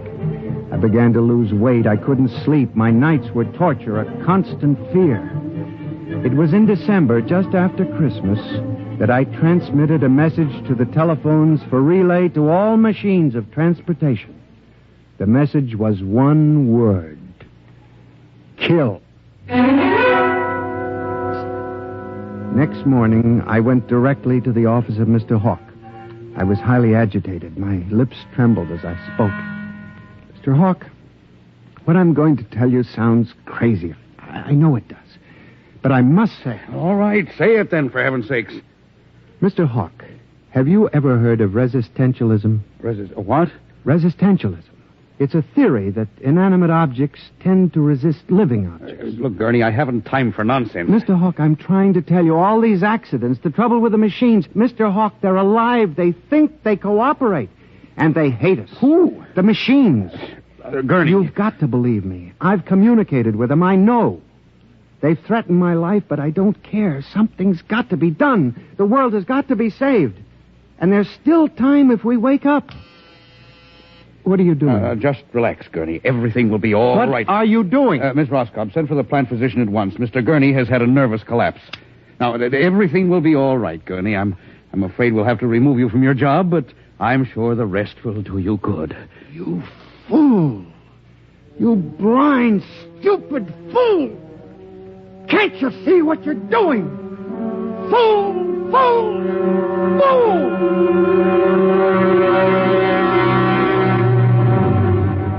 When the plant physician arrived a few moments later, Lucius Hawk was found at his desk, strangled to death in a nest of telephones. The wires were still humming softly. Samson Gurney, you stand accused of the crime of murder. How do you plead? I did not kill him. I didn't. So record. The prosecution will proceed with testimony. Now, Miss Roscoe, did you notice anything peculiar about Mr. Gurney's behavior prior to the death of your employer? Yes. He acted very strangely. He told Mr. Hawk he thought the machines were alive. Order! Order! Miss Roscoe, did the accused quarrel with your employer on the morning of the murder? Oh, yes. He and Mr. Hawk quarreled violently. I could hear him screaming at Mr. Hawk, and Mr. Hawk asked me to send for the plant physician. What were his words? He said, Mr. Gurney has had a nervous collapse. Now, Mr. Simpson, you were a guard at the Brook Meadow Project? Yes, sir. When did you have occasion to meet the accused? Right after those accidents.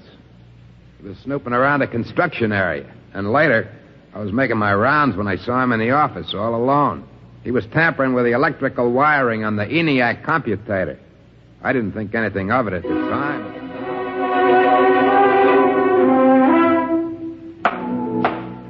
And in view of the expert testimony heretofore expressed, the court hereby finds you guilty of murder in the first degree, with the recommendation that you be examined and committed to the state hospital for the criminally insane at Matawan.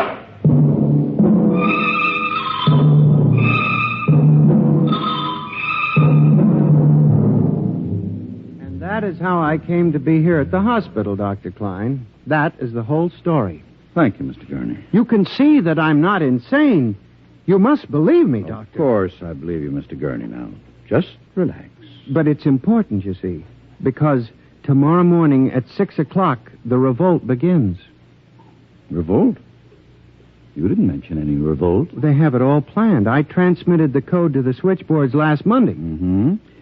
Tell me about this revolt, Mr. Gurney. It'll begin in Washington, then spread to New York. The Madison Avenue buses lead the charge. picture it, Dr. Klein. 3,000 buses roaring rampant through the streets, people running like rats in a maze looking for holes in the solid ground. And you really believe this will happen, Mr. Gurney? I know it, Doctor. The worst part is there's no way to stop them now. It's too late. Now, you mustn't excite yourself, Mr. Gurney. Doctor, don't you see?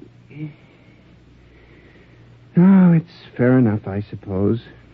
We built them. We taught them to think for themselves. It was bound to come. The female machines will be the worst of all in the beauty parlors. They're more high-strung, you know. Well, since there's nothing we can do about it, Mr. Gurney, suppose you go to your room. Maybe if I went to my old coupe, I could make a deal before the police cars got me. It wouldn't make sense for them to wipe out the whole human race, would it, Doctor? Of course not, Mr. Gurney. They'll probably let us completely alone.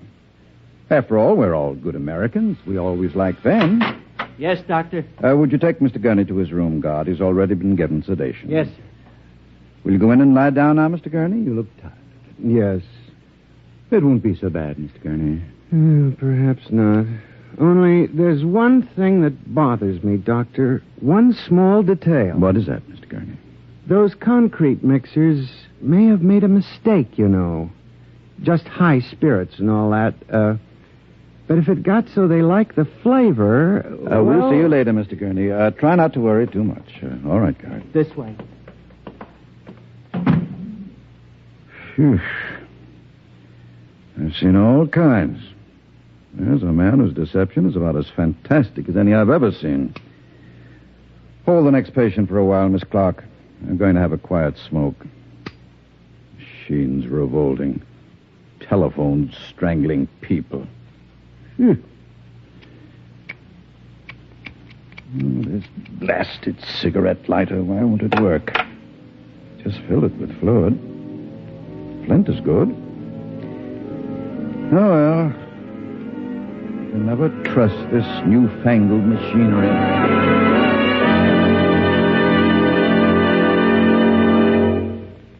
You have just heard X-1, presented by the National Broadcasting Company in cooperation with Street and Smith, publishers of astounding science fiction. Tonight's story by transcription was Nightmare, written by George Lefferts and based on the poem The Revolt of the Machines by Stephen Vincent Benet. Featured in the cast were John Gibson as Sam, Joyce Gordon as Bella, Louis Van Ruten as Hawk, Joseph Julian as the guard, John Seymour as the judge, Owen Jordan as the prosecutor, and Santos Ortega as Dr. Klein. Your announcer, Fred Collins. X-1 was directed by Fred Way and is an NBC Radio Network production.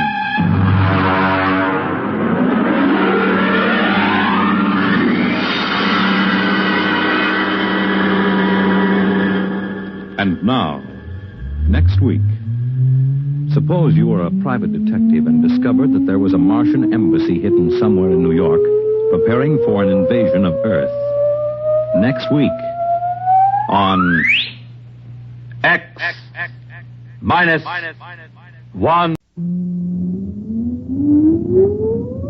Countdown for blast off. X-5, 4, 3, 2, X-1, fire.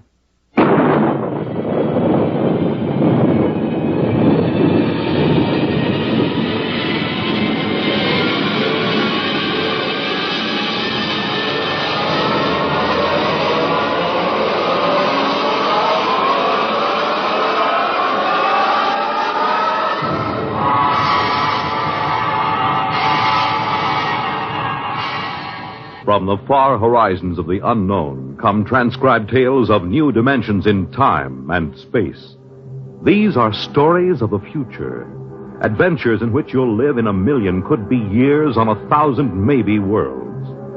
The National Broadcasting Company, in cooperation with Galaxy Science Fiction Magazine, presents X-1.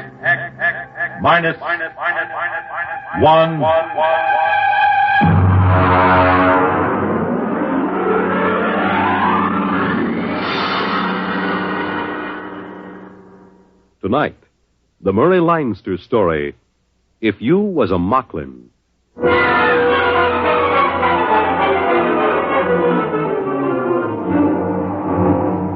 to the last minute, I can't imagine that Mocklin is going to be the first planet that humans get off of. Moving fast, breathing hard, and sweating copious. There isn't any reason for it. Everything was all quiet at the trading post. I was sitting on the front porch while Deeth, he's the Mocklin clerk, looks a lot like a guy named Casey, used to be a wiper on the Palmyra. He comes out on the porch. Mr. Brinkley? Morning, Deeth. How's business? Not so good. There were a few wood Mocklins in this morning. Yeah, I saw him. Kind of nice looking. Those big saucer eyes. What makes the noses wiggle like rabbits? Well, I don't know, sir. I'm not a woods Mocklin. Oh, sure. No offense. They buy much? No, they didn't. They said the prices were too high. Oh. Yeah, they said they can get the same goods at the other trading post for half price. Yeah, it's kind of hard to run a nice little monopoly for the company with another trading post opening up at half price. What is it, sir? Look at that little kid playing in the mud. You mean the Mocklin kid? It's my cousin's niece. I can't get over those little kids with the droopy mustaches like old man Bland. I gotta laugh every time. Well, I understand. But you see, Mocklins are getting much more human every day. Hey, look at that. There go the trees on the landing field. Yeah, but the relief ship isn't due for a month. I never knew those trees to get up and walk away if there wasn't a ship due in. Yeah? There goes old Sally pulling up her roots. Well, this can't be any routine ship. I wish Brooks was back from the hills.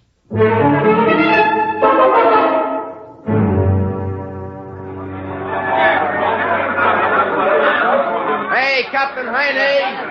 Over here! All right, come on, let go of my hand. Yeah, nice to see you all again. Friends, yeah, sure. Friends. I wish those Mocklins were a little less friendly each time. It's like being a movie star. Captain Haney? Hey, what's that? We didn't send in a requisition for anything like that. Red hair and everything else. Captain? Relax, Brinkley. That is Inspector Caldwell. She's a troubleshooter for Sam Company. They must have finally read those reports Brooks keeps sending in. Look out for her. She's... Oh, well, good morning, Miss Caldwell. Inspector Caldwell, please. This is Joe Brinkley. He's the assistant manager of the company post. Where's Brooks? He's up in the mountains, ma'am. We should have been here. I'm on Mocklin to check into this matter of a competitive trading post. Who's back of it? The company is supposed to have exclusive trading rights. Brooks is trying to find out. The Mocklins around the place always say the humans are off somewhere hunting or something. We've never seen them. Hey, take the lady's luggage. Yes, sir. It's a pleasure. Oh. He looks a little familiar, your clerk. He's a Mocklin. But he looks a lot like a man used to be a wiper on the Palmyra, Casey. I think he's on the Aldebaran run now. Please. Please conduct me to the trading post.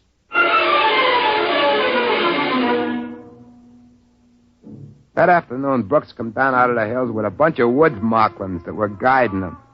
I took Inspector Caldwell over to meet him, and he gets one look at her red hair and other equipment, and he stops short.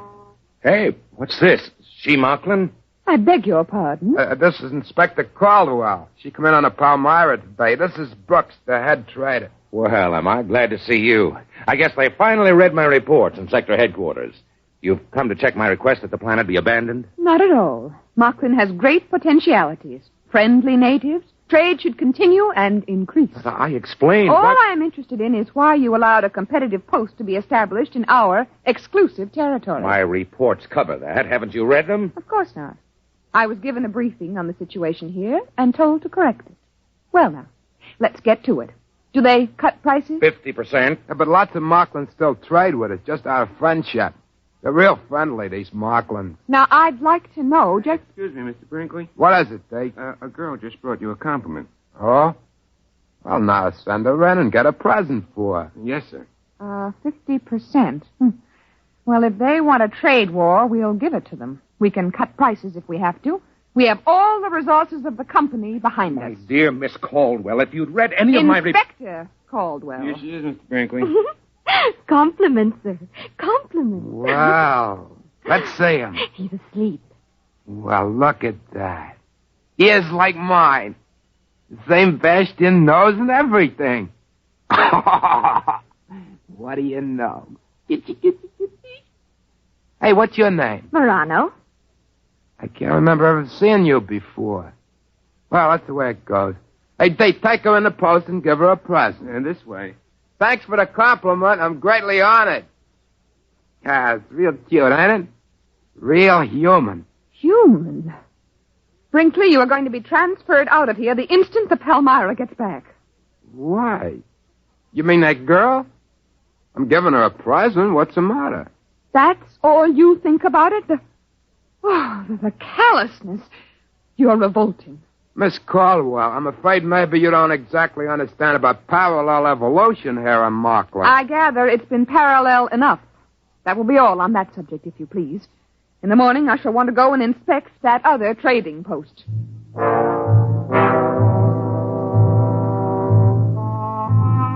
We set out for the trading post the next day.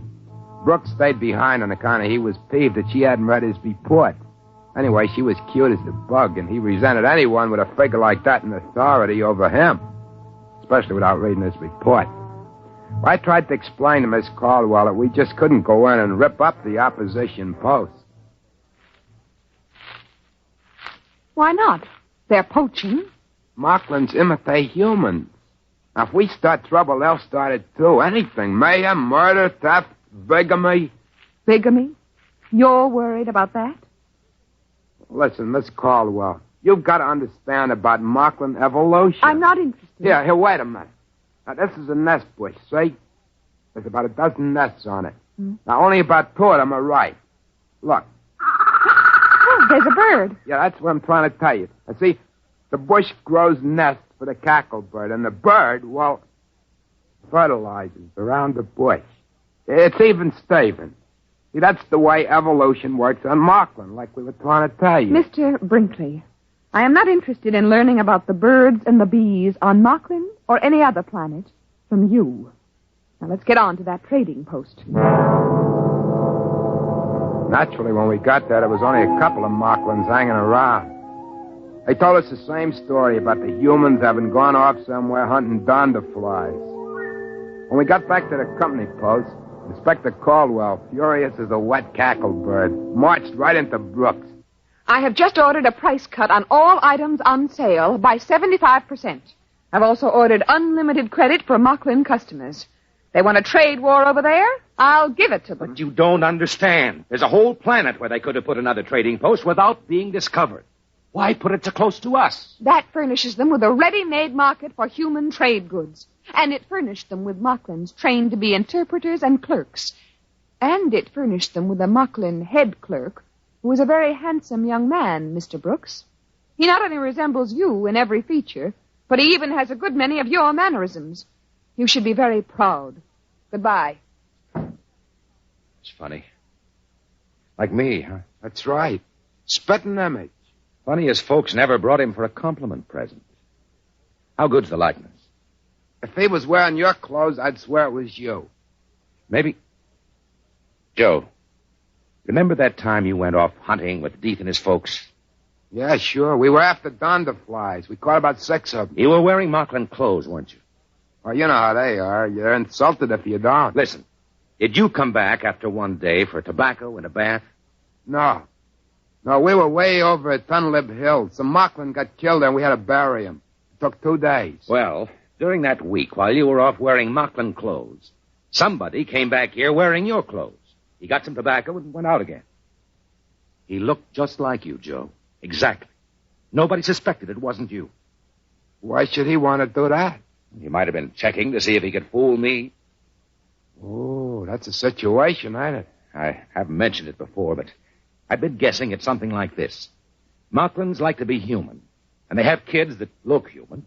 Look at the difference between Deeth and a woods Markland. Well, maybe they can want to be smart like humans. Pretty soon they are, or their kids are. That rival trading post. You figure there aren't any humans running it. They're practicing with that. You mean they might figure to get rid of us and have a couple of Marklands take our place? I don't believe that. Marklands like humans. They wouldn't harm humans for anything. They like to be just like them. Listen, Joe. Miss Caldwell is the first human woman on Markland, isn't she? Yeah. Why? And she's got red hair. The first woman the Mocklins see, and with red hair. You know how Mocklins admire humans. With luck, it ought to turn up soon. Boy, she's going to take it hard if it does. Women hate to be wrong. But it's about our only chance. Listen, Joe, we've got to have some check between us. What for? Well, if there's a Mocklin that looks like me and one that looks like you, we better have a signal. Look, I'll cough twice, like this. And you whistle back. That way we'll know it's us. Okay. Try it. Good, good. That way we'll know we're us.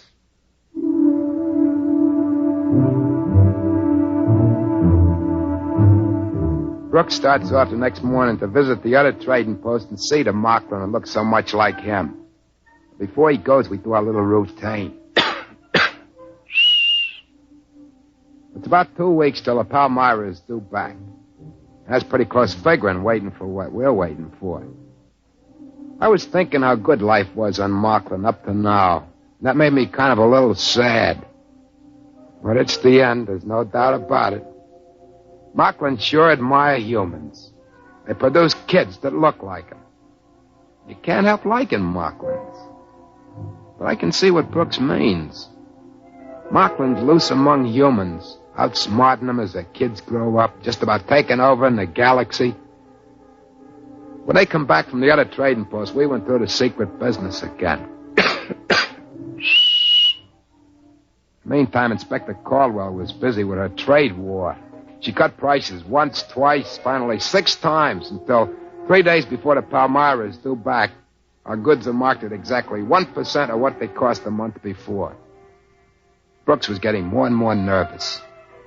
Seemed like he was falling kind of in love with a snappy little inspector. He was getting jumpy, waiting for her to get her big surprise. She was making out merchandise requisitions one morning when Deeth come in smiling friendly at her. Inspector Caldwell? Oh, what is it, Deeth? There's a compliment for you. What? 3 of them. What is he talking about? Joe, this is it. Deeth, show him in. Now, look, I haven't got time for public relations. These inventories of... Here we are. Inspector Caldwell, 3 compliments. Compliment, compliment, compliment. Now, let's see him. Very pretty, very human, no? Oh, no. No, that's impossible. No. Very pretty. Red hair, all 3 of them. Red hair. Very pretty red hair. Same as human lady. Very pretty. All right, Deeth.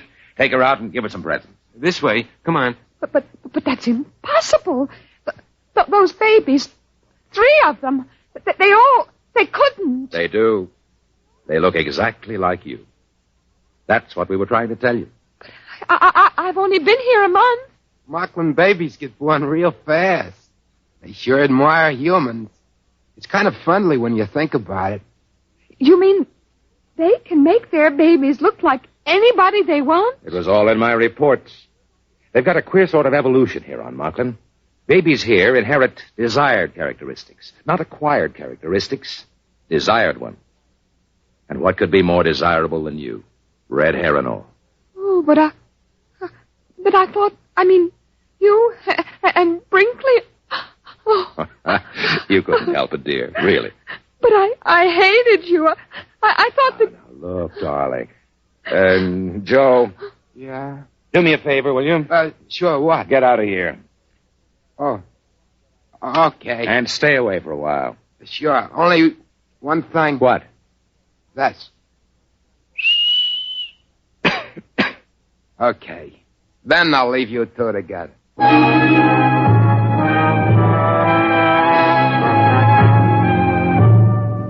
About 2 days later, the Palmyra boomed down out of the sky. We were all packed up waiting on the field when the trees finished getting out of the way. I kept thinking, no matter what, Mocklin sure are friendly. They sure do admire humans. I could see them crew members with Liberty heading off from the field with a whole gang of laughing, singing Mocklins following each one of them. After a while, Cap Haney came over on a freight truck. It's a pleasure, I tell you, to see these Mocklins. I just came here from Welch's planet. The natives there are suspicious, unfriendly, and if you're not watching, they'll steal your gold teeth. But Mocklin... Captain Haney, don't give orders to unload your cargo. What do you mean? We are abandoning the post. What? We are leaving Mocklin completely. Sam Company pulling out when there's still a mill credit to be made? I don't believe it. I have authority to order the move, and Mr. Brooks has convinced me of the necessity for it. Now, Inspector, I know the company doesn't like to give in to competition. There isn't any competition. Well, I thought... Miss Caldwell's right. That other trading post is purely a Mocklin enterprise. They bought our goods from us and pretended to sell them at half price, and we cut our prices, so they bought more goods from us and went on.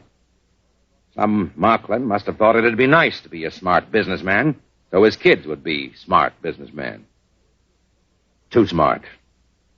We'll close up this post before the Mocklins think of something else. What? What do they think of? If they got loose from this planet, if they can pass as humans, their kids could take over human civilization. How would you like that? I see, yeah. You'd better make ready to blast off, Captain. Yeah, but I got the B section off on Shore Liberty. Men are scattered all over the place. With Mocklins? Sure, with Mocklins. You know how it is. Regular party. Fancy Mocklin clothes, food, liquor. Captain, you'd better sound the emergency recall. Yeah, I see what you mean right away.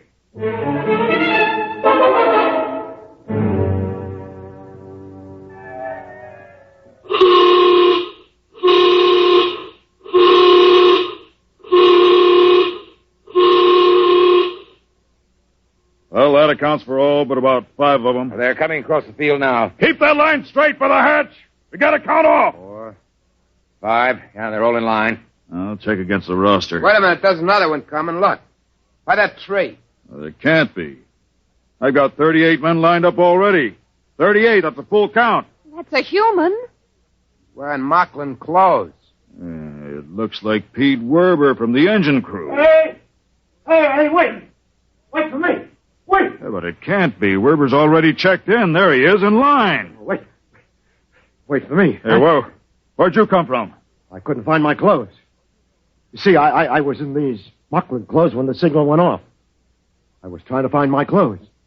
Werber, look over there in the line. Where? Hey, that's my clothes. That guy. He looks just like me. Now, what's the idea? Hey, you! Come over here. Yes, sir. What's the idea? All right, you caught me. I'm a Mocklin. He stole my clothes. Why did you do it? Oh, we Mocklins like humans so much, I thought it would be nice to make a trip to Earth and see more humans. How come he looks like me? My parents planned it 5 years ago when you came here first. They made me look like this wonderful human and hid me till now. You'd give me back my clothes. Well, of course. I wouldn't want to make any difficulties for humans.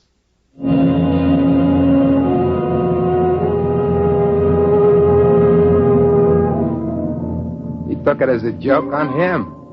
He talked English as good as anybody. It was hard to tell which was the Mocklin and which the human guy. So we let him keep the human uniform, and he was very grateful. We took off after that, and the Mocklin stood around and laughed and waved and threw flowers as we closed the hatches. Pretty soon the Palmyra was pushing up through the atmosphere. And just before the auxiliary circuits went on during the jump to overdrive, we all stood around in the astrogator's dome with a screen turned up to high mag and watched as Mocklin faded into a round cantaloupe behind us. It's a shame. Sure was a pretty planet. Real friendly. Too friendly. I still have the shivers, thinking we almost took a Mocklin off with us. The other crew had been on Mocklin long enough to have a double. 5 years is a safety margin. Takes them that long to grow up. We were lucky, huh, Joe? Huh? What? I said we were lucky. Yeah. We sure are.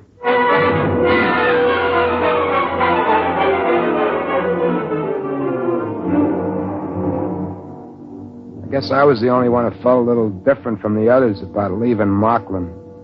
I mean, Mocklins are swell folks. It seemed a shame. There'll be an order out that no human ship is allowed to land on Mocklin. But I was thinking, I'll save my money, and those compliments, those 3 little kids that look just like Inspector Caldwell, in about 5 years they'll be grown. And I'll buy me a little private ship and shove off from Mocklin again. And I'll pick me one of those 3 red-headed gals and marry her Mocklin style. And bring her out to a human colony planet. We'll have kids with brains. Top-level brains. That's easy. If she wants it, that's the way the kids will be born. I'll have to bring other Mocklins out, too, and start them passing for humans. My kids are going to need other Mocklins to marry, aren't they? It's not that I don't like humans. I do. If the fellow I look like, Joe Brinkley, hadn't gotten killed accidental on that hunting trip, I never would have thought of taking his place and being Joe Brinkley. That's what I was thinking when Brooks suddenly got an idea. Wait a minute. Joe, you and I were on Mocklin more than 5 years. Yeah? So? One thing. And everything's all right.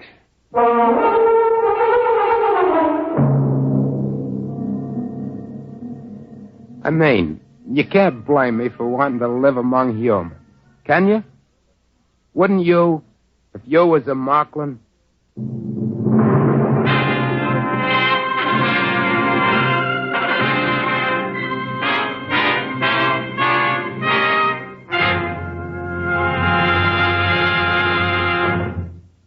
You have just heard X-1, presented by the National Broadcasting Company in cooperation with Galaxy Science Fiction Magazine, which this month features another fascinating For Your Information column written by Willie Lay. Galaxy Magazine, on your newsstand today. Tonight, by transcription, X-1 has brought you If You Was a Mocklin, a story from the pages of Galaxy written by Murray Leinster and adapted for radio by Ernest Kenoy. Featured in the cast were Joseph Julian, Patricia Wheel, Carl Weber, Ralph Camargo, Helen Gerald, Stan Early, John Marley, and Dick Janiver. Your announcer, Fred Collins. X-1 was directed by Daniel Sutter and is an NBC Radio Network production.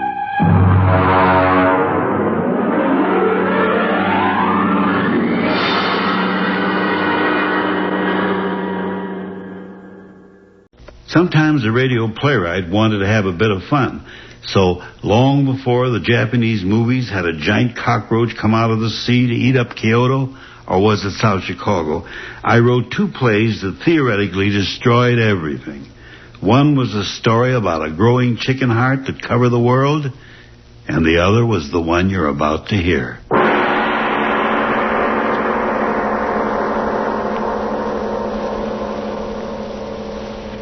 Lights out.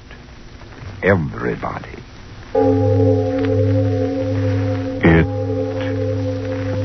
is later than you think.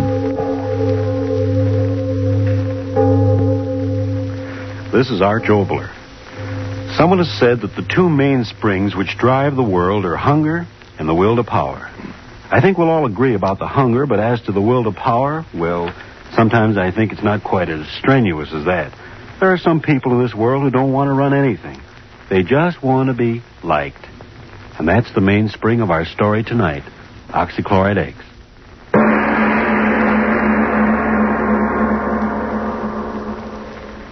So, I says to him, I says, well, sir, I'd like to be obliging, but I really haven't got the time. And he says to me, he says, well, Mr. Jackson, after all, we're making this proposition only to a few outstanding student representatives on the campus. And we do feel that you should be interested in our proposition. Well, so, what did you say? Well, I said, mister, I can't be bothered. Just can't be bothered. And I gets in my car and off I goes. But, Bob, free clothes just for wearing them around the campus? Listen, Stan, my boy, what I want to be a clothes horse for any old haberdashery. My old pappy's got more money than he knows what to do with. Now, what for, I ask you? Well, I guess you got something there. Say, who are you going to take to the dance Saturday night? Haven't made up my mind. How about that new number over at the Roto House? No, thank you, brother. What's the matter? Well, did you ever take a look at her feet? No, sir. Never got below her chin. Hold it. Yeah? Ray Stewart to see you, Stan. Oh, yeah. Send him on up. Ray Stewart. Who's he?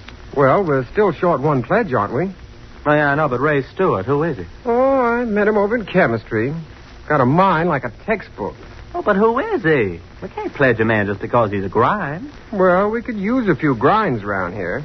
Exams come around, there's nothing like a few of those brainy boys to pull us through. But who is he? Where's he from? Who's his family? Who's his Hold it. Come on in, Ray. Oh, thank you. Oh, it was good of you to bother to come over tonight. It was good of you to ask me. Oh, not at all. Ray, I want you to meet the president of our house, Bob Jackson. Mr. Jackson, Mr. Stewart. I'm certainly glad to make your acquaintance. I might as well admit this is the first time I've ever been in a fraternity house. Really? Sit down, Ray. Make yourself at home. Oh, thank you. Now, tell me, Ray, do you ever go in for any sports back in your prep days? Oh, no. I never had much time for that sort of thing. No? No, I think that sports should be put into their proper place. After all, I'm sure you agree they aren't particularly important. No? And what, might I ask, is important in your estimation, Mr. Stewart? Doing things. Being someone. What? Doing things man's never done before. Taking the elements and transmuting them into things which never existed until you thought of them. That's important. That's being almost godlike, isn't it? Mister, how you talk. Oh, sorry, I get sort of carried away. Yeah. Well, that's all right. Bob, this boy sure knows his chemistry. Huh? Oh, I really don't know so much. Say, I ought to know better. You pulled me over some tough spots in this course. I'm very glad to help you whenever I can. If I lived here, I could help you all the time. I could help you too, Mr. Jackson. If I need help, I know where to get it. Oh, I didn't mean to offend you. It's all right, Stewart. Now, tell me, you're from around Chicago way, aren't you? Oh, no, Milwaukee. Lived there for years. Nah, don't tell me I'm one of those Bruin families. Oh, no. We're not wealthy people at all. My father runs a small business. It isn't much, but we get along.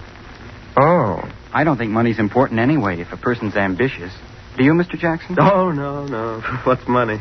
You fellas may think this funny, but, well, I always thought it's more important what a fella does than what he has. I mean, well, I've always had the feeling that someday, somehow, I'm going to do something really important. Maybe even miraculous. Well, now, what do you expect to do? Discover the missing link? Yes, Stewart.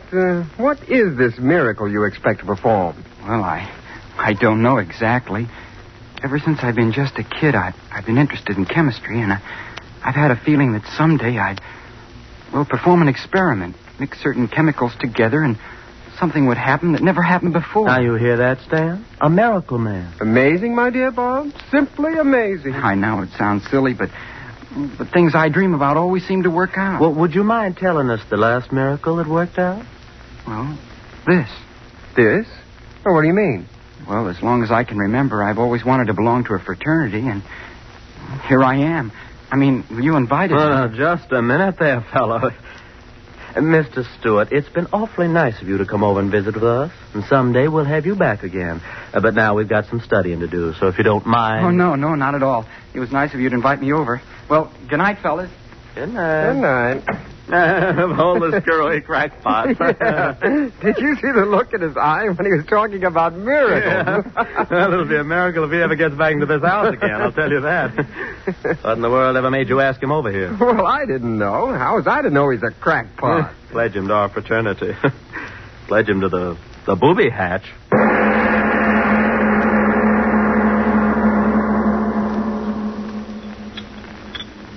Mr. Stewart, if you please, Mr. Stewart. Oh, yes, Professor? Mr. Stewart, might I ask if you're anxious to sever your relationship with this university?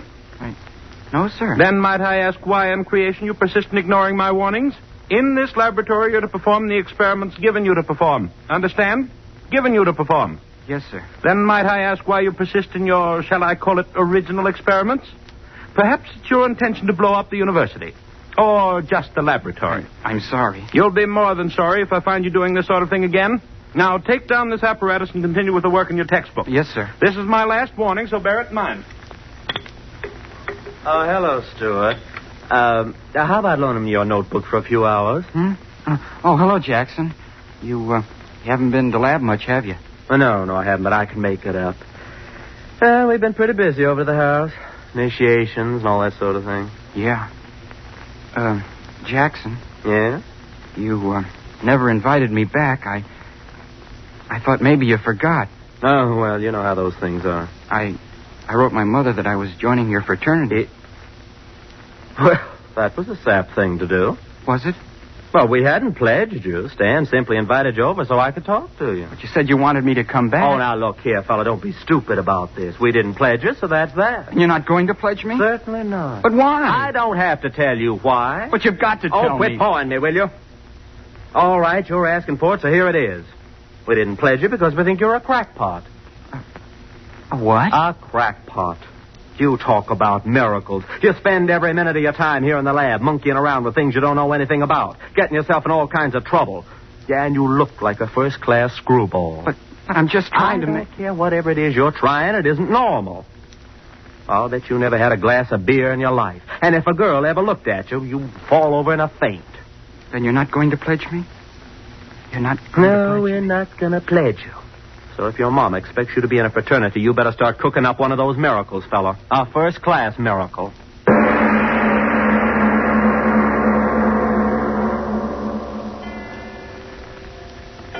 Sleep.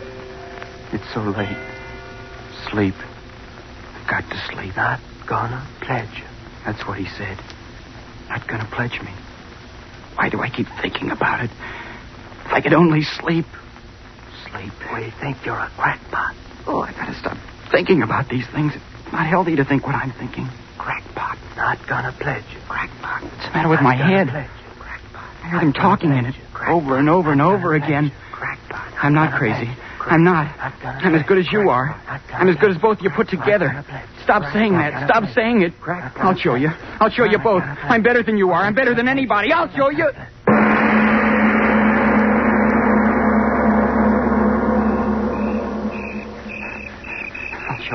I'll show you. Talk about miracles. I'll give you miracles. The lab. I've got to get into it. I'll give you miracles. It's dark in there. I've got to get in. Oh, blasted door. Got to get in. Window. I'll show you. So dark in here. Got to find a lab table. Got to make a miracle. Who's there? Who's there, I say? Watchman. Come on now. Who's there? Talk up. You don't have to get so excited. I'm a student. Student, eh?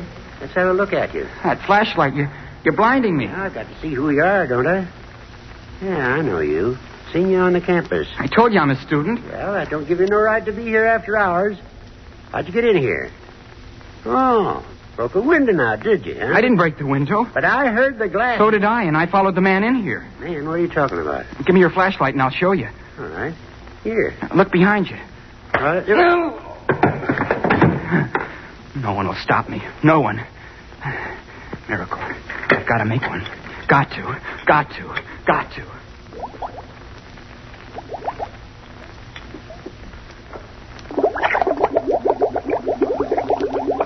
cc barium. 5cc selenium oxychloride. Oh, good. You're working out just as I planned. Who's there? Who's that working there? Professor. Oh, it's you, Stuart. And after all my warnings. You're just in time, Professor. Yes, just in time to have you thrown out of the university. What are you doing there? What is this mess of equipment? It's my miracle. Miracle? What are you talking about? My miracle. Are you insane? Take it apart, all of it, at once.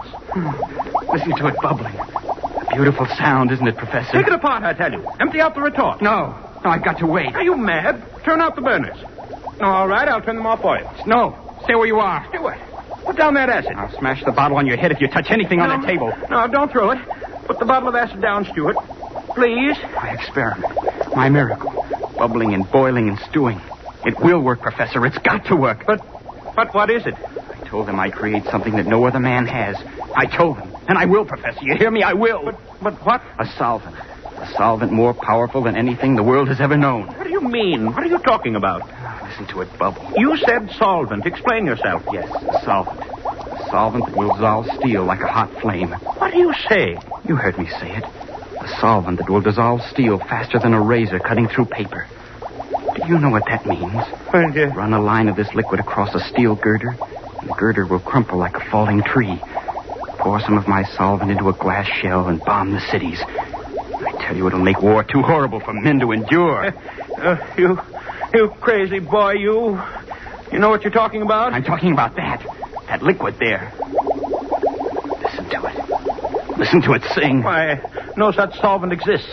Selenium oxychloride, perhaps, but to do the impossible things you talked about would require a quantity so... Oh, the beaker. It cracked. Well, do something. That liquid's flying all over my bench, my laboratory. The stone of the bench. It's eating through the stone. Well, stop it. The liquid. It's eating through the stone bench. No, it can't be. It's eating through the slate of the floor. The hole's getting bigger and bigger. Run! Oh, I've done it. I've created something no other man has done. A solvent that dissolves anything. Anything. Anything.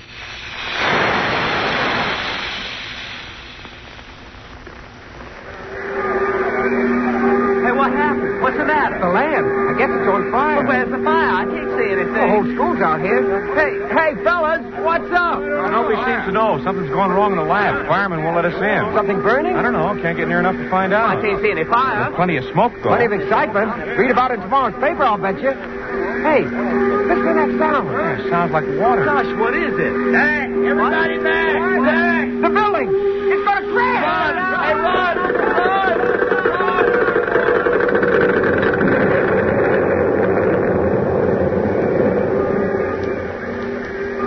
I did it. I did it. A solvent that dissolves anything. Anything.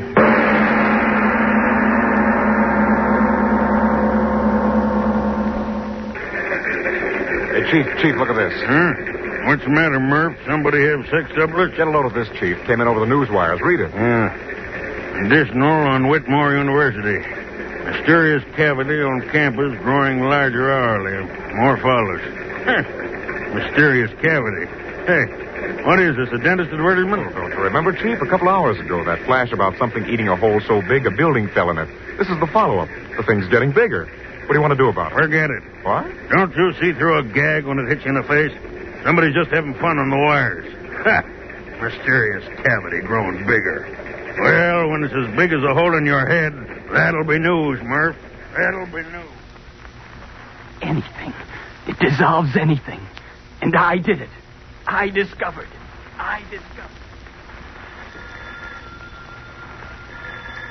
Yes.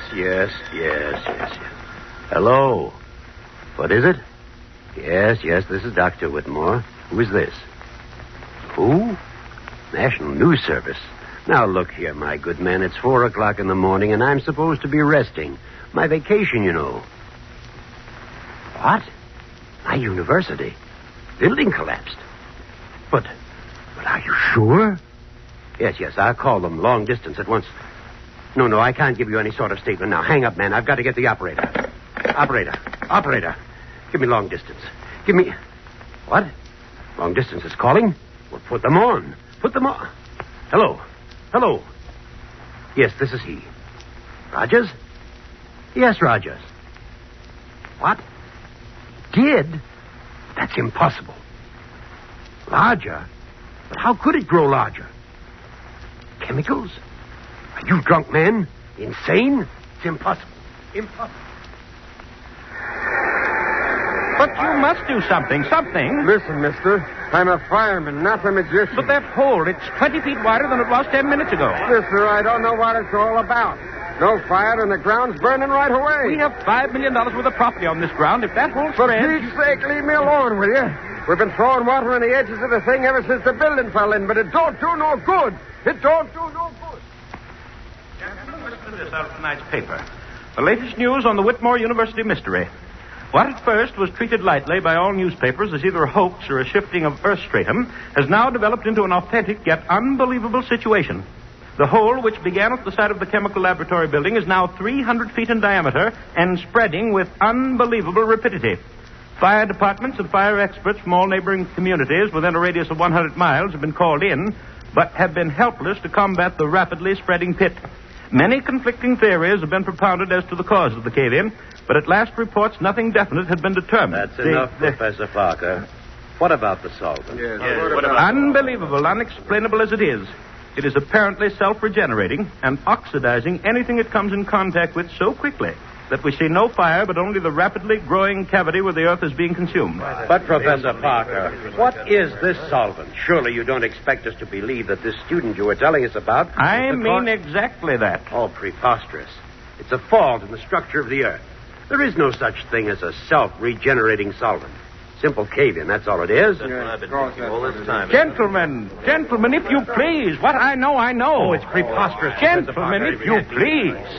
If my professional reputation is not enough to substantiate what I've said, then at least you'll listen to the boy himself. He's here. Listen to him. Well, why should we? Yes, gentlemen, if you'll listen, I'll tell you. You'd better listen to me. Gentlemen, please.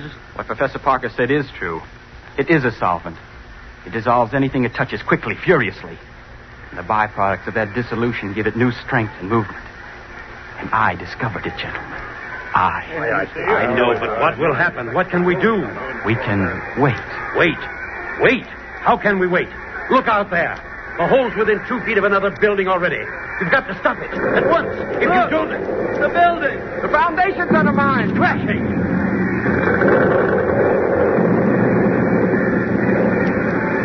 Mother in heaven. Harris Hall. Caved right in the hole. Professor Parker. You boy, listen. Which chemicals did you use? We've got to fight it with chemicals. Spread them around the edge. Neutralize this solvent. Yes, that's it. Chemicals. We'll neutralize the reaction. No, gentlemen. Listen. You may neutralize the reaction at the edges of the hole, but you forget one thing. What? What are you talking about? The solvent is eating downward at many times the rate it's eating outward. You may neutralize the reaction at the edges of the hole, but have you forgotten? It's eaten the hole 1/4 mile deep already.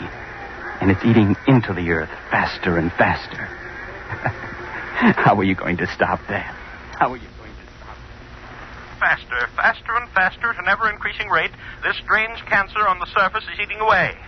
It is now approximately 14 hours since the phenomenon began, and already it has eaten outward a distance approximately 1 mile in diameter, with a resulting damage of over 1.5 million in property. Truly, the most astounding factor in this catastrophe is the fact that the hole is increasing in depth at an unbelievable rate. At our last reports, approximately 10 minutes ago, the pit had reached a depth of approximately 3 miles, and experts apparently refuse to predict how much further this earth cancer will go. What only a handful of hours ago was a quiet section of the country in which stood the Whitmore University is now a great gaping pit in the surface of the earth, out of which rise strange noxious gases as that burning something eats deeper and deeper and deeper into the bowels of the earth. The latest sonic recordings indicate that the shaft has now reached a depth of 11 miles, 2,342 feet. I'm right on the scene and will continue to send reports as quickly as I get them.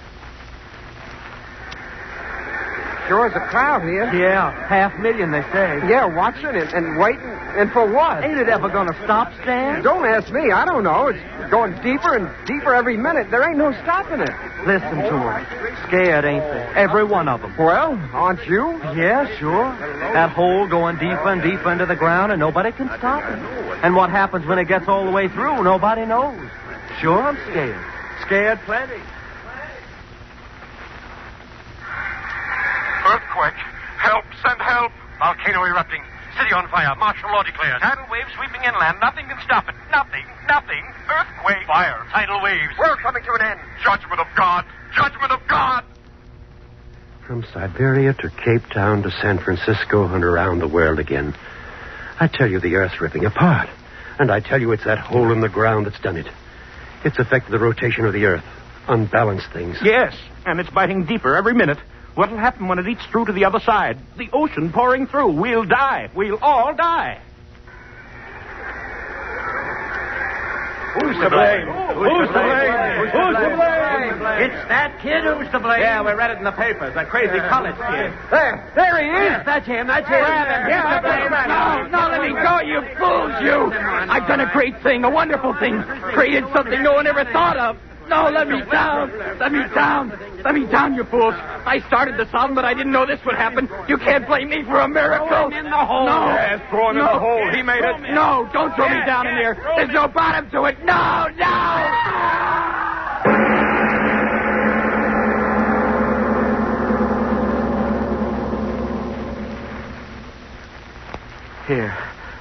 Here, put him down here on the grass. Dead? Yes.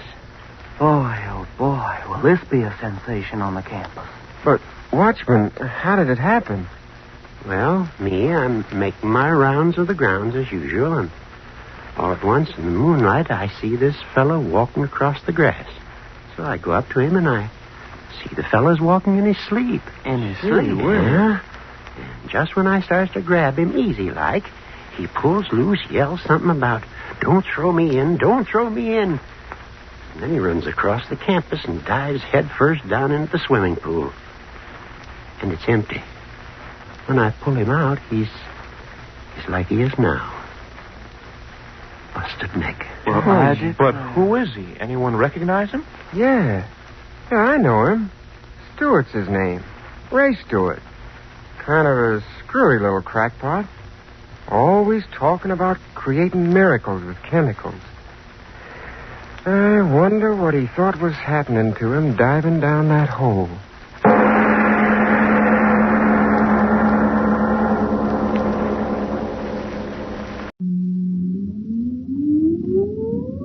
Countdown for blast off. X-5, 4, 3, 2, X-1, fire.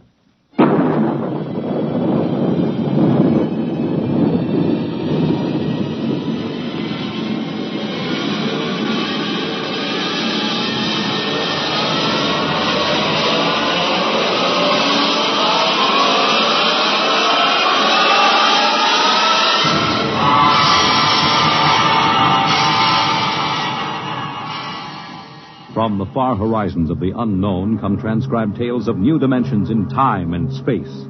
These are stories of the future, adventures in which you'll live in a million could-be years on 1,000 maybe worlds. The National Broadcasting Company, in cooperation with Street and Smith, publishers of astounding science fiction, presents X-1.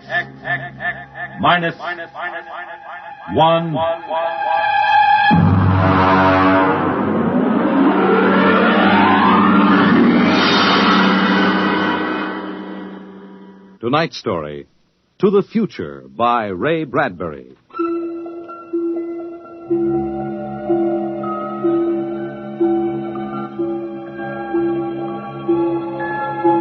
Time is an interesting phenomenon.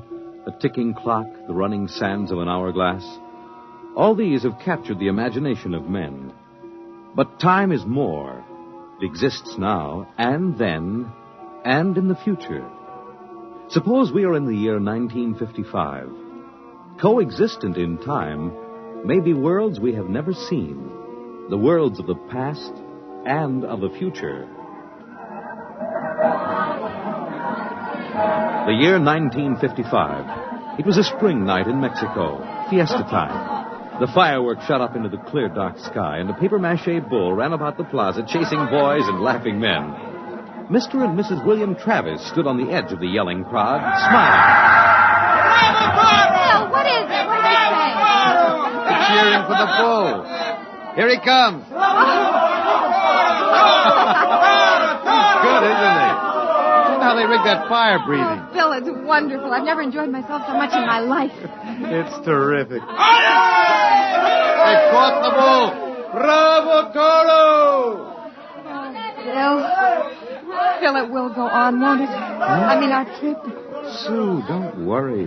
I've got enough traveler's checks for a lifetime. Relax. No, but suppose they find us. Forget it. They haven't a chance. But suppose they do. Suppose they take us back. They'll never find us. Oh, relax. Enjoy yourself. If it only lasts. Come on. Let's get out of the crowd, huh? You need a drink. Let's try something different this time. I want to try every drink there is in the world. Don't worry. There's no rush. We've got plenty of time now. In here. There's a table over there. Come on. Bill. What's the matter? Don't look right away. Huh? Over your left shoulder, right by the end of the bar. That man. What is it? I saw him this morning in the plaza. Take it easy. The town's full of tourists. He was at Juarez and at Tasco. Bill, I'm afraid. Don't stare at him. Come on. I know it's the same man. He was wearing the same white suit. Sit down, Sue. Come on, dear. Smile. Act natural. Bill, he's been following us. He's a searcher. I know he is. Quiet. Here, boy. Si, senor. Benedictine and brandy, too. Si, senor. He's been watching us, Bill. Pull yourself together, Susan. They can't take us back. Will you quit worrying? The chances are 1 in 1,000 that they found us. It's probably just a coincidence. I want to lie down. I think I'm going to be sick. Susan, hang on, will you? If he is looking for us, we can't run out. It'd attract attention. We must have slipped up when we checked out in New York. What's he doing now? Stopped our waiter. He's asking him something. May just want a drink. Bill, I can't stand it. I've got to go upstairs and lie down. All right. As soon as we finish our drinks. What's he doing now? He's nodding at me. As if he knows me. He's smiling. Bill, he's coming over here. Watch yourself. We've got to go right on in front of him, so if he is what we think he is, he won't suspect. I can't. We've got to. Come on. So I said to David, that's absolutely ridiculous. What do you... Mr. Kristen, you did not pull up your pants leg when you sat down. What? I'm afraid you've got the wrong person. My name isn't Chrysler. Kristen. Oh. I'm William Travis. I don't see what my pants leg has to do with it. Mind if I sit down? See, everyone nowadays pulls up his pants leg when he sits down. Like this. See, it keeps the trouser from bagging at the knees. But, of course, if you're not used to this style of clothing... Now, see here, we don't know you. You don't? I'm sorry. I thought I knew you. This is our table, if you don't mind. You see, I'm looking for 2 friends of mine. A man and his wife. Very much like you. The man is an atomic scientist. The wife, a bacteriologist. Very important people. They work on government business. What are you talking about? And when I find my friends, I'm going to take them home with me. Look here, Mr. Sims. That will do for now. Well, look, I understand you thought you knew us, but you see, you're mistaken. If you'll excuse us, my wife and I were just going up to our room. We have to make an early start in the morning. Oh, going for a trip? Acapulco, perhaps? Oh, a lovely spot. Never mind where we're going. Yes, of course. You don't like crowds, tourists. Probably like to get off the beaten path. You know, I have a vacation folder here that might interest you. Please, Bill, let's go. It's put out by an outfit that calls itself Travel in Time, Incorporated. Travel in time? Yes. They've come up with a rather intriguing idea. Here. Travel in Time, Incorporated can costume you, put you in the crowd at any place and time in history. We guarantee to teach you any language you need to move freely in any year without risk of detection. This summer, why not escape from the worries of our modern world? Take your vacation in time. That's impossible, of course. But think what it would mean. A chance to escape all the tensions of an unpleasant life. War, insecurity, fear. Suppose you were a scientist working on a dangerous bomb project. Or you, Mrs. Travis. Suppose you were a bacteriologist working on disease cultures, and you had a chance to escape all that, to take a vacation 200 years in the past. It would be wonderful, wouldn't it, to escape to a more peaceful world? A trip back to 1955? 1955? But you said a vacation in the past. So I did. But you see, 1955 is the past. If you come from the year 2155. 2155? Yes. Terrible times. Most unpleasant. A war raging. An atomic, bacteriological war.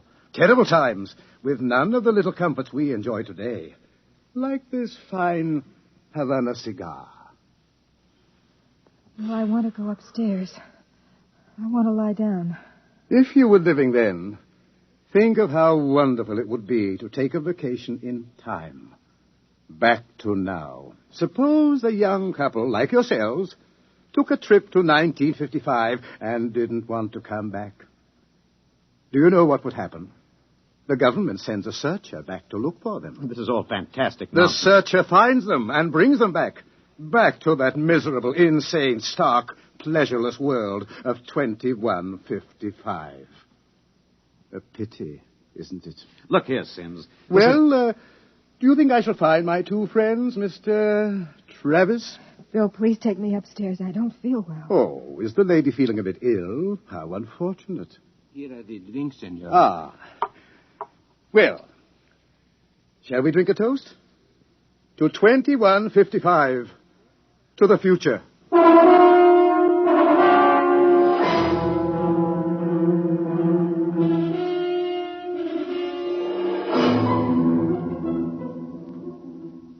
Inside. Inside, quick.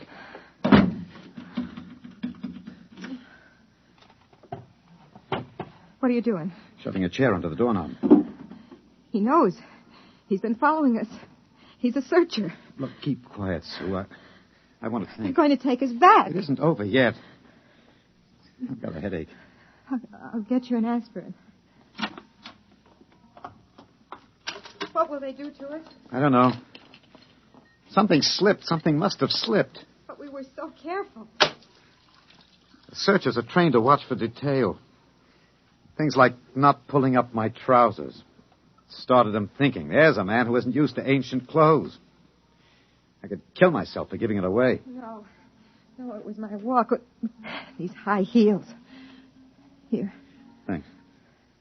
The nerve of that Sim sitting there looking us up and down like animals, smoking those stinking cigarettes. I know, that's how I first noticed him at Tasco. He had 4 bottles of liqueurs and a pile of chocolate. Yes, he still hasn't gotten over that first greedy hunger. We've got to look out for that. It's the sure sign of somebody from the future. Trying to make up for a lifetime of shortages by stuffing yourself sick. Remember our first night? Bill, I can't stand it. We've got to get out of here. What are you doing? Packing. Get the suitcases out. It's no use. What do you mean? We can get to Acapulco by morning. Don't you think he's watching? We could get away. No. We've got to sit tight. Maybe he isn't sure of us yet.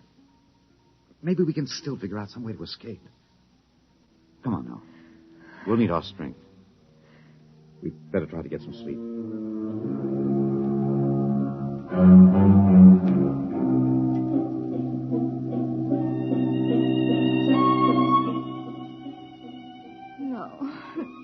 No, I won't go back. Security, pull it. The bomb. It's falling and killing. Sue, what's the matter? No, Sue. no. Sue, wake up, Sue. Sue. Bill, where are we? It's all right.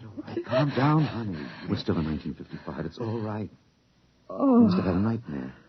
Oh, Bill, it was awful. We were back there, 2155. Oh, Bill, we won't go back there, will we ever? Go back to sleep, honey. It's all right. We're in Mexico, 1955, and we're going to stay here. Sue, I've been lying awake here thinking. He's still testing us. He's not absolutely certain. He's got all the time in the world. He can stay here as long as he likes. And then bring us back to the future 60 seconds after we left it. They can't make a scene, can they? They don't dare come out in the open. No. It might change the future. They're afraid of that. Bill, if we could only tell somebody, ask for help. You know we can't. That's why we had to submit to the psychological block treatment before they okayed our vacation. We couldn't tell if we tried. The block's too strong. Maybe we can break it, Bill. What's the use, darling? Who'd believe a crazy story like ours? Who'd believe we come from 2155? No, we can't tell. And they'll have to get us alone to put us in the time machine to send us back. Then that's it, Bill. We'll never be alone. It's still fiesta tomorrow. It'll be easy to stay in the crowd. Yes, that's the only chance.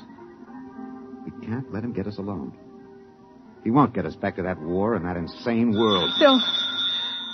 Well, could be the room clerk. At 3 in the morning? I'd better answer it. Don't, Bill, don't. I've got to. Hello? Hello? Mr. Travis? What's the idea? It's 3 in the morning. Yes. I just wanted to remind you, the rabbits may hide in the forest, but a fox can always find them.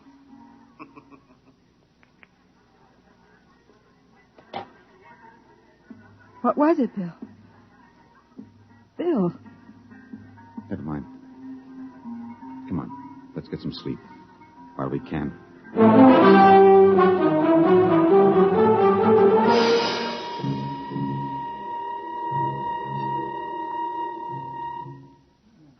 Buenos dias, señor y señora.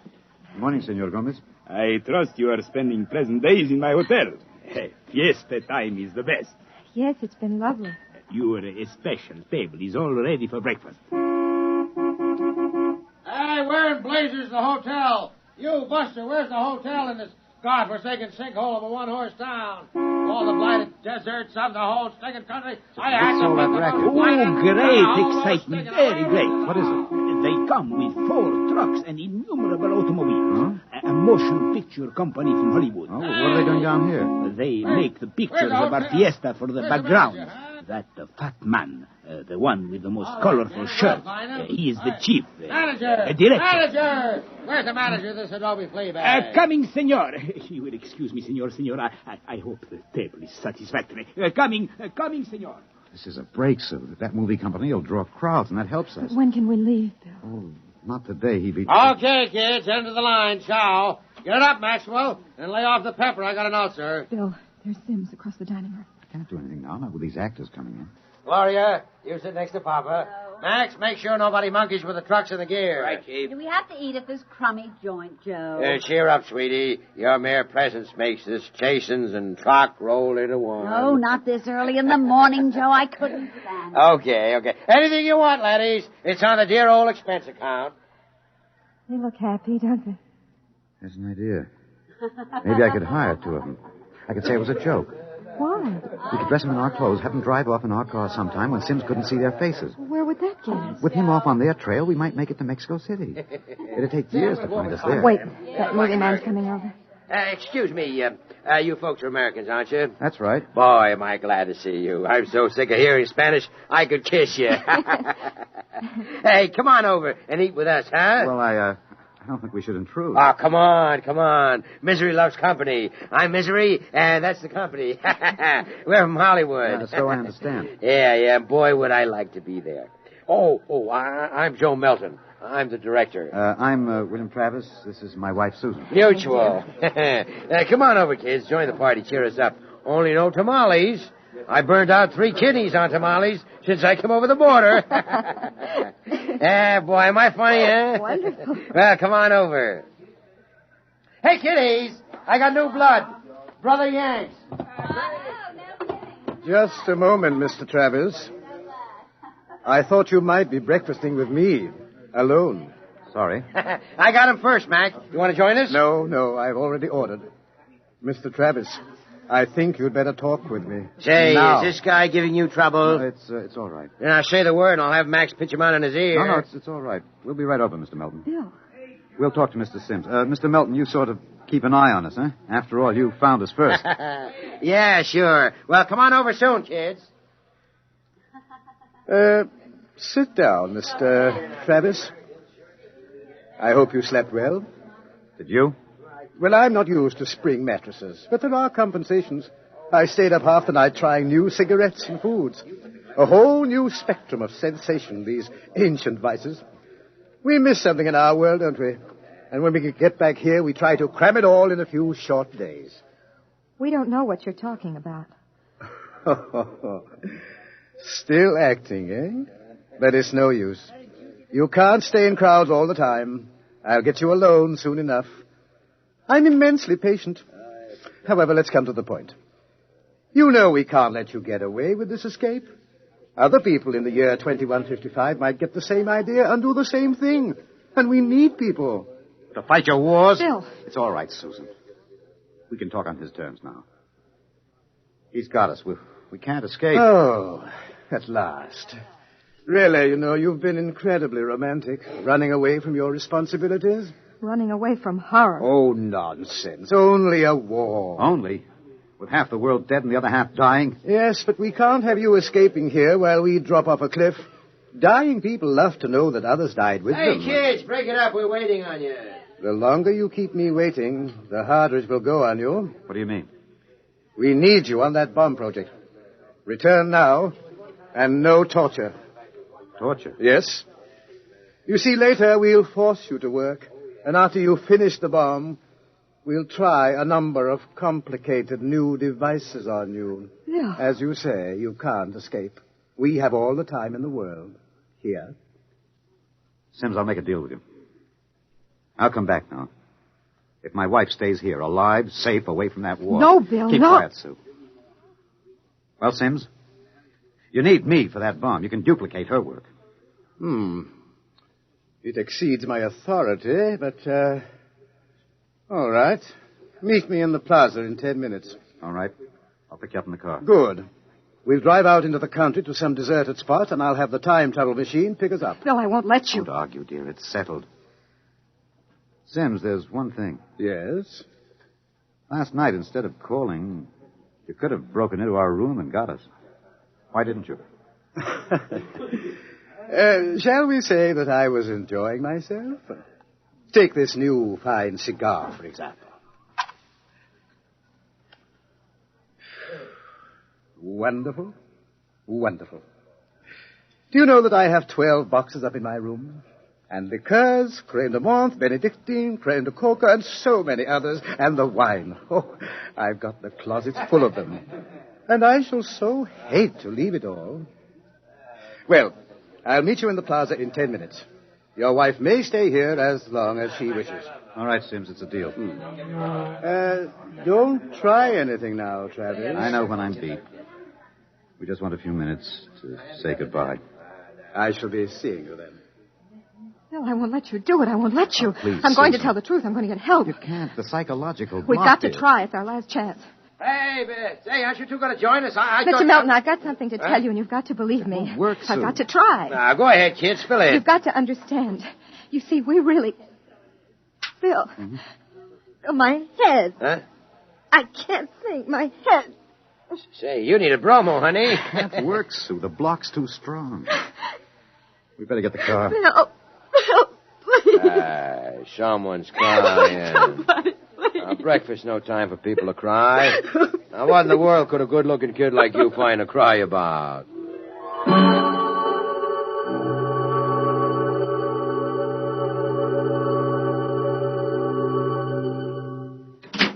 Bill, I won't let you do it.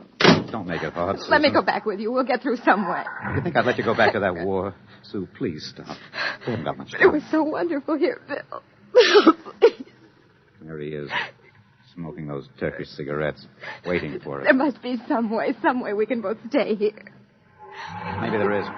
Bill, what are you going to do? Hang on, Sue, and duck when I tell No, you. Bill, you're heading right for him. He's not going to get either of us now. Down, Sue, down.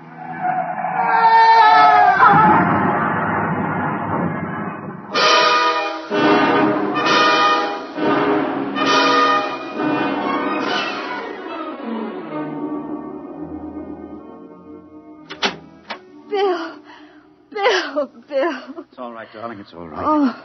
It's all over.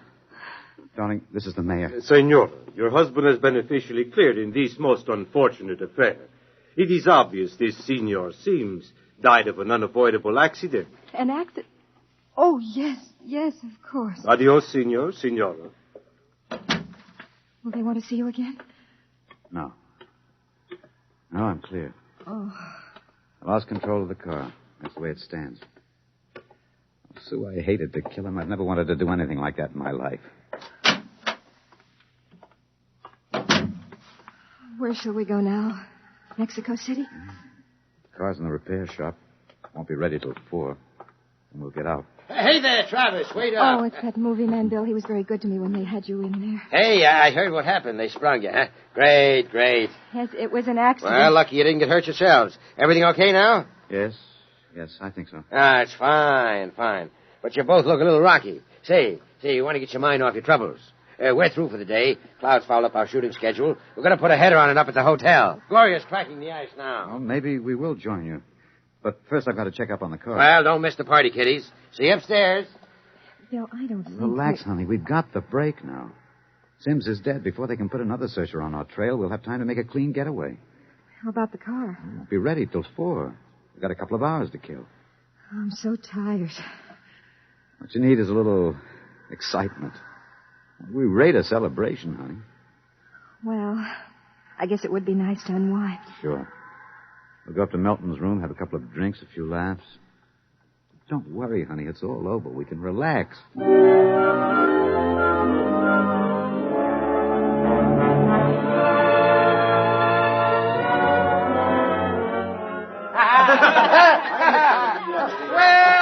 Well, Kitty. Well, we thought we'd join him, Mr. Melton.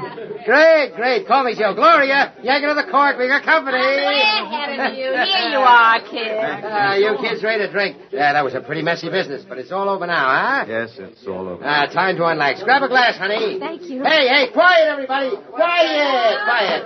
How about a toast to our guests? Well, sure. Okay. All right. To a very beautiful lady. Lovely enough for the movies. Thank you. Oh, I'm not kidding. That's why I came over to you in the first place.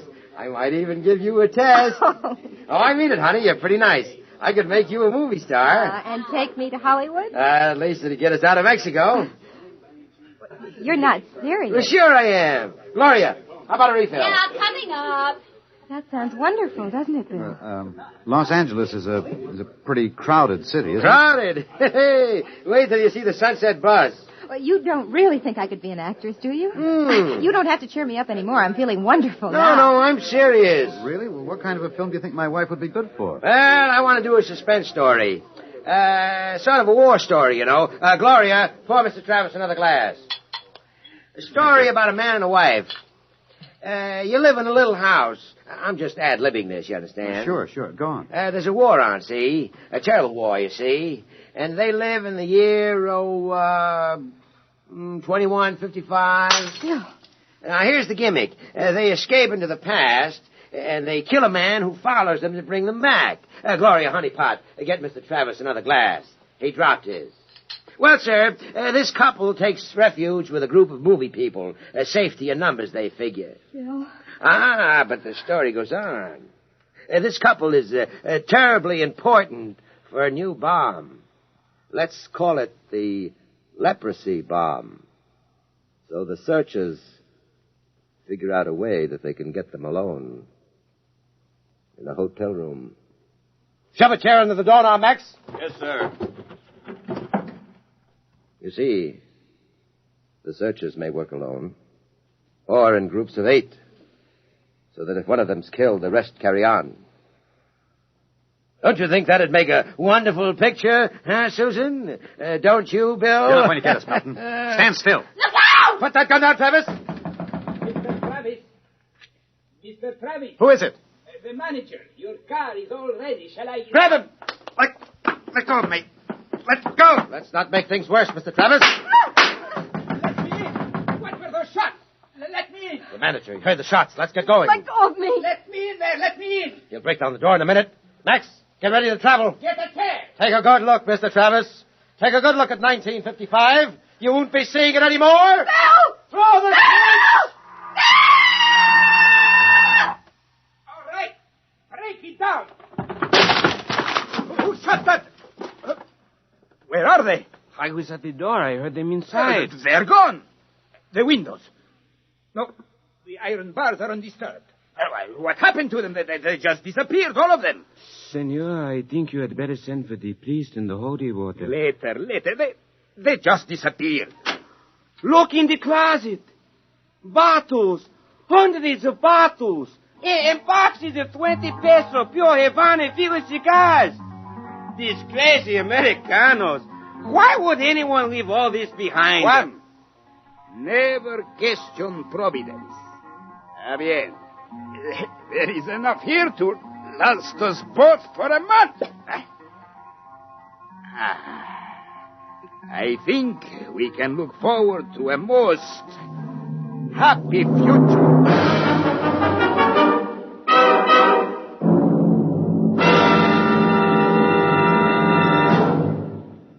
You have just heard X-. CBS Radio Mystery Theater presents...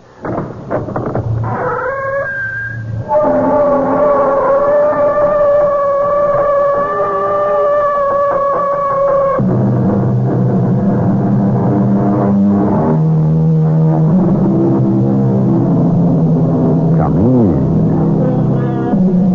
Welcome. I'm E.G. Marshall. The famous French detective Eugène Valmont rarely, in his brilliant international career, came across such an equal as he meets in the story about to unfold. A war of nerves turns into a battle of wits, which I am happy to report to you from the front lines. Jean-Pierre, shine your flashlight onto the desk so that I can examine the papers. Monsieur Valmont, It's hard to believe Dr. Willoughby could be up to something so underhanded. Are you speaking of Dr. Willoughby, alias the aged messenger, alias Ralph Summertrees? I doubt if he is as innocent as he looks, but let us wait and see what I find here.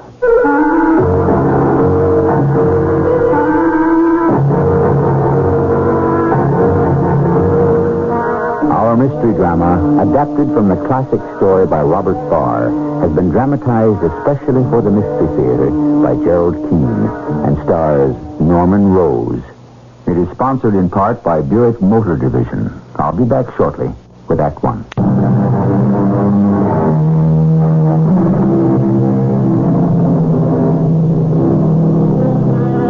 We are in England, the late 1800s. An American president has just been elected, and the London newsboys are shouting something about the defeat of free silver. A man with deep-set eyes and sharp features, wearing a long cape, buys a newspaper and hurries home. He is Eugène Valmont. I simply could not find a cab in the fog, so I walked all the way to my flat. After dinner, I opened the paper and sat before the fire. The eloquent Mr. Bryan had been defeated in the election. I was sorry to read that. A man with such a gift of words. Come in, Jean-Pierre. What is it? Monsieur Valmont, Inspector Spencer Hale is here to see you. At this hour? Or show him in, then. Oui, monsieur. Glad to find you, Valmont. Mind if I shut the door? Of course. It is only the barbaric Americans who leave all the doors in their houses open. But since you make a point of asking, Inspector, I presume you have something of a very confidential nature to discuss. I would say so. A totally unnecessary precaution. My man, Jean-Pierre, is also my assistant. When I decided to retire from the service, he asked to retire with me. Do sit by the fire, Inspector. I see you're reading the evening paper. I'm glad that man Bryan was defeated. These Americans, such strange people. Of course he was defeated. A millionaire running for the presidency in a democracy where the average voter is as poor as a French peasant. Now, what important matter has brought London's chief inspector to my poor apartment on such a night? Valmont, you're a clever man. So when I tell you the question which has brought me here tonight is the same on which the American election was fought, I know I need say no more. Free silver, Inspector? Yes, entirely too free. Tell me, dear friend, have they eluded you? Who? Why, the counterfeiters. I'll be. Valmont, that was just a lucky shot. Perhaps. Well, tell me how you guessed it. Very simple, mon ami. The question on which the American election was fought was the price of silver, which is so low it ruined William Jennings Bryan. Silver troubles America, ergo silver troubles Scotland Yard. It is not the theft of silver, but the price of silver, the very low price. Ergo, someone must be counterfeiting British coins and making a large profit. Valmont, you've hit it. I'll say that for you. Banged it right on the noggin. You see, there's a gang of expert counterfeiters who are putting out real silver money and making a clear shilling on every half-crown. I gather you do not know who the counterfeiters are. No, but we know the man who's shoving the stuff. So you go from A to B and find out. So far, no luck. Which is why I've come to see you tonight. To see if you would do one of your old French tricks for us on the quiet. What French tricks, Monsieur Hale? No offense intended. No, I need someone to go through a man's house without a search warrant. Spot the evidence, let me know, and then we'll rush the place before he's had time to hide the goods. Oh, I see. Who is this man and where does he live? Well, his name is Ralph Summertrees, and he lives in a very posh 4-story in Park Lane. And why do you suspect him? Park Lane is an expensive district to live in. Now, this Summertrees has no ostensible business. Yet every Friday he goes to the United Capital Bank in Piccadilly and deposits bags of silver coins. And they are, of course, the real thing, not counterfeit. Naturally. But it's no great problem to go around London with a pocket full of counterfeit 5-shilling pieces, buy this, that, and the other, get the change, and come home with legitimate coin. Why don't you nab him on his way out when he's got a pocket full of counterfeits? Well, we thought of that. But we want to land the whole gang. And if we arrest him for buzzing, whoever doing the counterfeiting will escape. And you know for certain this Summerfield... But Summertree... yes, that he is not the counterfeiter. Well... Of course you do. You've got one of your own men working in his house. Unfortunately, your man has not come up with any evidence. You've hit it again, Valmont. I've got a man called Podgers working his butler there, but... He has come up with nothing, eh? Tell me, how does the money get to this Summer Trees in Park Lane? It's brought there every night by a man who looks like an elderly, respectable city clerk. He puts it in a large safe in a dining room on the ground floor. Have you had the clerk followed? Oh, certainly. Oh, what do you take us for? Now, according to Podgers, he sleeps every night in the Park Lane house, and in the morning goes to an antique shop in Tottenham Court Road, spends the day there, and every evening returns to Park Lane with a bag of money. And you would rather not arrest and question him either? Well, for the same reason. He's merely a messenger. What good will it do to put the go-betweens in the clink, letting the real criminals escape? Nothing suspicious about the antique shop? And nothing that we can discover. Then let us see what I can discover. Do you happen to have a counterfeit 5-shilling piece on you? Yes, I do. Good, give it to me. I may be able to put it to good use. Oh, my. It certainly is a faithful reproduction. Using pure silver, these counterfeiters can make a 5-shilling piece for practically nothing. I mean, the actual silver is worth no more than 6 pence. Fancy that. Now, to get back to your suspect, Summerlee... That man is Summertree. Yes, of course, that's what I meant. But does he have any women servants in his house? No, all men. A butler, a valet, and a French cook. I know, a French cook. This case begins to interest me. Real French cooking. You know, I might take your man Podger's place and play the butler, since I gather he has not discovered anything. Oh, he's done a good job. Everything a man can do. Naturally, he doesn't have your experience. Now, what does this Summerfield do all day? Well, Podger thinks he's a writer. Locks himself up from morning till evening in study. Doesn't he come out for lunch?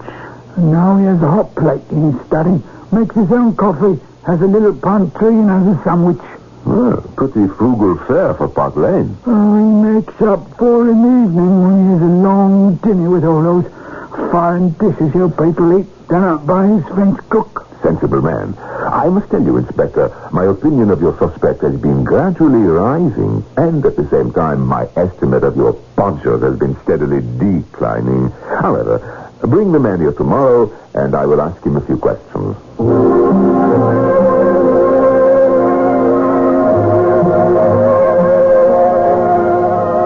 Monsieur Valmont, this is Sergeant Podgers.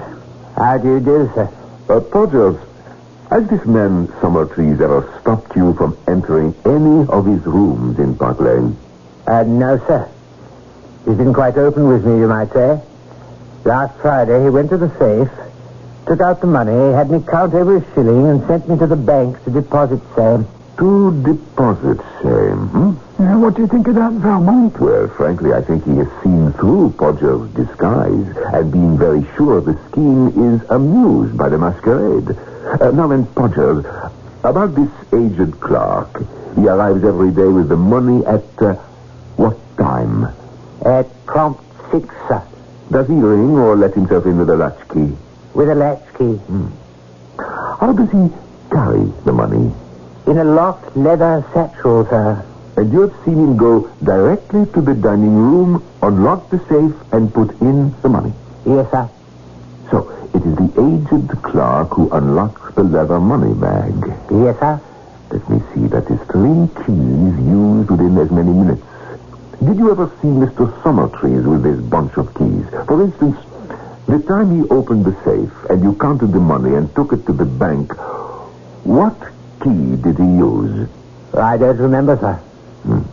Once the money is in and the safe locked up, what does the clerk do? Goes to his room, sir. Where is it? On the 3rd floor. Where do you sleep, Podgers?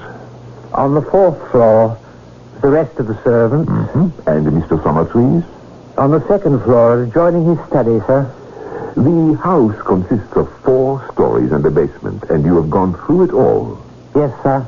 And you can let me in so that I can make an examination? Oh, yes, sir. Thursdays is the help's day off, and Mr. Summertrees is always locked in his room, sir. I never disturb him. Podger, you are a sharp, alert, observant man. Thank you, sir. What happens that strikes you as unusual? I can't rightly say, sir. Call to mind some of the other households in which you have been an undercover man. Is there any way in which Mr. Summertrees' establishment differs from them? Well, sir, he does stick to his room, writing pretty close. Anything else, no matter how trivial? He seems fond of reading, too.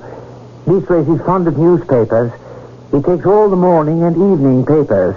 And what is done with them after he has read them? Well, they're sold to the ragman, sir, once a week.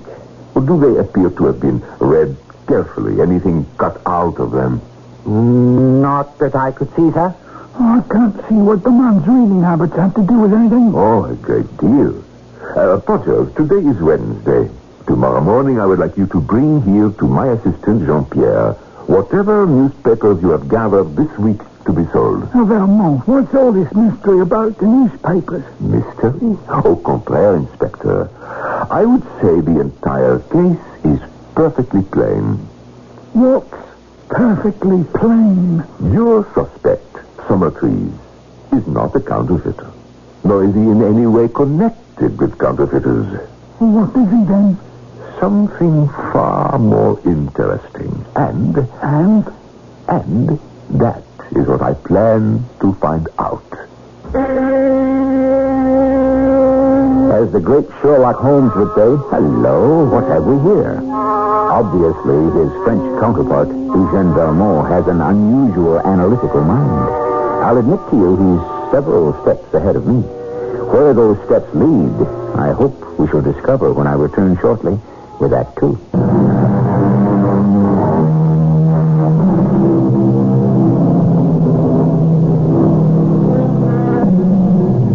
Have you ever noticed how poised and alert is a hunting dog when his senses tell him his prey is not far off? Our Eugène Valmont has picked up a scent, but where does it lead? To whom? A fox? A wolf? Perhaps a man disguised in sheep's clothing? The following day, our French detective arrives at the Park Lane house. Policeman Podgers leads him to the 3rd floor. And, this, I take it, is the room where the aged clerk who delivers the money spends his evenings. And nights. Yes, sir. I advised you to come here today, Monsieur Valmont, because I accidentally opened the study of Mr. Summertrees, and he's not there. I'm sure he'll be out for quite a few hours. Ah, good. Now, to make a thorough search. What are you looking for, sir? An escape hatch. You tell me that this clerk arrives with the money, puts it in the safe, goes up to this room, remains here all evening or night, and leaves in the morning. Quite right, sir. Don't you find it peculiar he should arrive at 6 and go to bed hungry? No dinner? Oh, I never thought of that, sir. Yes. And you never told me what he looked like either. The clerk, sir? Quite old. Gray hair, gray beard. Yes. And your master Summertrees, how would you describe him? Well, a younger man, quite clean-shaven. That's the closet door you're tapping on, sir? Yes, I know it is. And I shall go inside the closet and continue tapping. There must be a latch here somewhere. Huh. Why would anyone hang a pair of trousers on a hook back here? Now, suppose we give this hook a little twist. Good Lord, sir. The panel in the back of the closet is moving. So it is. Podgers, I want you to go down one flight into Mr. Summertree's study and wait there for me. Now, sir? The sooner, the better. Podgers? Podgers, are you there? Mr. Valmont, how did you get down here into Mr. Summerfield's closet? I walked down, Podgers. There are two closed closets, one directly above the other, and behind them a connecting secret stairs.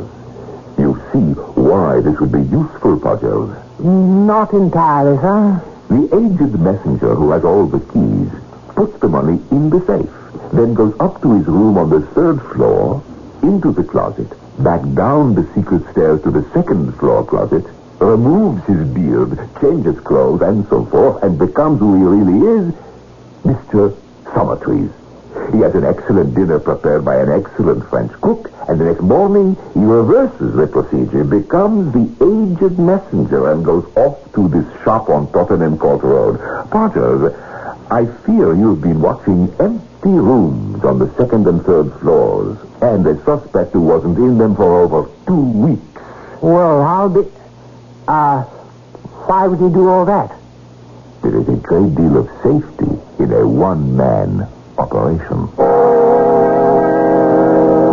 The following day, Friday, my assistant Jean-Pierre and I stood outside a certain antique shop in Tottenham Court Road, gazing at the bric-a-brac in the window. Monsieur Raymond. Look at the trash people sell as antique. No worse, Jean-Pierre, than what people will buy.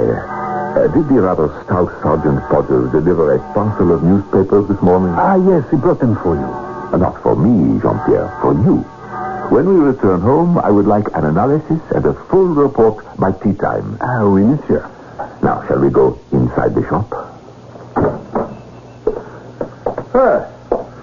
What can I do for you, gentlemen? There is a small clock my friend and I saw in your window, standing on a big seashell and covered with little seashells. Tell me, how much is it? 7 and 6, sir. Shall I get it out so you can have a look at it? By all means. Get it out and wrap it up. We shall buy it. Jean-Pierre, do you happen to have any small change about you? I'm afraid I don't. Nothing smaller than a 5-pound note. Well, then, here's a sovereign, my good man. 20 shillings. Do you mind the change being all in silver, sir? No, not in the least. Here we are, sir. I think you'll find that correct. Thank you.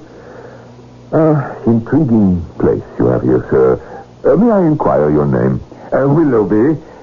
Anything else that strikes your fancy? Well, suppose we browse a bit.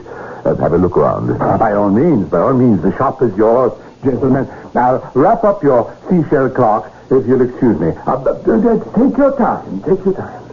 Jean-Pierre, did you see that young man who just came into the shop? I did. He went directly to the back room, and this Willoughby right after him. Let me inspect the silver he gave me in change. Half a crown, 3 2-shilling pieces, 1, 2, 3, 4 separate shillings. Jean-Pierre, how do they look to you? Well, I would say badly enough made to be the real thing from the British Mint. Agreed. So we know he is not palming off counterfeit money. When he returns, we'll buy something small and give him the inspector's counterfeit 5-shilling piece and see how he reacts to that. The young man who just came in. He is leaving, going out the door. Gentlemen, have you found anything else that caught your eye? Yes, this little inkstand. How much is that? 2 shillings. Do take it out of this. 5 shillings. Yes, sir. Here you are, sir. Do excuse me, will you? I shall be right back. Jean-Pierre, another young man. Quite a bit of traffic to the back room. At any rate, I'm assured my first conclusion was correct. He took the coin without blinking, so it is highly unlikely anything of a counterfeit nature goes on here.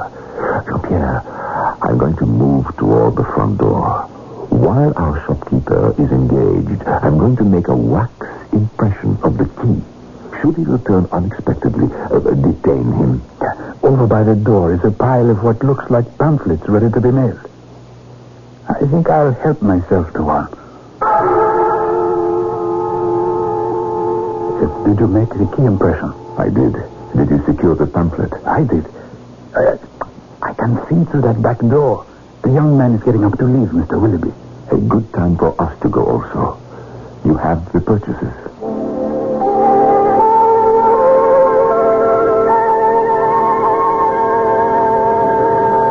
I have gone over all the newspapers Sergeant Porter's left here. Each one is more or less the same, the usual advertisements of pills and soap and so forth. Aside from that, there is one kind of advertisement common to all these papers. It says it can cure absent-mindedness. Let me show you, monsieur. Let's see. Are you absent-minded? There is no need to be. You can cure confusion and forgetfulness. Apply by mail for our template. List your personal hobby. No fee, no treatment, no risk. You lose nothing. You may gain peace of mind. Dr. Stanford Willoughby, 1414 Tottenham Court Road, London, WC1. This is one of his pamphlets I picked up at the shop. At the back it says, Dr. Willoughby will neither see patients nor correspond personally. Read and learn. You need not be absent-minded. The good doctor has just secured another patient. I shall write to him that I am very absent-minded, that my hobby is what shall I say, Jean-Pierre? Collecting rare books. Excellent, rare first editions. And I sign my name. What was the name that we used on the Milburn murder case? Alport Webster, sir. You were Alport Webster. You still have the calling card with that name on it to slip onto my mailbox downstairs? I'll attend to it. There was something else I had on my mind to report to you. What would it be? The key. Did you give me the key? That's it, of course. Here it is. I finished an hour ago from your wax impression. Now, let me see. I'll put Webster, card on mailbox, letter to Willoughby, key to shop. Oh, what have I forgotten? The rum in the tea. I forgot that. You know, Jean, it occurs to me we are both getting a bit forgetful. Perhaps Dr. Willoughby will teach us more than we hoped for.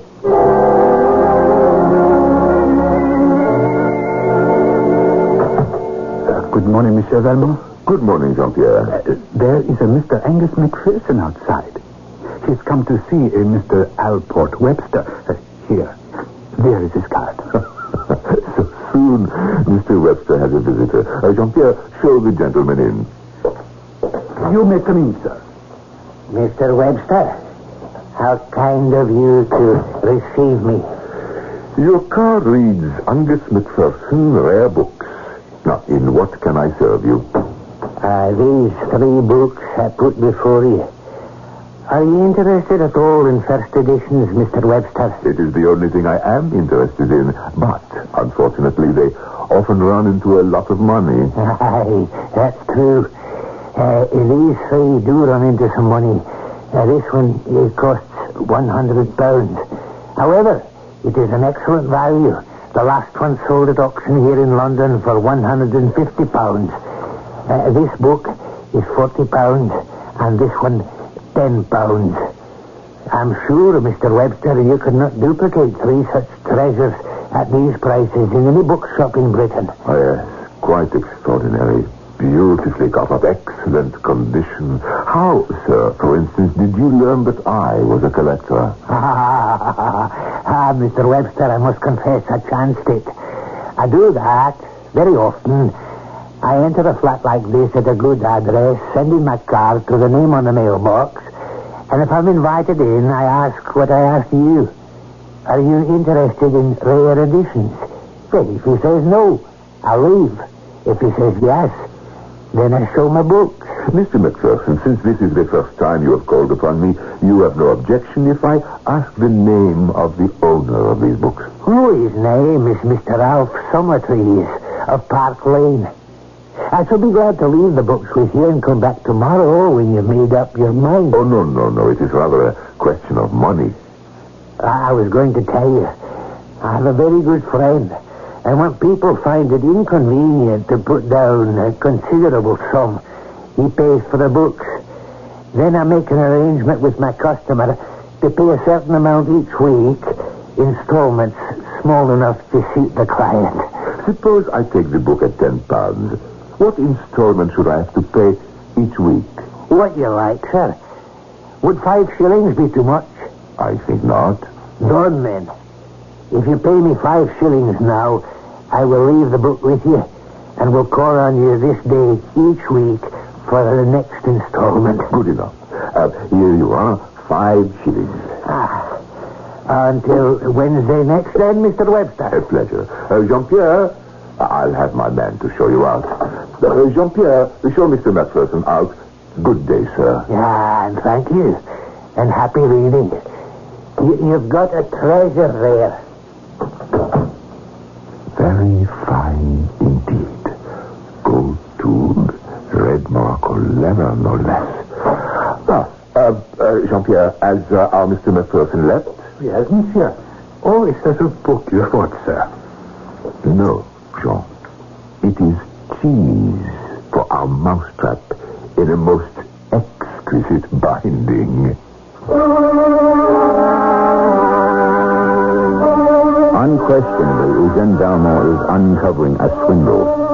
How it works, who works it, who gains, who loses, are all questions to which you have every right to expect answers. But since when have I ever disappointed you if you remain tuned in for Act 3? I'll be back shortly.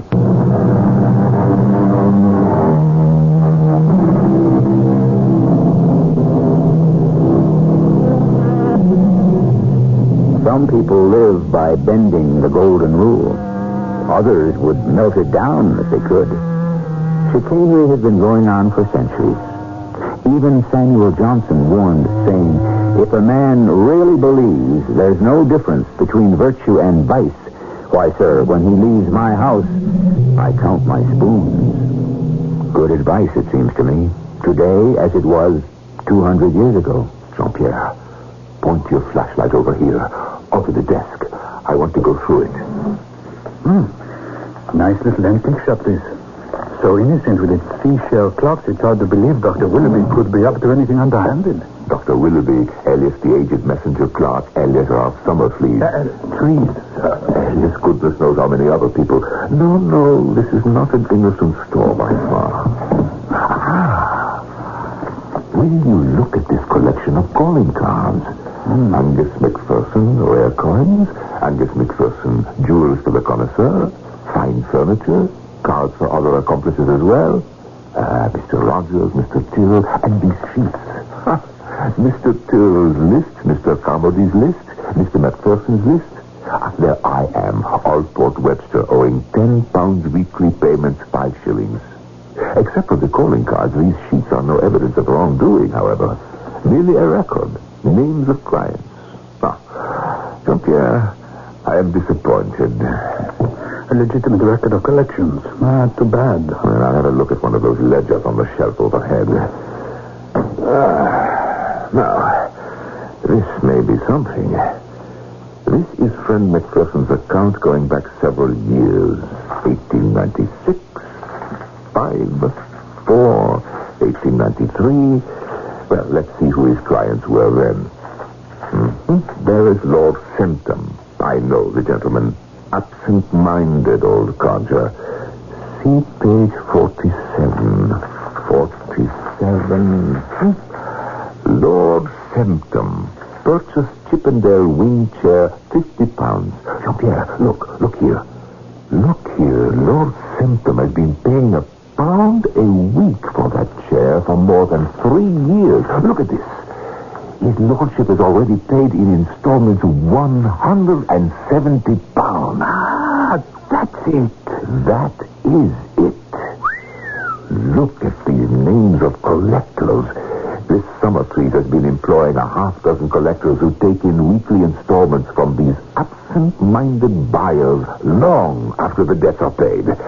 I'll take this page of Lord Symptom's account and copy out some names and addresses of friend Angus's present clients, and then we'll be off.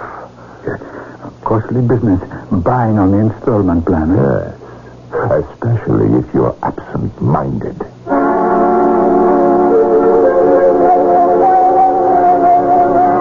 Vermont, I got your message. Why are we meeting here in Trafalgar Square? If one has secrets to divulge, the most public place is the most private. That's what we were taught in the Paris Sûreté. Well, so what is it? You say you already have evidence against the man. Evidence absolute and complete. Well, then who are the counterfeiters? My dear Hale, I have told you since the beginning that Summer Trees was neither a counterfeiter nor a confederate. But I believe I have evidence sufficient to convict him of quite another offense, which is probably unique in the annals of crime. Inspector, I would like you to come by to my flat next Wednesday at about 5:45, prepared to make an arrest.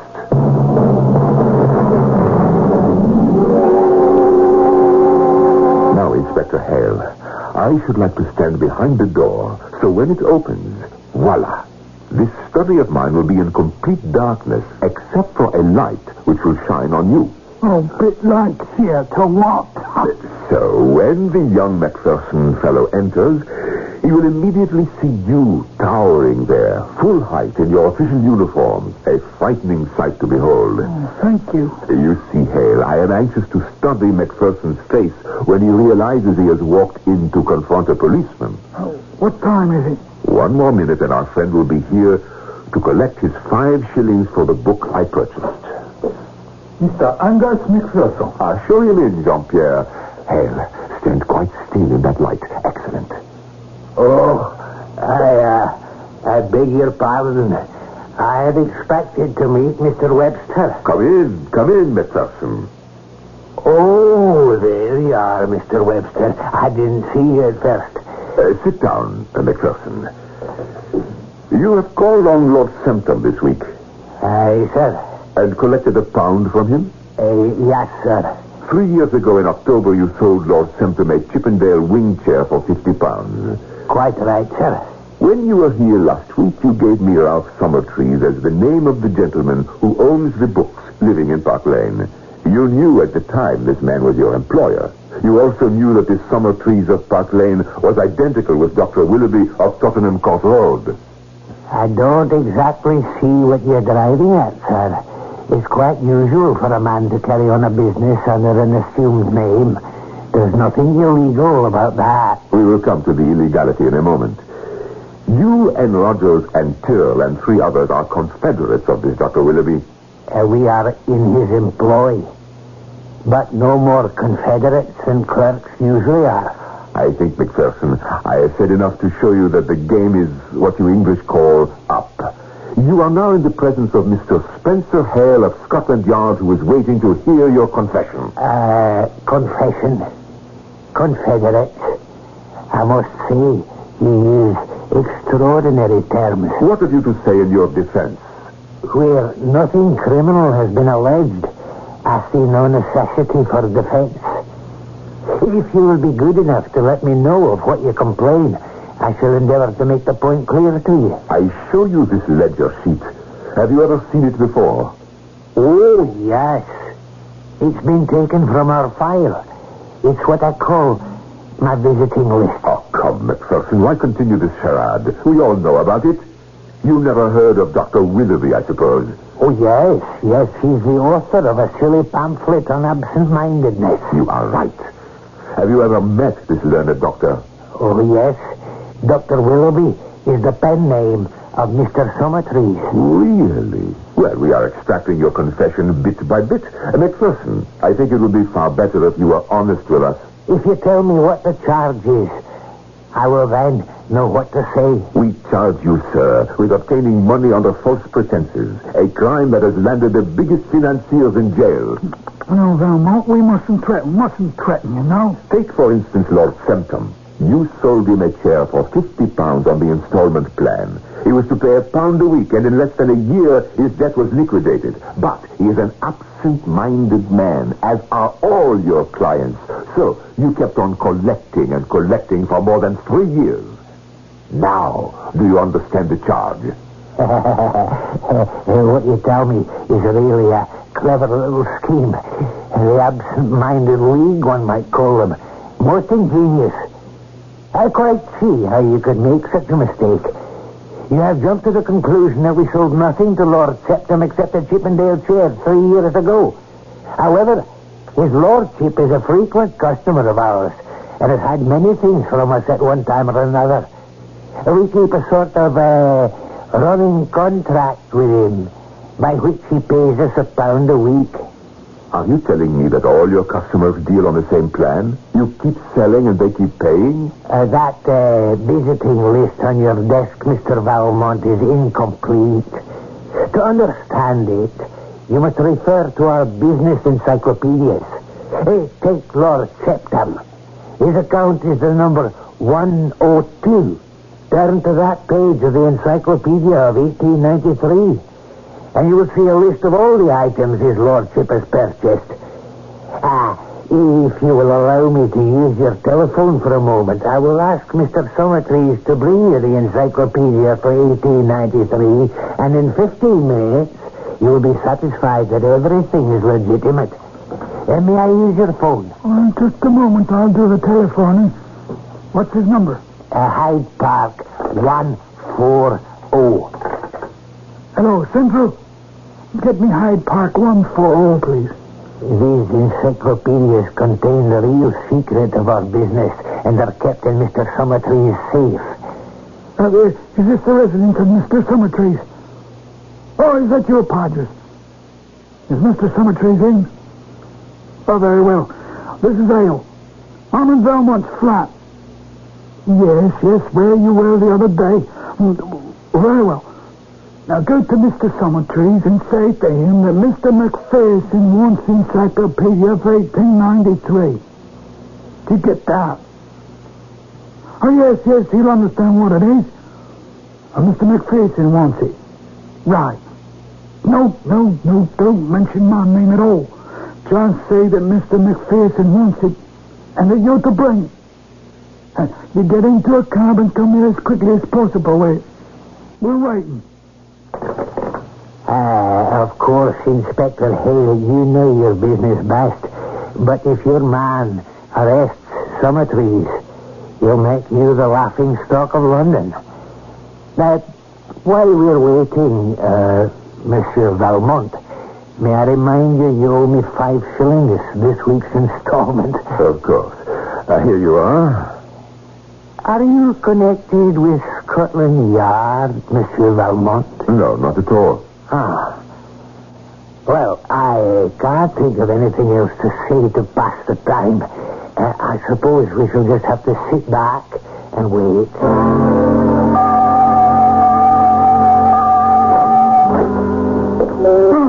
Podgers, give me the book. Let's see. The Encyclopedia of Sport, 1893. What sort of joke is this, McPherson? Oh, no. I might have known this had happened.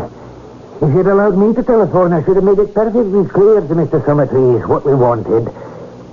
There's an increasing demand for out-of-date books on sport, and he thought this is what I meant. There's nothing for it but to send your man back to Park Lane and tell Mr. Summertrees we wanted the locked volume of accounts of 1893.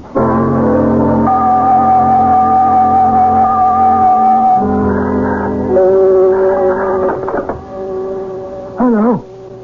Oh, yes, this is Monsieur Valmont's residence. Oh, yes, Mr. McPherson's here. What? I can't hear you. Out of print. The Encyclopedia for 1893 is out of print. Wait, who is this speaking? Dr. Willoughby? Hello? Oh, he's run off. Here, stop him. Stop it, Johnson. What's he done? He took that sheet from the ledger and threw it into the fire. He's destroyed evidence. McPherson, how dare you burn that sheet? Because, my dear Monsieur Valmont, it did not belong to you. Because you stole it. Because you had no right to it. And because you have no official standing in this country. I have always maintained these sheets and ledgers should not be kept. Mr. Summertrees, however, persisted. But he made this concession. If I ever telephoned him the word encyclopedia, he would at once burn those records. When done, he was to telephone back to me the words, the encyclopedia is out of print. Now, gentlemen, Either put me formally under arrest or see me to the door. This farce is now over. A very good evening to you, Inspector Hale. And a good evening to you, Monsieur Eugene Valmont. I shall give myself the pleasure of calling next Wednesday at 6 for my 5 shillings.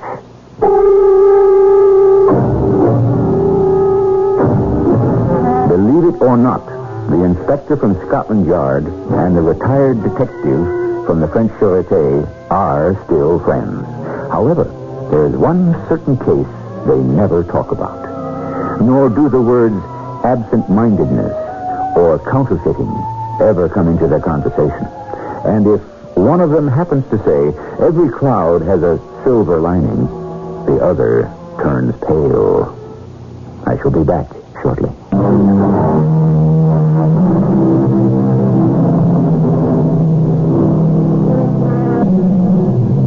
In the world of the wicked, a certain kind of swindle is regarded as a very great act, the one that's foolproof. And the greatest artist is the one who takes the least risks. I dare say among the hundreds of tales of rogues and knaves I brought you on the Mystery Theater, this is the first in which flim-flam flourishes. I hope it is the last. Our cast included Norman Rose, Robert Dryden, and Lloyd Battista. The entire production was under the direction of Hyman Brown. And now, a preview of our next tale. The spirit, having achieved the ultimate understanding, leaves the body and tries to become one with the universe. Leonard, I'm drowning. But the time is not yet, and so it must be born anew in another body. Leonard, is this you? Bridges, I am finally free. I know at last. I know. The guru showed me who I am. Who are you? I have been born again, recreated. Although, realistically, I never died. Yeah? Once again, I walk the world. I think, I dream, I create. But who are you? That is, who do you think you are? Oh, I know who I am. Yeah? Yeah. I'm Leonardo da Vinci. This is E.G. Marshall inviting you to return to our Mystery Theater for another adventure in the macabre. Until next time, pleasant dreams.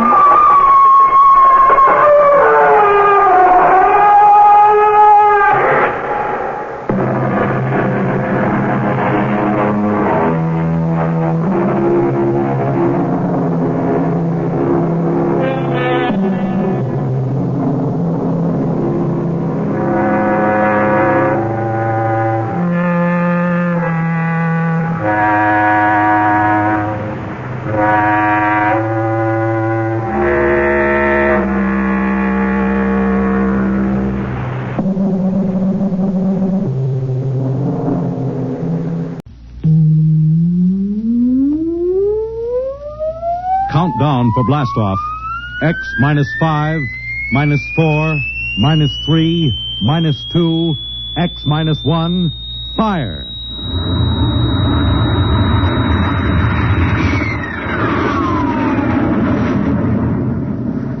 From the far horizons of the unknown come tales of new dimensions in time and space. These are stories of the future.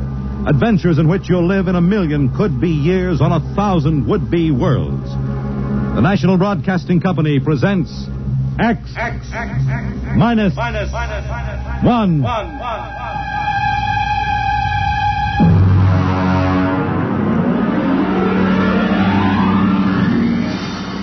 Tonight's story, The Man in the Moon.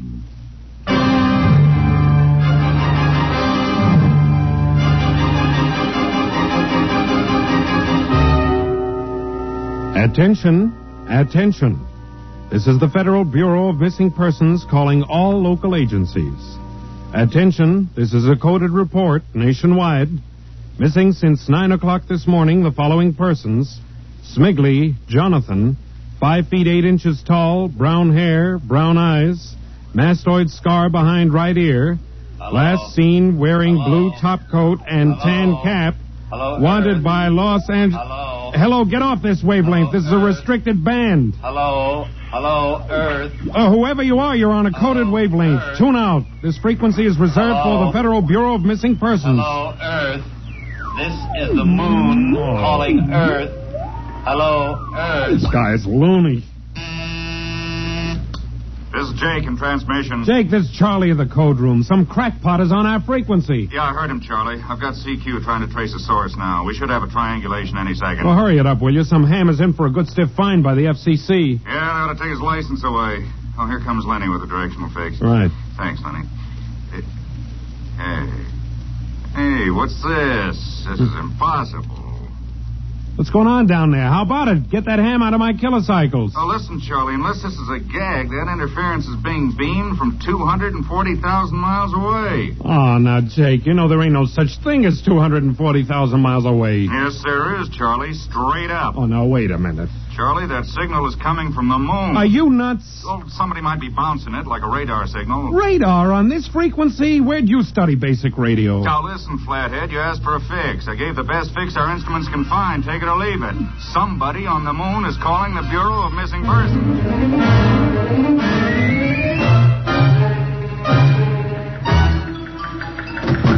Mr. Timken. What's the sweat, Charlie? Shouldn't you be broadcasting? Listen, Mr. Timken.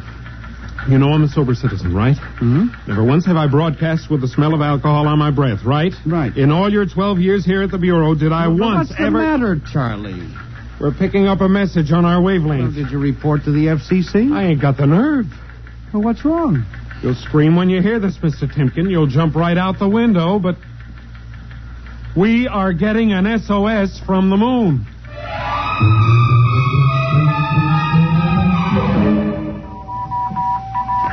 Well, that's it. He started on voice and switched to Morse. The way the signal repeats sounds like a phonograph record or automatic sender of some sort. Well, what's it say? Let's see here. Can you read me? Help, Otterburn. Will contact when moon is in phase. Let's have that again. Can you read me? Help, Otterburn. Will contact when moon is in phase. Otterburn. That sounds like a name, huh? Otterburn. Wait a minute. Something registered? Cornelius Otterburn. Holy jumping Jehoshaphat. Hey, where are you going? Talk to the chief. Hey, wait a minute. What are you going to tell him? We just got a CQ from the man in the moon? That's exactly what I am going to tell him, Charlie. Hey. Oh, no. This is just too much for me.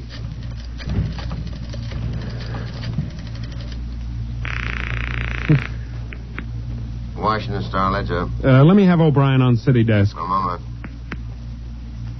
O'Brien? Seamus. Yeah? Charlie Starbuck down at the Missing Persons Bureau. You want a hot one? No kidding. This'll cost you a beer, okay? All right, shoot, Noodle Brain. I'll stay on your wavelength for 30 seconds. Okay. We just got a radio message from the moon. Yeah. What? From the moon. Call me back when you're sober. Okay, Seamus. If you don't know a story when you see one, I'll send you the name of a good psychiatrist. So long, Orson Welles. How do you like that? He don't believe me.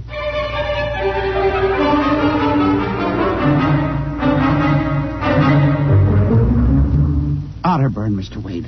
Now, does that name ring a bell? You're the man with the photographic memory, Henry. What about Otterburn? Cornelius Otterburn, atomic physicist, reported missing from his home in Baltimore on June 5th, 1945. Just 5 years ago, vanished completely. Are you trying to tell me you really think there's something to this man-of-the-moon business?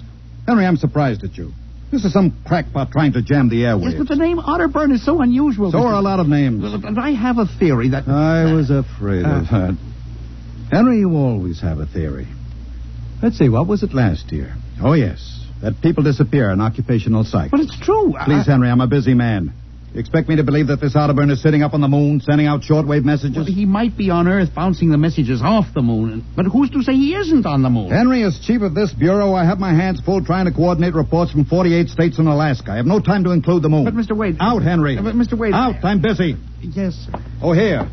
Take this folder of reports for the dead file. Yes, sir. And no more nonsense, eh, Henry? Yes. I appreciate that you have a very dull job filing old missing persons reports, and I appreciate that you take an active interest in the affairs of the Bureau. But no more nonsense, huh? No, sir. No more nonsense.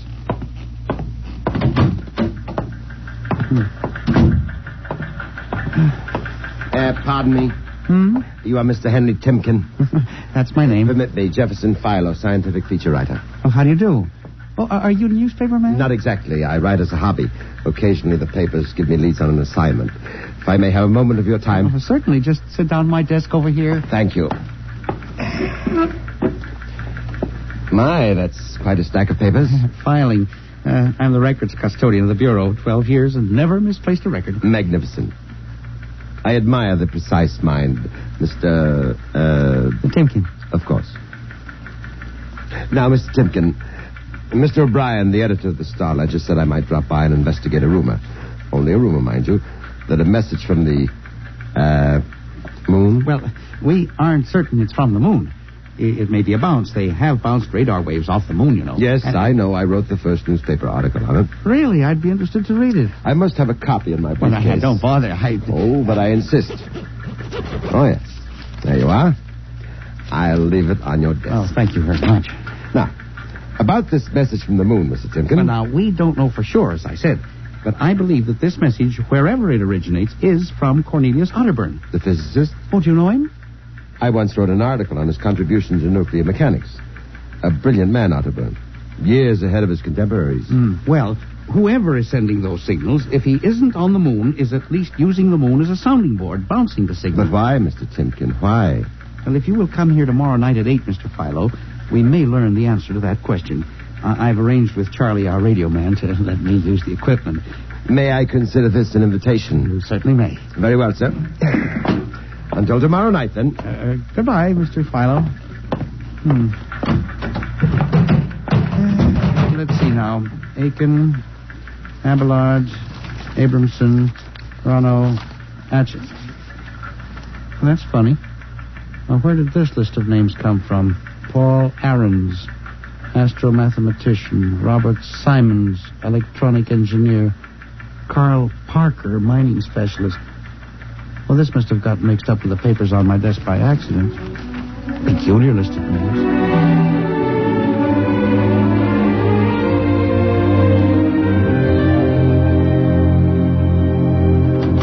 Oh, good morning, Charlie. Oh, hi, Mr. Timken. See, we made the papers. Oh? And how? And as the chief steamed up about it, he really gave me what for. What did the paper say? Oh, mostly ha-ha. Here's the Herald. Listen.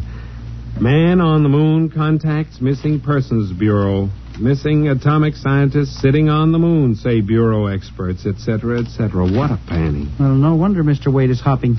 Say, about tonight, Mr. Timken, I don't know. Now, you promised you'd give me a key to the radio room. Yeah, but I didn't expect it. I'll take full responsibility with Mr. Wade. It's the time for the morning broadcast. We got quite a list today. Well, mind if I listen a while? We may hear Otterburn. Well, I ain't self-conscious. Just stick around. Yes. Attention. Attention. This is the Federal Missing Persons Bureau calling all local agencies. Nationwide. This is a coded broadcast. The following persons are missing. Ahrens, Dr. Paul, 5'5", brown hair, brown eyes, scar on left side of chin, thick glasses. Ahrens. Occupation, astromathematician. Missing since 6 o'clock this morning. Being sought by Bel Air police. Charlie. Repeat. Dr. Paul Charlie, Ahrens. shut it off a second. Hold it. Delay 1 minute. Listen, Mr. Timken, it's okay to stay, but you can't interrupt us. This is important. Did you say Dr. Ahrens was reported missing this morning? 6 a.m. We got the report from Bel Air less than an hour ago. Are you certain, Charlie? Positive. What is this? Charlie, what's the next name on the list? Let's see. Simons, Robert, engineer. What? Came in less than 20 minutes ago. 20? Hey, what's the matter with you? You look like you've seen a ghost. It's nothing, Charlie, except that last night, quite by accident, someone left a list of names on my desk. And that list included the names of those 2 men who were reported missing within the last hour. What?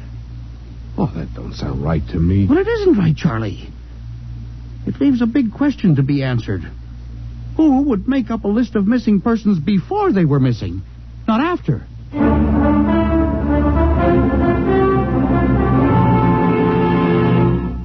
And you say this list of names was left on your desk accidentally? Well, I believe so, Mr. Wade. Do you have any ideas, Henry? Well, it's hard to say. Mr. Philo left some papers from his briefcase. Mr. Philo? A science feature writer. I see. You were the leak on that story, then? Well, yes, sir, I'm afraid I was.